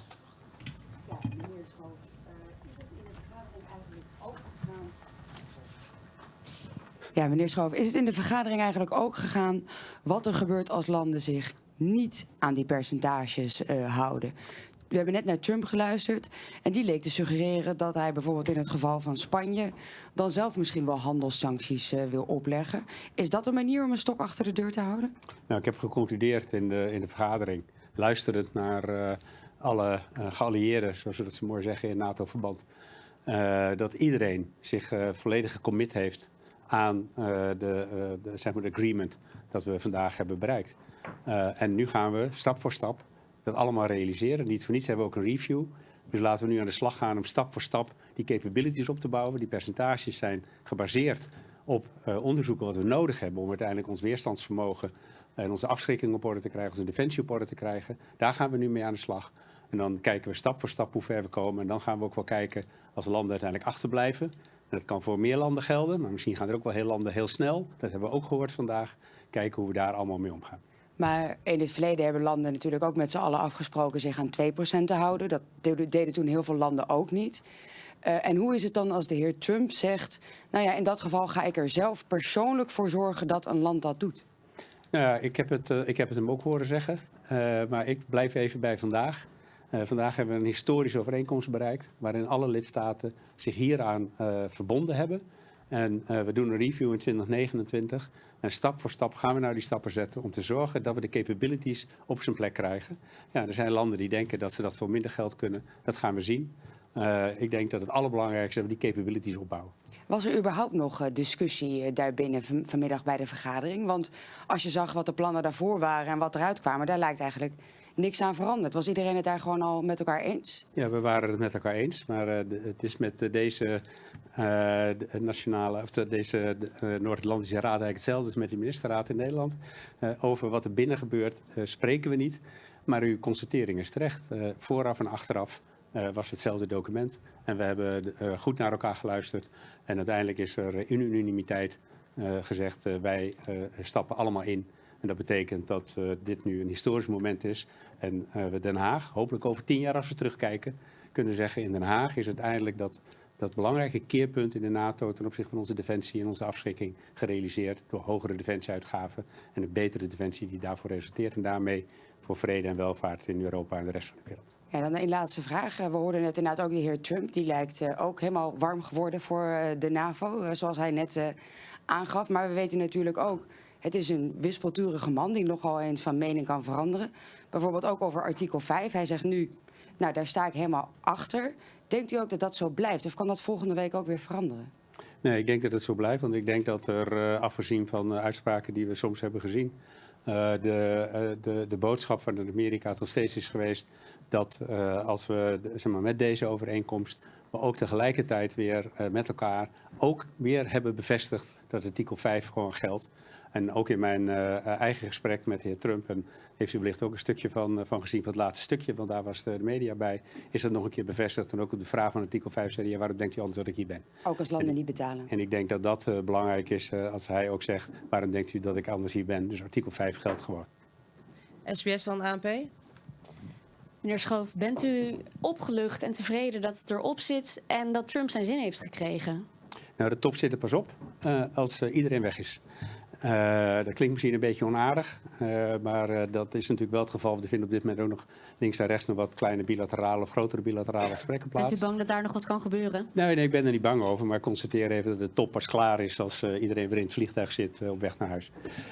Dan is de top afgelopen en dan denk ik dat we terug kunnen kijken op een buitengewoon succesvolle top. Vooral ook op de inhoud, maar ook als we kijken hoe de organisatie de afgelopen periode heeft gewerkt. Daar kan je echt ontzettend trots op zijn dat die, wat ik ook zei net, die tienduizenden mensen die dat allemaal voor elkaar hebben gebokst en met elkaar hebben gedaan. Naast zeg maar, de diplomaten die al het inhoudelijk overleg de afgelopen weken, maanden hebben gedaan.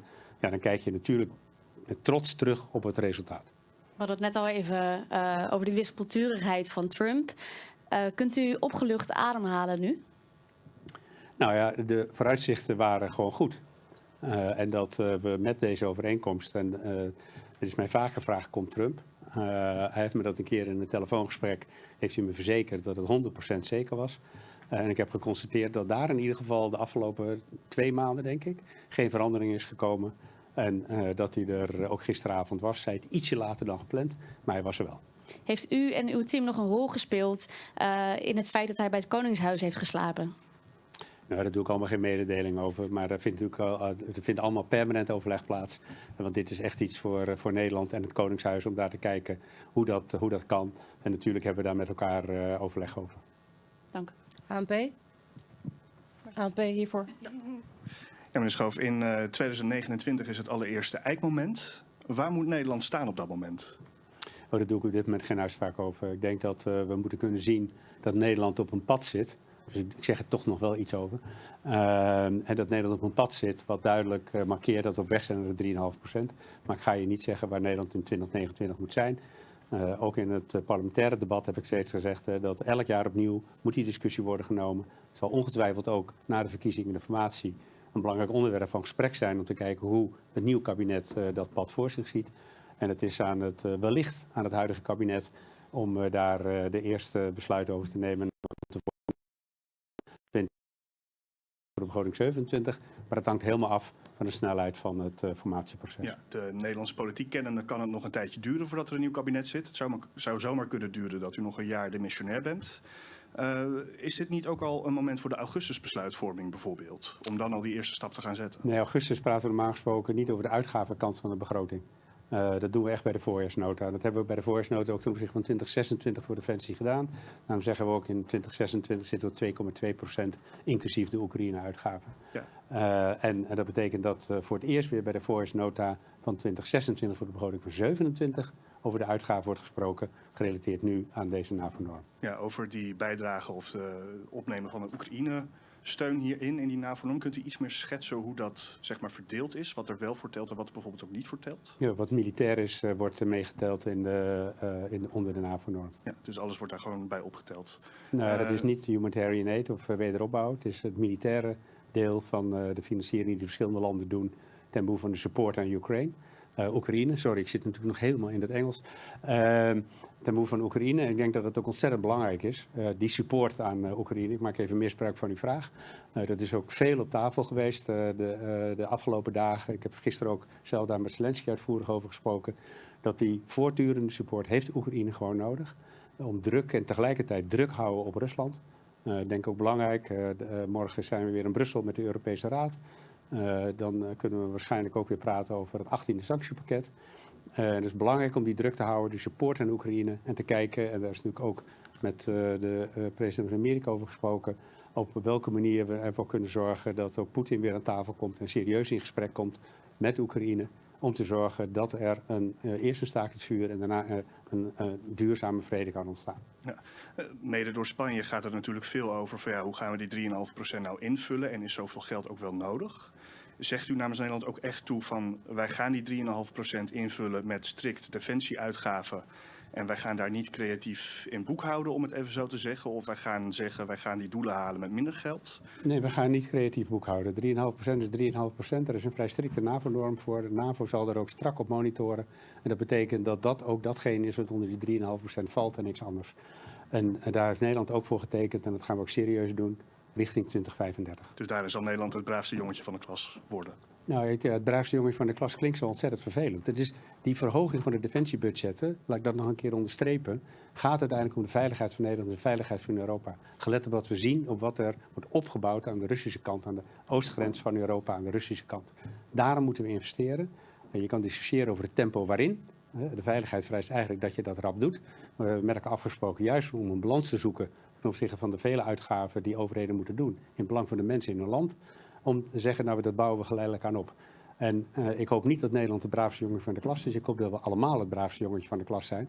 Maar braaf in de zin van dat we snappen waarom dit nodig is. En dat daarom doen. En iedereen op zijn eigen manier. En inderdaad stap voor stap, elk jaar opnieuw wat betreft Nederland. Zodat we ook steeds die weging kunnen maken ten opzichte van andere noden en noodzakelijke uitgaven in Nederland.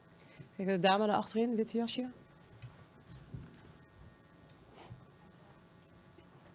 Hello, my name is Ekaterina Kotrikadze. I'm from TV Rain, based in Amsterdam, Russian independent television channel.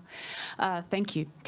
I would like to ask you about the sanctions or any other ways to put pressure on Vladimir Putin. We heard that Russia in communique is a long-term threat for NATO, but there is no answer to the clear question about the strategy of NATO separately Europeans or together with Americans about Vladimir Putin and his actions? Because if it's a threat, then something should be done, I suppose. What do you think about that? Do you agree personally with Donald Trump, who still believes in negotiations with Russian Federation? What do you think about that? Thank you. Well, to answer your first question, I think the strategy is very clear. We have to make sure that our deterrence and defense is in place. I think that's an important message. And when it's related to Ukraine, we're already discussing the 18th sanction package to put pressure on Russia. So again, there is a strategy, pressure on Russia. And I would agree with everybody that diplomacy is always a good solution when something is going wrong. And we have to end the war, but not on all terms. And I think it's important that the sovereignty of Ukraine is not in discussion. So negotiations should take place.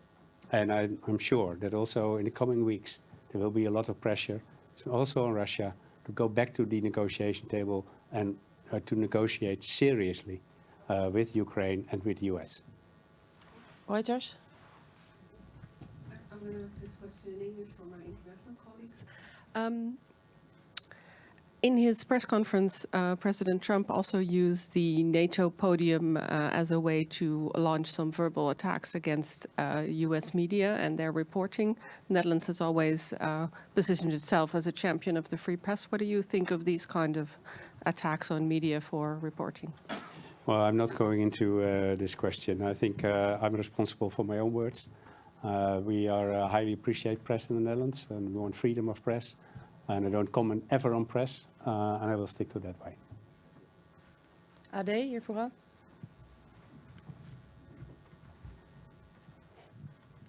Meneer Schoof, toch even een aanvulling op die vraag. Want hij deed dit ook tijdens uw bilaterale ontmoeting met u. U zat daar dan naast. U gaat dan wel over uw eigen woorden, maar u zit er wel naast terwijl de president deze woorden spreekt over New York Times en CNN en ze afdoet als fake news. Ja. U zit daar dan naast. Wat doet dat met u? Nou, ik hoor dat aan. En het onderwerp van gesprek kan ik op dat moment niet beoordelen. Want het gaat over wel of geen informatie die betrekking heeft op de damage die uiteindelijk is gerealiseerd met de aanval op de nucleaire installaties in Iran. Dus blijf ik uit de discussie, want ik weet niet wie er op dat punt gelijk heeft. Spreekt u hem dan achter gesloten deuren daar nog op aan? Nee, ik weet niet wie er gelijk heeft. Dus ik beschik niet over de informatie om daar een zelfstandig oordeel over te kunnen vellen. Tijdens de persconferentie van de president zei hij dat hij ook een ontmoeting heeft gehad met PVV-leider Geert Wilders. Hij zei dat is gebruikelijk, want als je de regeringsleider ontmoet, moet je ook de leider van de grote oppositiepartij ontmoeten. Heeft u die ontmoeting geregeld? Nee. En ik ben op geen enkele manier, en wij zijn op geen enkele manier erbij betrokken geweest. Ik hoorde eerder deze week van de mogelijkheid dat deze ontmoeting zou plaatsvinden. Het is niet aan mij om daar, het is aan president Trump om te bepalen met wie die praat of niet. Maar we zijn op geen enkele manier hierbij betrokken geweest. Radio 1. Meneer Schoof, kunt u zich voorstellen dat er andere staatshoofden in de wereld zijn die net zo'n vorstelijke ontvangst krijgen als president Trump gisteren? En u bedoelt vorstelijk nu letterlijk? Ja, namelijk zeker. Ontvangst bij de koning en koningin. Ja, en daar ook logeren in het Ja, dat was Hoofdpaleis. uniek. Bij mijn weten is er nog niet eerder een president of staatshoofd geweest. Maar goed, ik heb mijn geschiedenis niet helemaal goed. Maar in ieder geval nog nooit eerder een Amerikaanse president, dat weet ik wel zeker. Maar gisteren heeft de koning en de koningin hebben meerdere regeringsleiders ontvangen op Huis ten Bosch. En we hebben gisteravond ook collectief het diner gehad. Waar een buitengewoon goede en plezierige sfeer hing. En denk ik ook een hele goede opmaat voor de vergadering voor vandaag. Maar het was daar heel gezellig met elkaar, maar u bent daar niet allemaal blijven slapen. De Amerikaanse president wel. Was dat nodig om hem de gewenste richting in te krijgen? Nou, ik denk dat het een aanbod was waar hij graag gebruik van heeft gemaakt. En ik kan er alleen maar positief over zijn. Het heeft gewerkt. Als de koning en koningin daarvoor hun Huis ten Bosch beschikbaar willen stellen, dan lijkt me dat prima. Het is een belangrijke president. Een belangrijke, nou ik moet eigenlijk iets preciezer zeggen. Het is ook een belangrijke president trouwens. Maar een belangrijke president van een belangrijk land. De bondgenoot in de NAVO, die op dit moment nog steeds als land het meeste betaalt aan de NATO. Ik denk dat er allerlei redenen zijn dat dit met de unieke omstandigheid dat Nederland de NAVO-top organiseert. Voor het eerst in het 76-jarig bestaan van de NAVO. Maar als je dat allemaal bij elkaar optelt, dan denk ik dat het helemaal geen gek idee was om nog zeg maar de koning en koningin met alle regeringsleiders laten praten. Nog het diner gisteravond te organiseren. Vandaag koningin Maxima ook met het spousprogramma actief. En Trump ook was uitgenodigd te blijven slapen. Ja, u noemt het helemaal geen gek idee.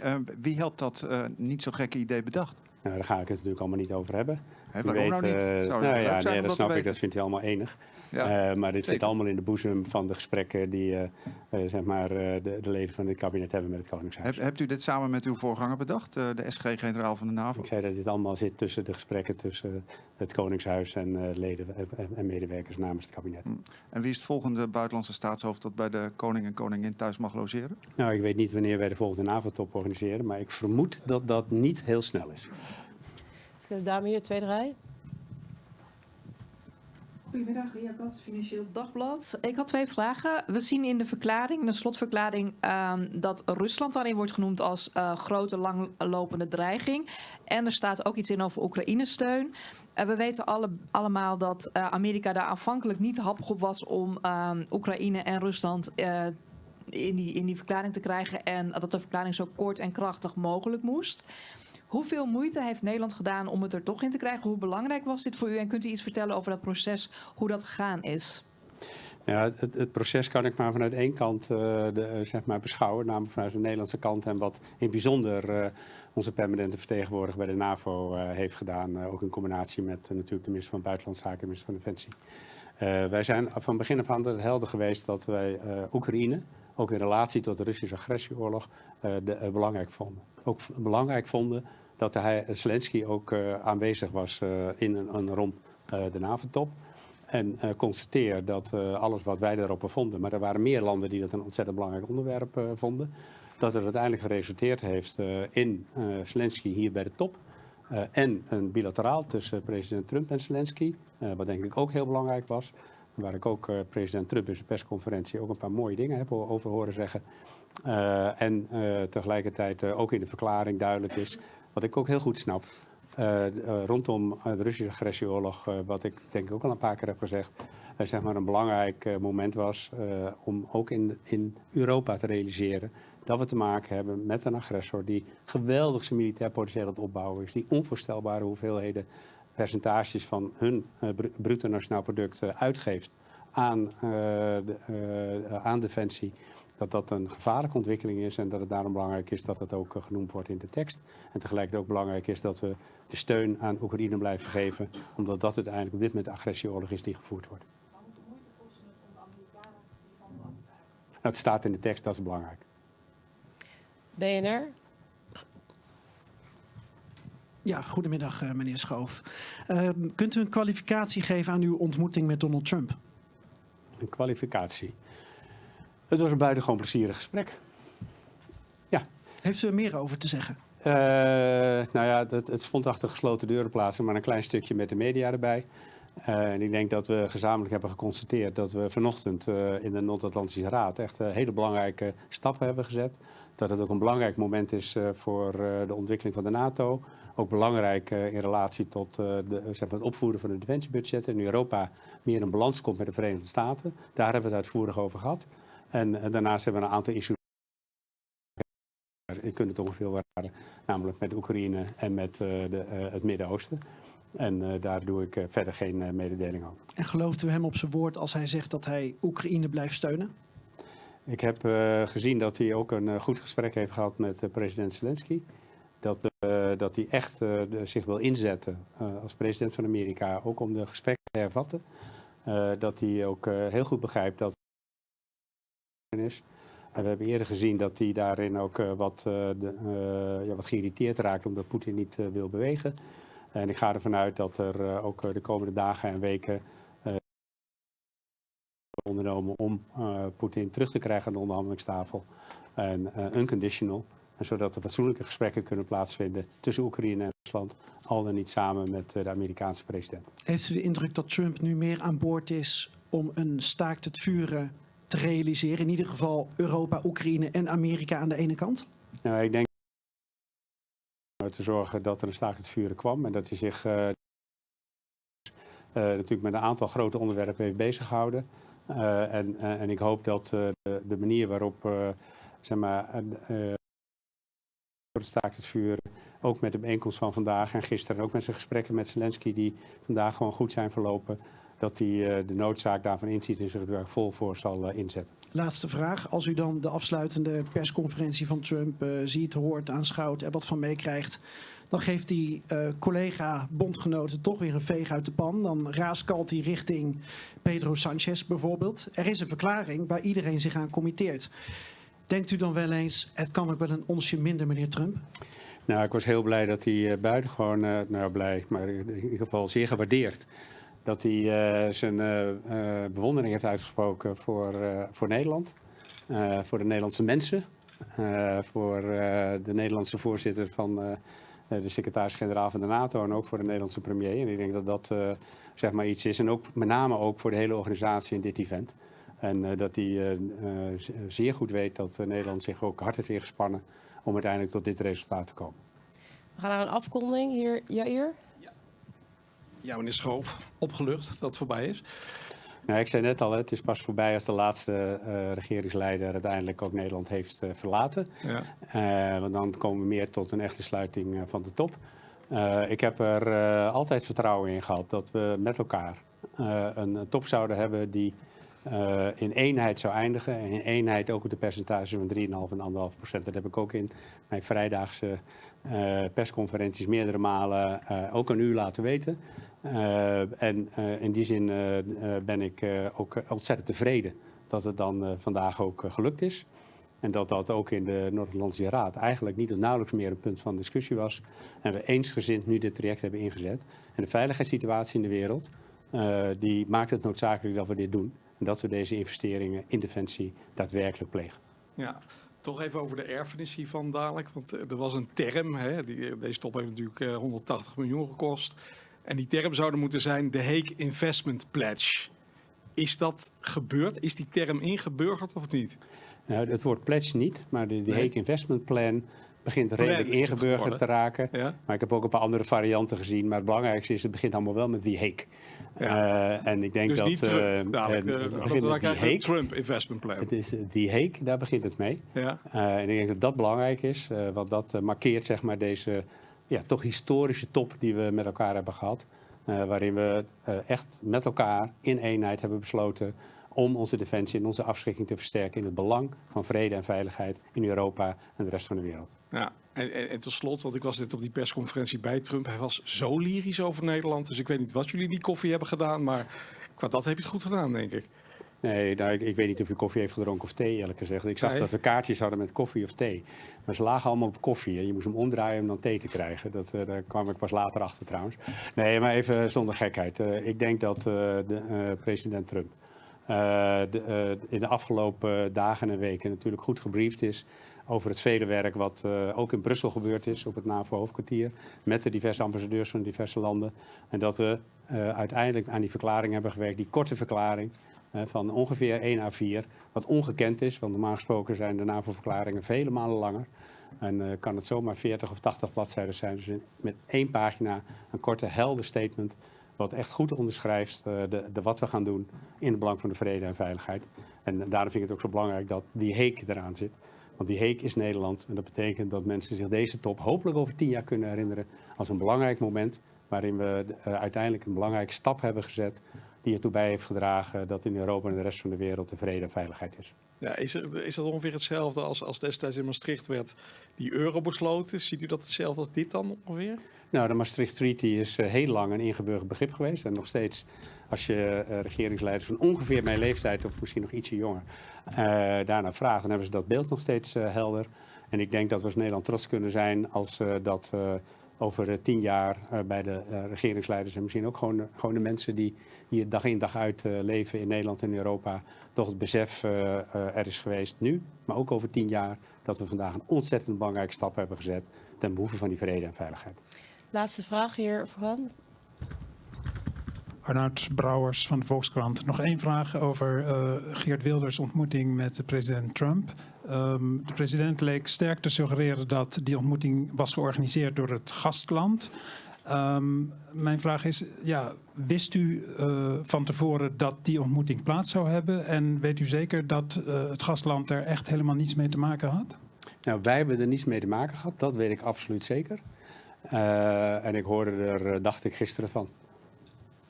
Oké, dank u wel. Veel dank. Tot ziens.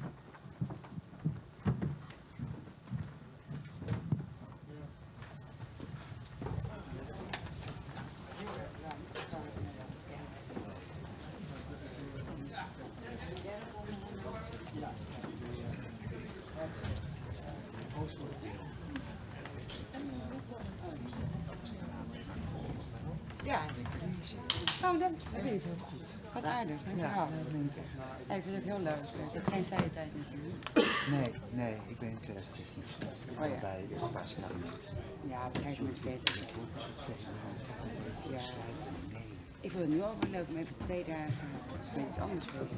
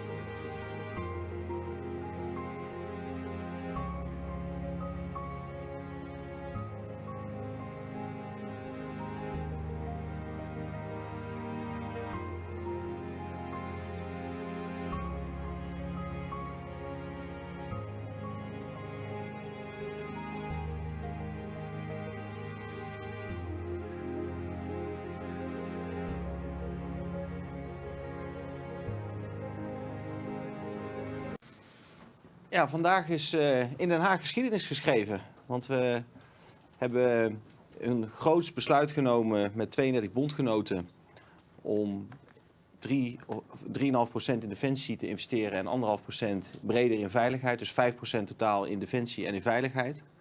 Er werd een aantal jaar geleden nog wel eens gezegd dat de NAVO hersendood zou zijn.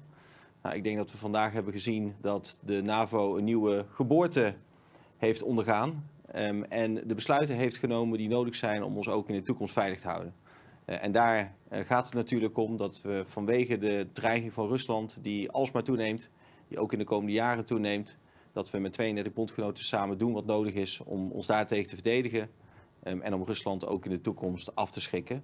Zodat Poetin het geen moment in zijn hoofd zal halen om ook maar één vinger naar een NAVO-bondgenoot militair uit te steken. Er wordt veel gesproken over defensie-uitgaven. Ik spreek liever over defensie-investeringen. Want het heeft, aan de andere kant biedt het ook enorm veel kansen. Het biedt economische kansen voor Nederland. Om te investeren in allerlei technologieën en in allerlei veelbelovende bedrijven. En het biedt ook enorm veel kansen voor innovatie. Dus in die zin zal het er ook voor zorgen dat Nederland in de toekomst niet alleen veiliger blijft, maar er ook economisch gezien sterker zal komen voor te staan. Ja, oké, dan beginnen we met de vragen. Wie? Hanneke, AD. Meneer Brekelmans, u zegt de NAVO heeft een hergeboorte ondergaan. Nu is ook het jaar waarop die nieuwe investering gehaald moet worden naar, het staat op 2032. Heel vaak wordt er gezegd, dat is misschien de oorlog al voorbij, dan is het te laat. Hoe weet u nu zeker dat dat ook gaat gebeuren? Dat er genoeg wordt gedaan om de defensieapparaten van alle landen op te bouwen, om klaar te zijn voor een eventuele aanval? Ja. Kijk, we zien natuurlijk dat sommige landen die gaan nu al veel sneller dan het jaar dat is afgesproken. En dat geldt overigens niet alleen voor de landen in Oost-Europa, maar dat geldt bijvoorbeeld ook voor Duitsland, wat natuurlijk in Europa een heel belangrijk land is. Kijk, de militaire noodzaak om snelheid te maken, die is heel duidelijk. Want Rusland is dagelijks bezig om zijn militaire capaciteiten, om die verder uit te bouwen. Dus die druk die wordt heel duidelijk gevoeld. En natuurlijk ook de politieke druk vanuit de Verenigde Staten. En Trump die heeft ook heel duidelijk gezegd dat de Europeanen dat die ook tempo zullen moeten maken om een been bij te trekken. Dus we hebben nu deze afspraak gemaakt, daar kunnen we elkaar op aanspreken. Er is de militaire noodzaak, er is de druk vanuit de Verenigde Staten. Dus ik heb er vertrouwen in dat landen in de komende tijd dat die ook stappen zullen gaan zetten. Tegelijkertijd weet Nederland nog geen idee hoe we het gaan betalen. We hebben wel een idee hoe we het volgend jaar gaan betalen. Want voor 2026 hebben we 2,2% in de boeken staan. Zijn we ook druk bezig. We zijn het afgelopen jaar met 4 miljard gegroeid. Dit jaar gaan we die groei ook doorzetten, waardoor we ook het hele budget uitgeven. Groeien we door naar 2,2%.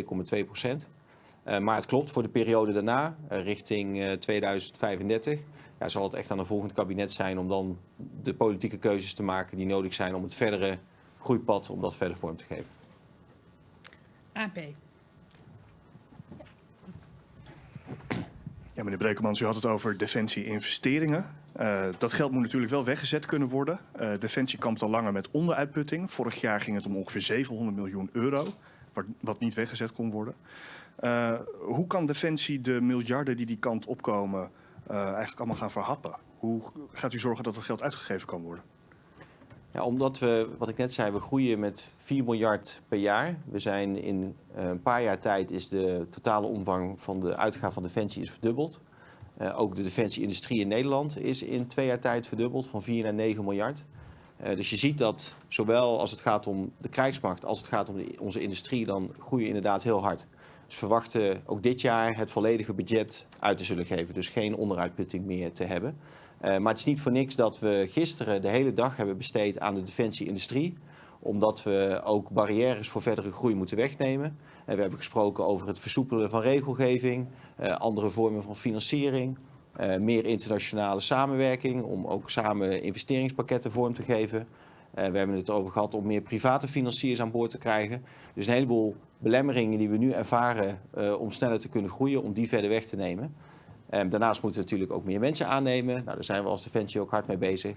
En we moeten ervoor zorgen dat we de ruimte hebben om mensen te kunnen laten trainen en te kunnen laten oefenen. Nou, dat zijn allemaal dingen die parallel in volle vaart doorgaan. Om ervoor te zorgen dat we die groei niet alleen dit jaar en volgend jaar kunnen voortzetten, maar ook in de komende jaren. Ja, personeelstekort is natuurlijk een belangrijke oorzaak van die onderuitputting. Hoeveel meer mensen zouden aangenomen moeten gaan worden van deze miljarden die daar aankomen? We hebben gezegd dat we hebben nu 75.000 mensen zijn werkzaam bij Defensie, waarvan ongeveer 8.000 reservisten zijn. We hebben gezegd dat we naar een organisatie van 100.000 mensen willen in, je zou kunnen zeggen, in vredestijd. Maar die op het moment dat het spannend wordt en er een conflict zou zijn of spanningen toenemen, kan opschalen naar 200.000. Dus 100.000 mensen in vaste dienst en 100.000 reservisten. Dat is het toekomstbeeld waar we naartoe werken. En als we ook het groeipad wat we vandaag met elkaar hebben afgesproken, als we dat ook daadwerkelijk gaan doen tot aan 2035, dan kunnen we dat ook gaan vormgeven. Hoe realistisch is dat in deze krappe arbeidsmarkt? We hebben het afgelopen jaar ook, zijn er 4000 mensen netto bij Defensie, per saldo zijn er bij Defensie bijgekomen. Terwijl we in de jaren daarvoor waren het er steeds honderden, omdat er ongeveer net zoveel mensen weggingen als dat er bij Defensie bijkwamen. En we zien dat we gelukkig, dat we populairder zijn dan ooit. En dat komt doordat heel veel jongeren ook zien, er zich bewust van zijn hoe belangrijk het is om voor Defensie te werken en dat ook zien als iets waardevols. Dus we hebben bijvoorbeeld het dienjaar, waarmee jongeren een jaar met ons kunnen kennismaken. Nou, degenen die dat doen, daarvan blijft de overgrote meerderheid. En het aantal aanmeldingen dat we hebben is veel groter dan het aantal plekken dat we beschikbaar hebben. Dus voor ons is nu de grootste opgave eigenlijk om iedereen die zich bij Defensie meldt, om die een goede plek te geven, om ervoor te zorgen dat die opgeleid kunnen worden, dat ze huisvesting hebben. Dat is voor ons de grotere uitdaging dan het aantal aanmeldingen. Want het enthousiasme onder zowel jongeren, maar ook onder oudere generaties met allerlei achtergronden, allerlei opleidingsachtergronden, die is gelukkig nu heel groot. Volkskrant.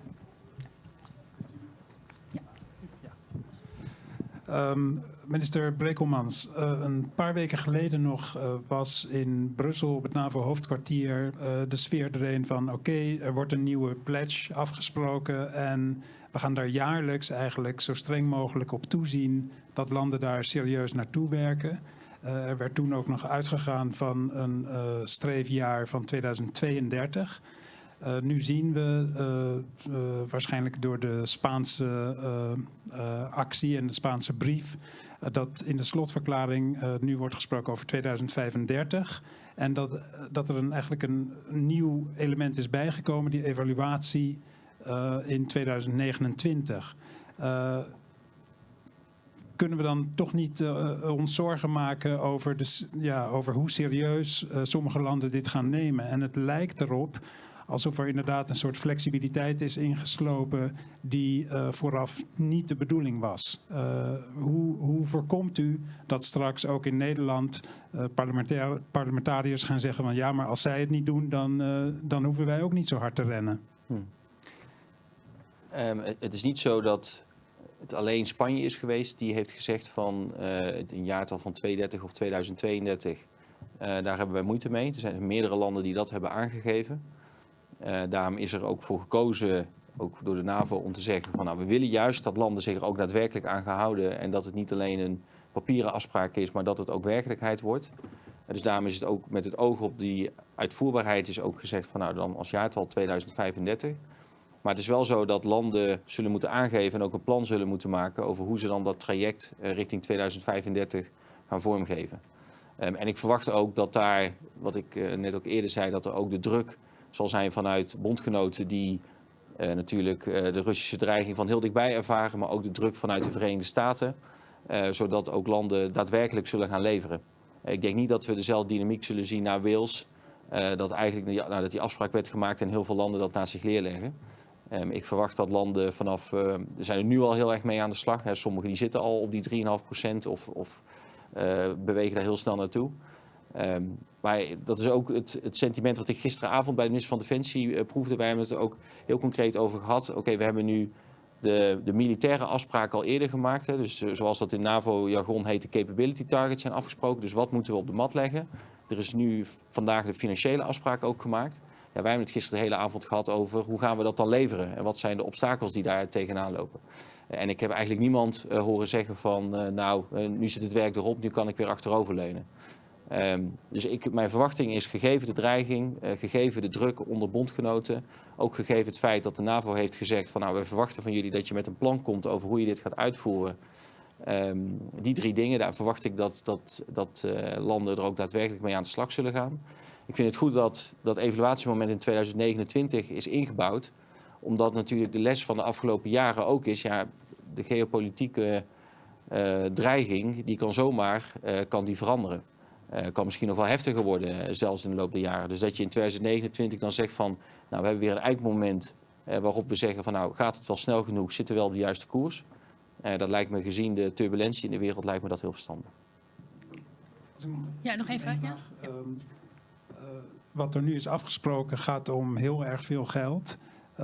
Maar in de NAVO-plannen, voor zover die dan bekend zijn, zit maar ten dele eigenlijk ingebouwd de Europeanisering van de NAVO. Dus het feit dat Europa ook bepaalde bijvoorbeeld kritieke enablers zelf gaat opbouwen.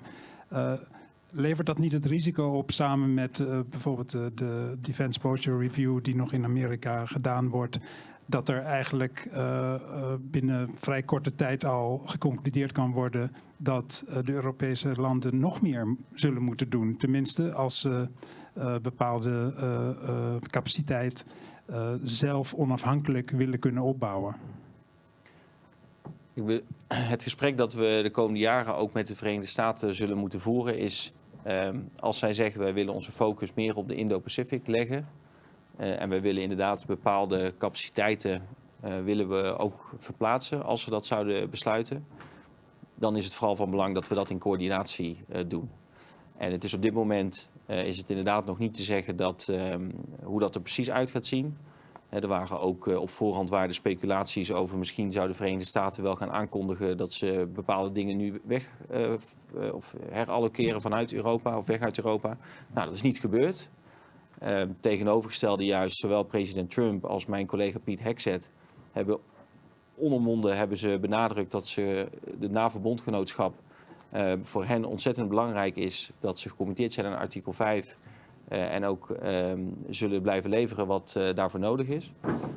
Maar als de Verenigde Staten zeggen van nou, we willen in de toekomst bepaalde capaciteiten willen we toch vanuit Europa naar een andere plek, dan zullen we dat in nauwe coördinatie met hen moeten doen. En het is denk ik ook goed dat Europa ook kijkt naar die strategische capaciteiten. Neem bijvoorbeeld alles wat te maken heeft met de ruimte, met satellieten, met inlichtingen.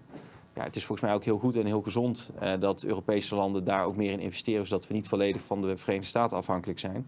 En daar lopen ook in de EU al allerlei programma's voor die al wel ook in die budgetten zitten verwerkt. Dus ik denk wat dat betreft ook datgene wat we nu aan het doen zijn ook wel ruimte biedt om daar grote stappen in te zetten. Zijn er nog centrale vragen of... Nee, dan heb ik 2 verzoeken in ieder geval voor 1 op 1'tjes. Ja, stel ik voor dat we dat doen. Ja, dank jullie wel.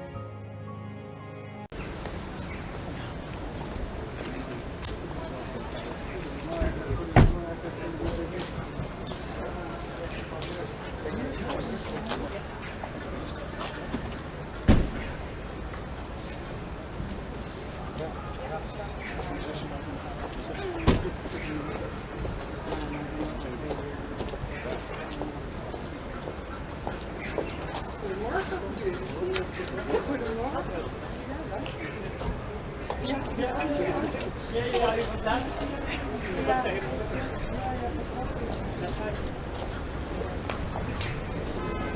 we kunnen naar binnen. Ja. Wij wachten nog even een stukje. En wij gaan naar boven. Oké. En nu blijft u. Ja.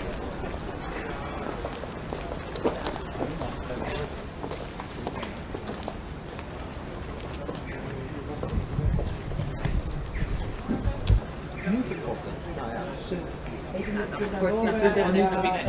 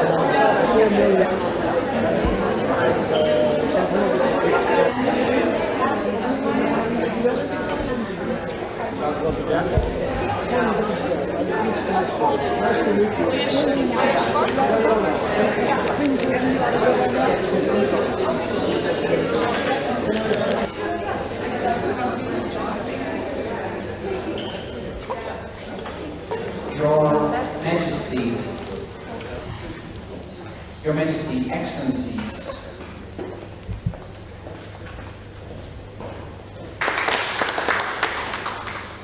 Honorable King's Commissioner, distinguished guests. On behalf of the City of Rotterdam, it's my honor and a great pleasure to welcome you to our city. It's a privilege to host you here in the week of the NATO summit, a gathering that reminds us of the vital importance of international cooperation, solidarity, and the shared responsibility to protect the values we hold dear: peace, security, and above all, freedom. Rotterdam is a city shaped by resilience and openness. After the devastation of the Second World War, we rebuilt not only our city, but also our soul. A soul rooted in innovation, diversity, and the will to move forward. And today, Rotterdam stands as a proud modern city. A city of over 170 nationalities, working together, living together. We are deeply aware that our freedom cannot be taken for granted. In a world marked by new and complex threats, our strength lies in unity. And I hope you will also take a moment to experience the spirit of Rotterdam through one of its most remarkable landmarks, the depot or not van Reúnen. It's the world's first publicly accessible art storage facility, an architectural marvel that reflects our commitment to transparency, innovation, and culture. And with over 100 Rotterdam, we are proud to have you here. And please follow me to move outside for a group. Thank you very much.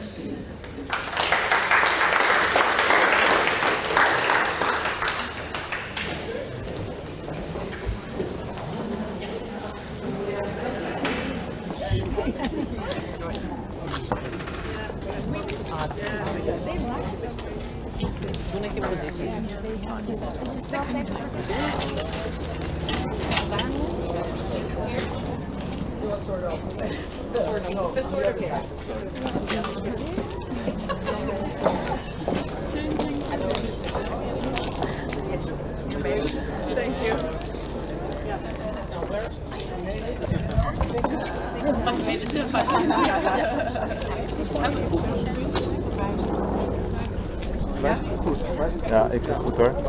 Is het goed? Is het safe? Ja, is het zeker. safe? Ja, het is toch anders. Ja, dit is meteen. Ja, dit is goed hoor. Ja. Beter, ja. Iedereen was bespeurd. Ja, ja. Beter. Ja. Can everyone look at me, please? Thank you. Don't forget to smile. Okay, my turn now. Thank you. Very good. Thank you so much. Thank you so much. Thank you. Thank you. Ja.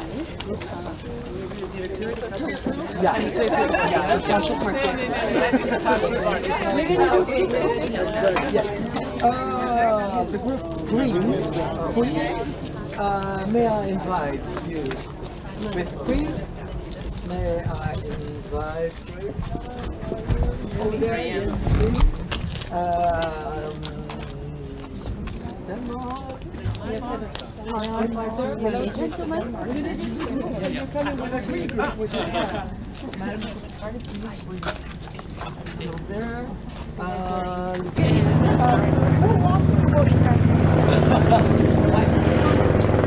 Briefly already, and we'll do it again later. Our new contemporary art. And Susanna Inglada, the artist who made this beautiful collage work, where she will tell you about when the rest of the group.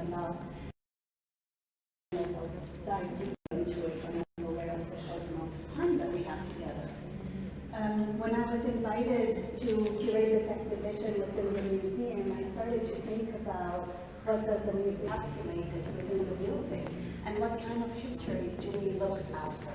And that was really the beginning of my research, of how I dove into recent acquisitions.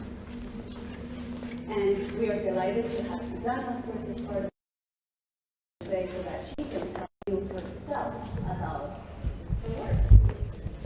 Thank you so much for being here. It is a pleasure for me to be able to talk with you on my Should we work. go closer? Yeah, sure. More closely also. We can see it. Yeah, and also you can experience more like the material. This is a drawing made by Collide. 1 second. And then. Good morning, everyone. Good morning. Yeah. Thank you very much for joining us. We had just started a brief introduction. Yeah, that's okay. Yeah. Is being told.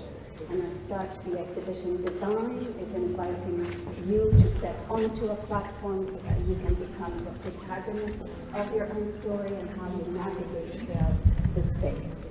The exhibition design itself also unfolds like a book and different chapters where there are different elements and figures in the artworks that are looking at you, that are also in conversation with each other. But in any case, it is also a story that has yet to be told. And one of the 15 artists that is featured in this exhibition. Hello everyone, thank you so much for being here. I briefly started before, but I will do it again. So this is like a work that was acquired by the museum in 2023. 24, I think, last 24. 24, yeah, but I made it in 2023. And what I will say now is about a bit the background of what I do, like the topics I normally work, my interest kind of reference, there is also like a bit of leisure, you know, there is a lot, you know, so there is a lot of influence in my work. Also in regards of topics, on themes, for example, Paula Rego, Francisco Goya, they are big inspiration for me. My works deal with power structure, it's social engaged, it talks about gender and inequality. This particular work is called The City, as Amira already said. And what I was trying to make with this work is talk about this, how our cities are transforming into kind of a difficult to place to these different nations.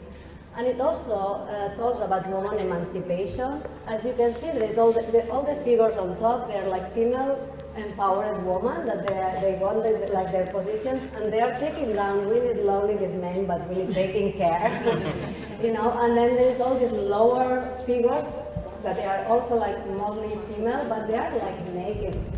So they are like without clothes, and I wanted to make them like more vulnerable. And it's also like a critique on some feminist group, like feminist movements, because there is also like a lot of figures worth about $8 billion. So our security is quite tight.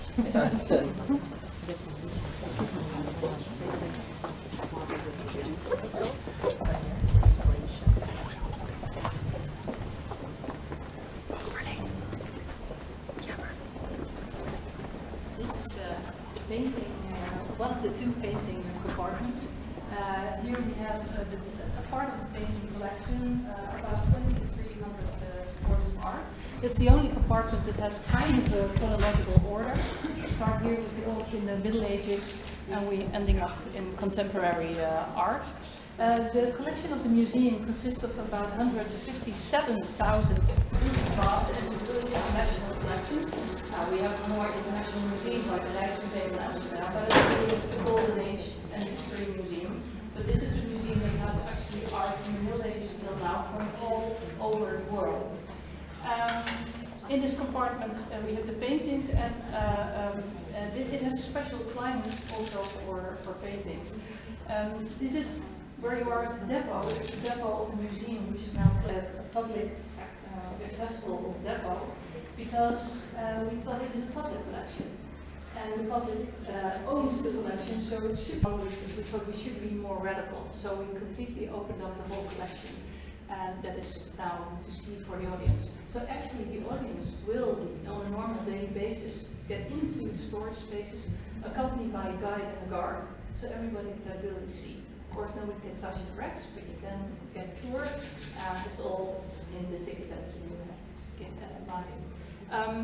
Maybe if we were running a little bit out of time, we start with the top of the collection now, and I'll tell you a little bit more later on.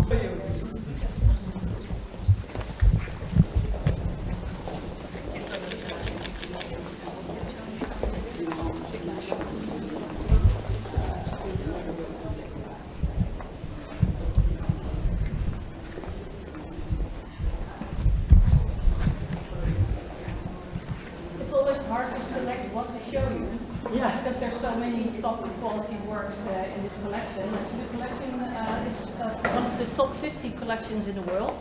Even the people from Rotterdam don't even know this, but it is really a famous collection. 50. One of the 50 most popular, of most important collections in the world. And here we see Titus from Rembrandt. I think it's his best portrait of his son. Titus was his son, and it was the only child actually that lived to his adulthood. I think it's beautifully painted. You see the clair-obscur on the face, and there's no full lines painted in the painting. So everything is done with color and shade and light. And that's how the shape of the head comes out of the darkness. And for me, this is how much love Rembrandt had for his son. And you see in a way the boy looks, he's writing, so he's doing his lessons, but he's just pondering about who knows what. But it's a really beautiful, intimate portrait. And it's really in the style of Rembrandt, his later style. This is about, I think, 55. So this was later on in his life. He went to, like when he was 23 or so, around 1600, he went to Italy, and he went, when he was in Italy, of course, all the painters there made sketches as well, but all these sketches were made on paper. And when the Rubens came back in Flanders, he decided to make sketches on panel.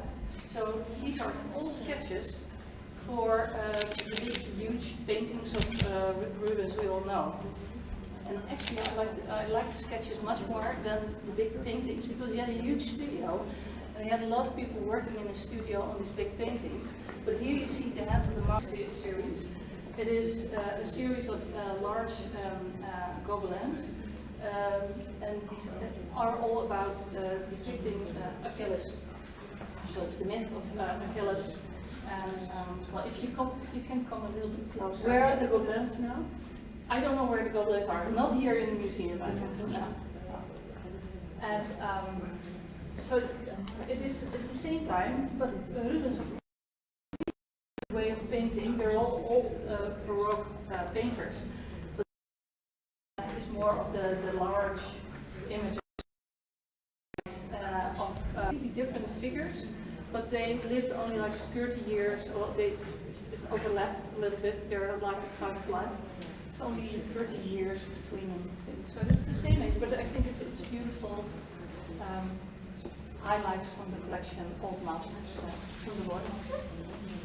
A completely different style. Completely different style, yeah.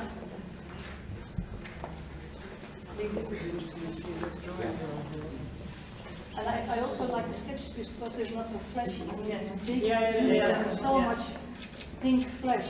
That's sometimes a bit much for me, but it's beautiful, a keen eye for quality.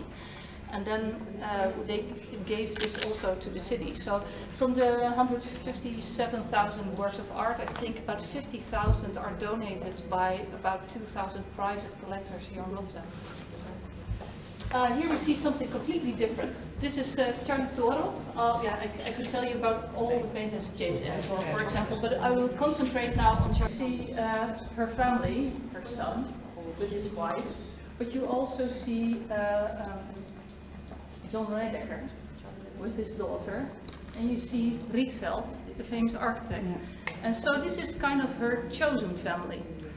These are people that are like connected with her on a mental level. But on the other hand, if you look at the painting, they're not connected at all, and they were not depicted. Also.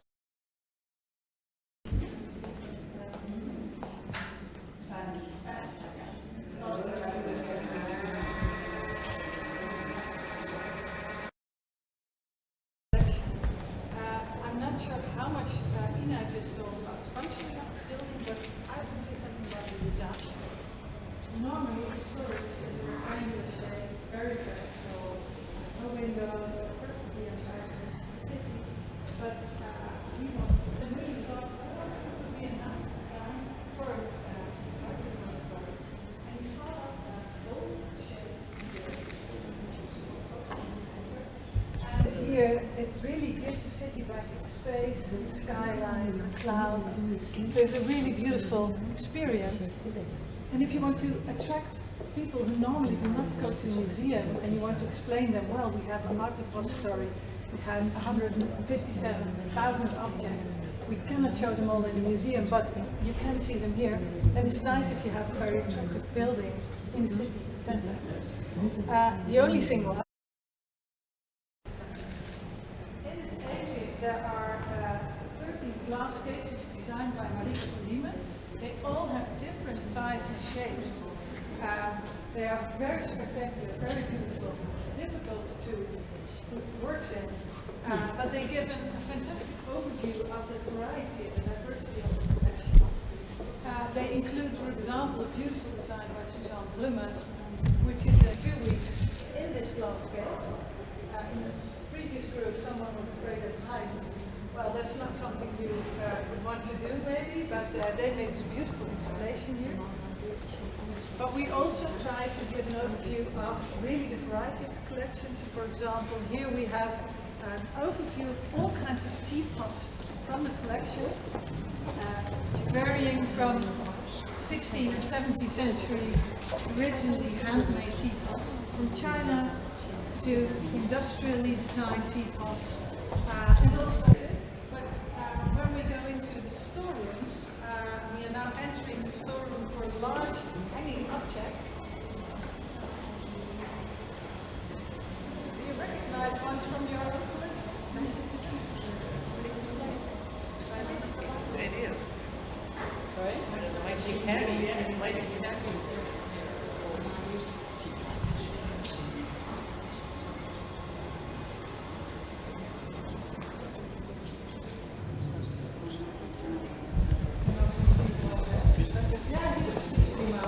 No,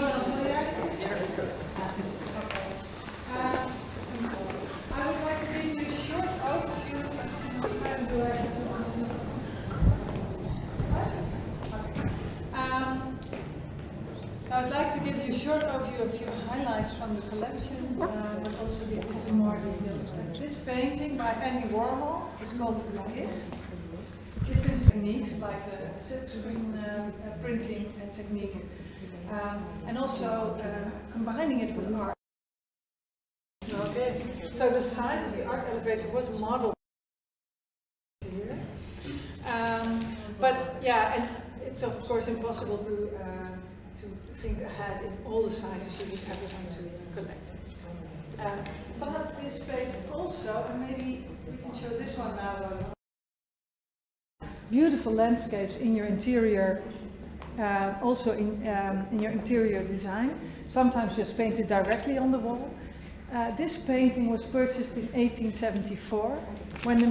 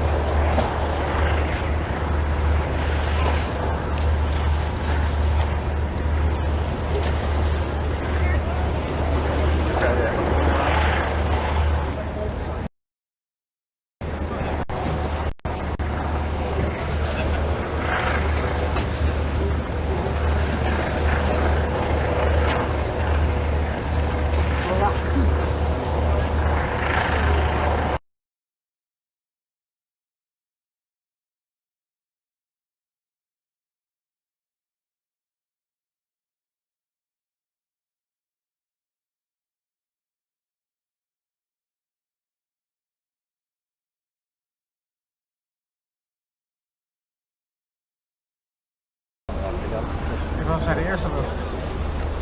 Dat is opgeschreven. Ik ga een uurtje uitkomen.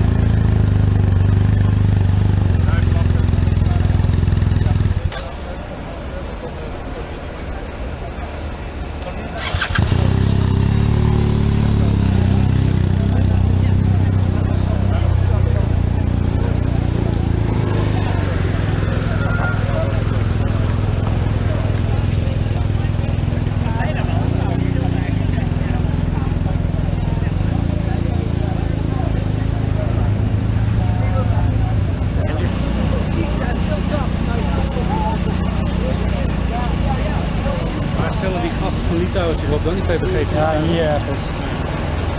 Ik ga wel even naartoe.